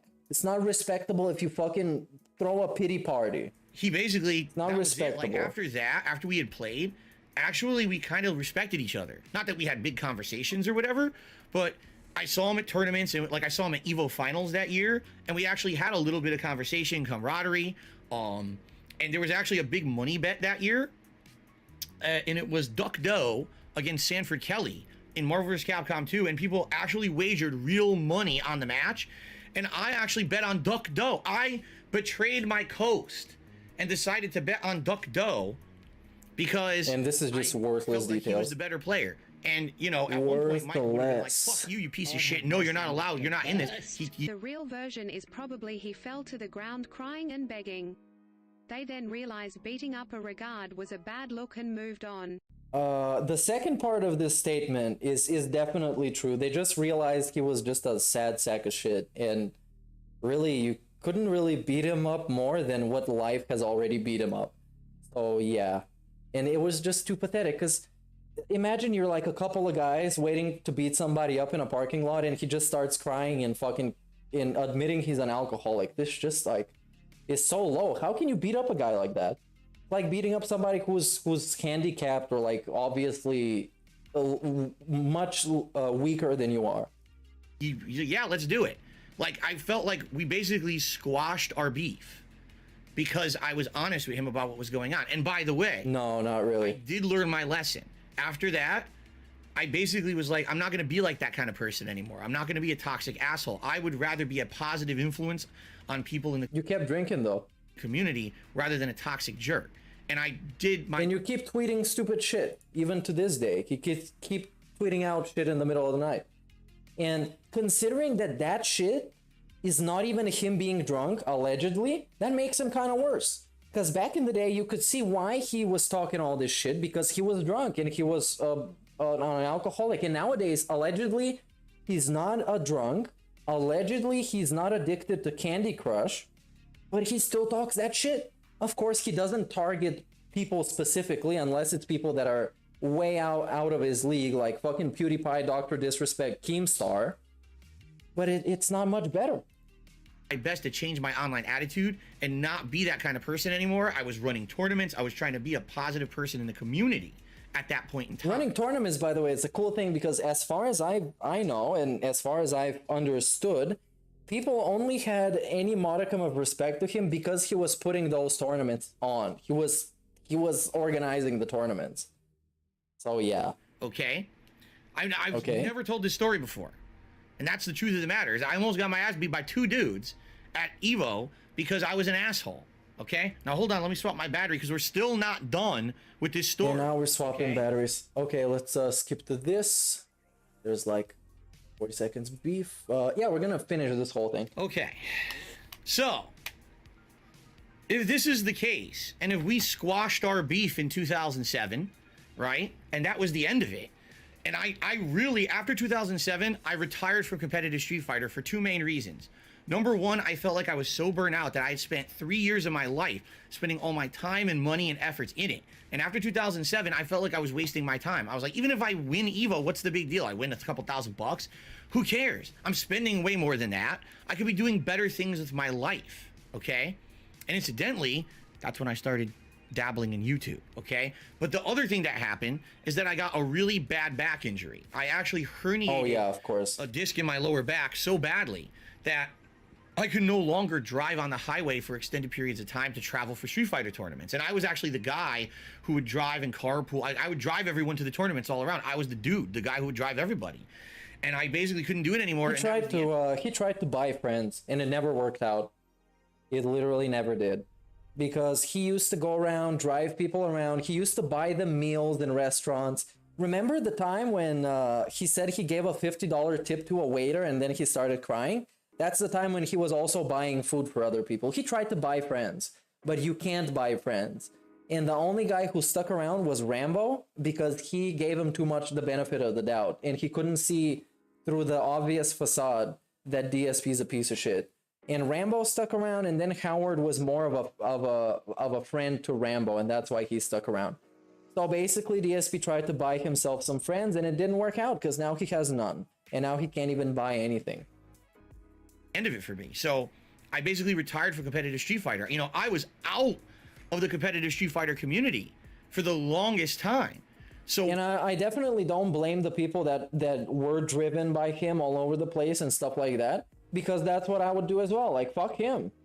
Fuck him. He tries to buy me. I'm not gonna be his friend anyways, but hey, I'm not gonna say no to a meal. I'm not gonna say no to driving me somewhere.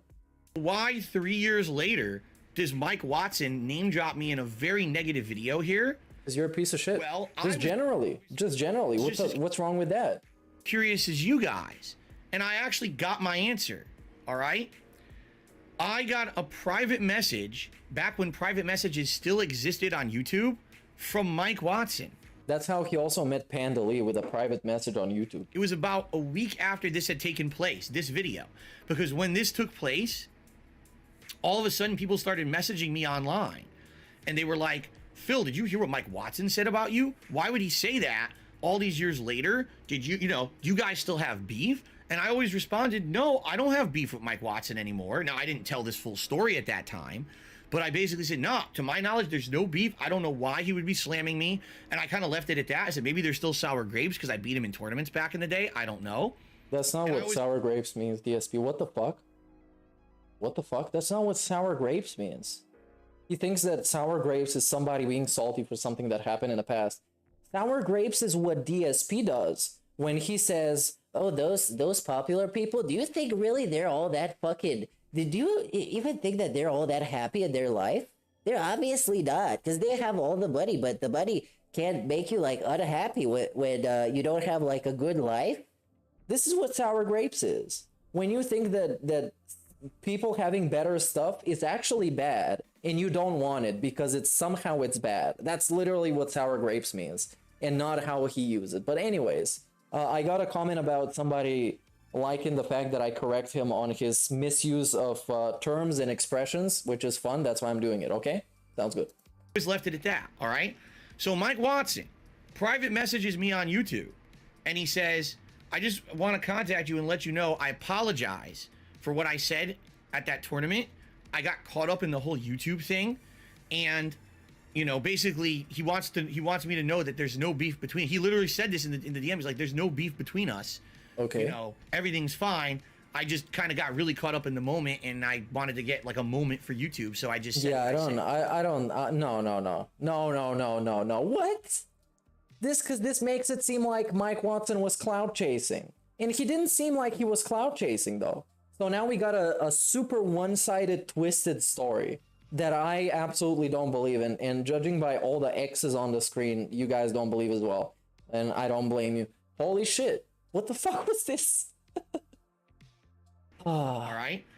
I never responded, but I saved the direct message.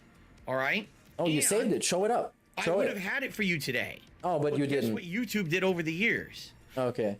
Yeah. They deleted all the direct messages. Yeah, of course they did. That system does not exist anymore, you fucking dumb fuck.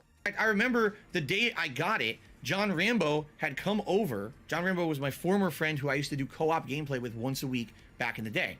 He also was a competitive Street Fighter player like me at one point.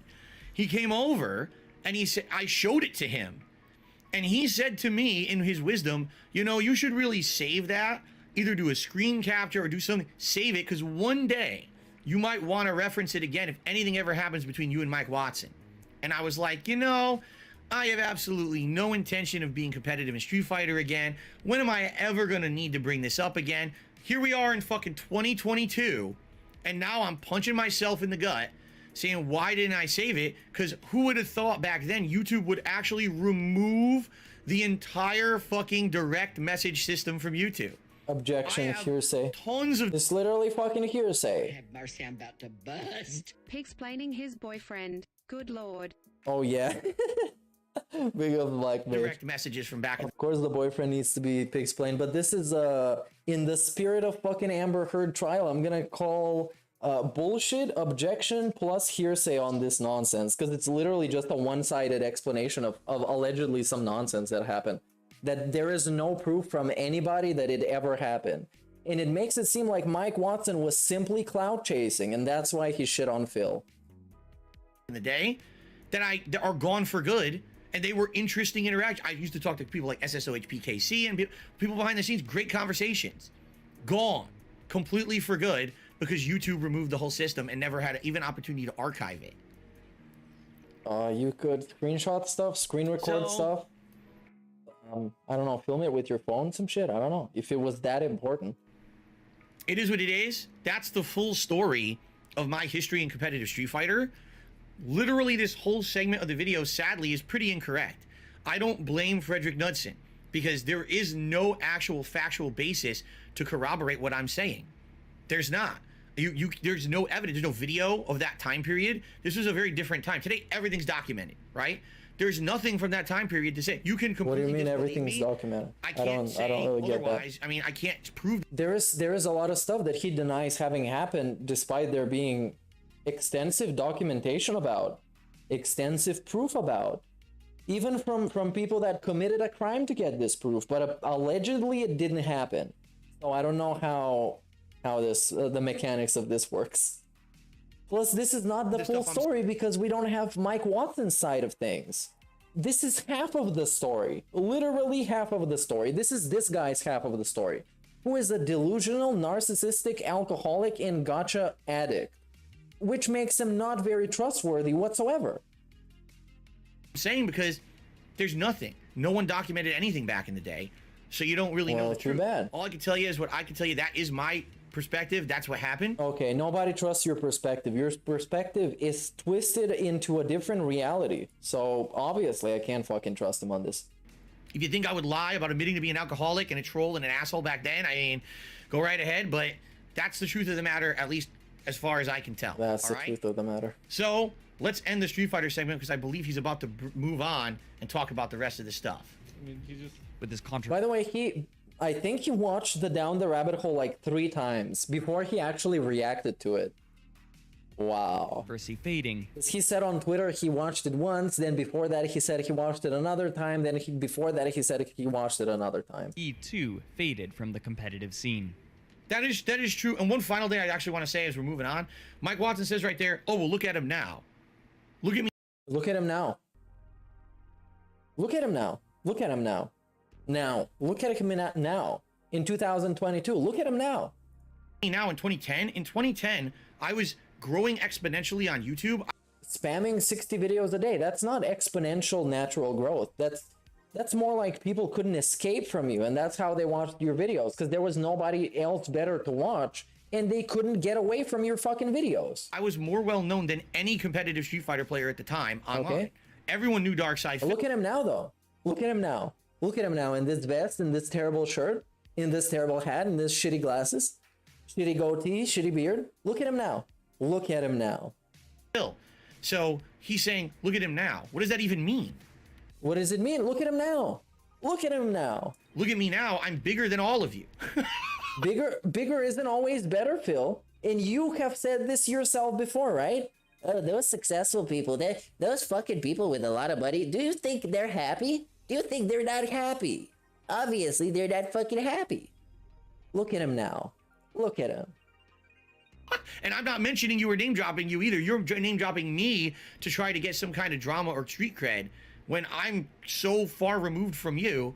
But look at me now, right? Yeah, look at you now. Look at you now. Where is Mike Watson? I'm gonna tell you where he's not.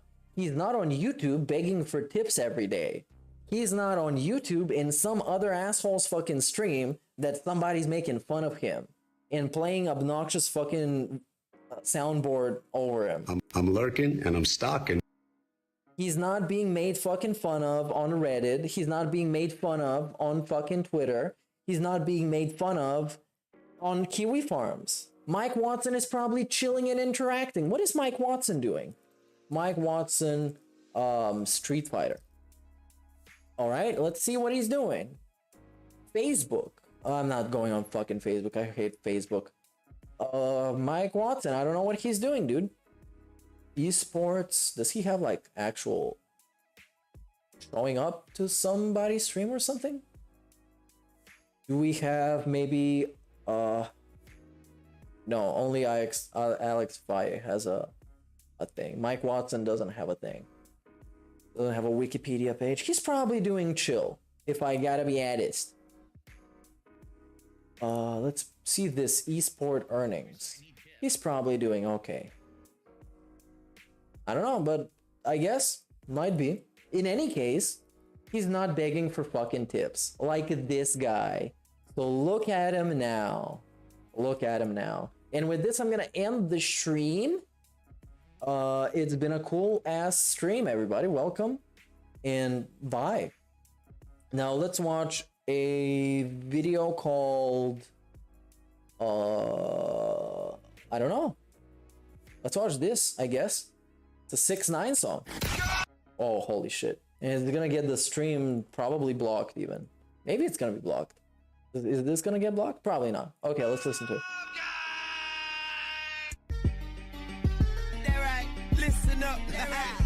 Okay, thanks everybody for your support. Thanks for the views. Thanks for the clout. Thanks for being #1. See you around. This was your host, White Tevin, DSP Fantano, and see you around.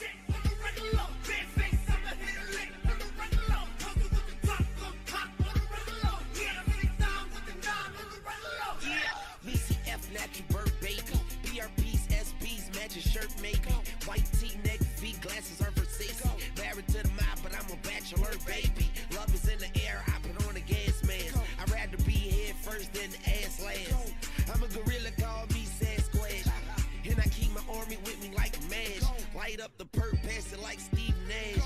Bitch, I'm so hot, I give your ass a heat rash. Young money, boy, I'm on 03 cash. Such a CEO like my homie D-Dash. Yes, we mash like Pac and the Outlaws. And we stand up and try not to downfall.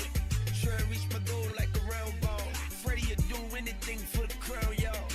I be on the block with the regular. With my niggas bustin' at the top for the regular. Bitches suck a dick in the top for the regular. Heavy water weapon straight drop for the Baller alert.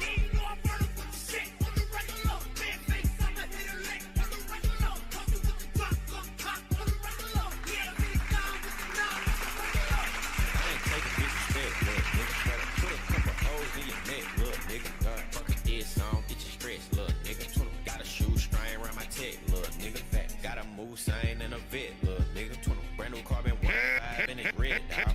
I ain't tryna fuck you, I just want some head, dog.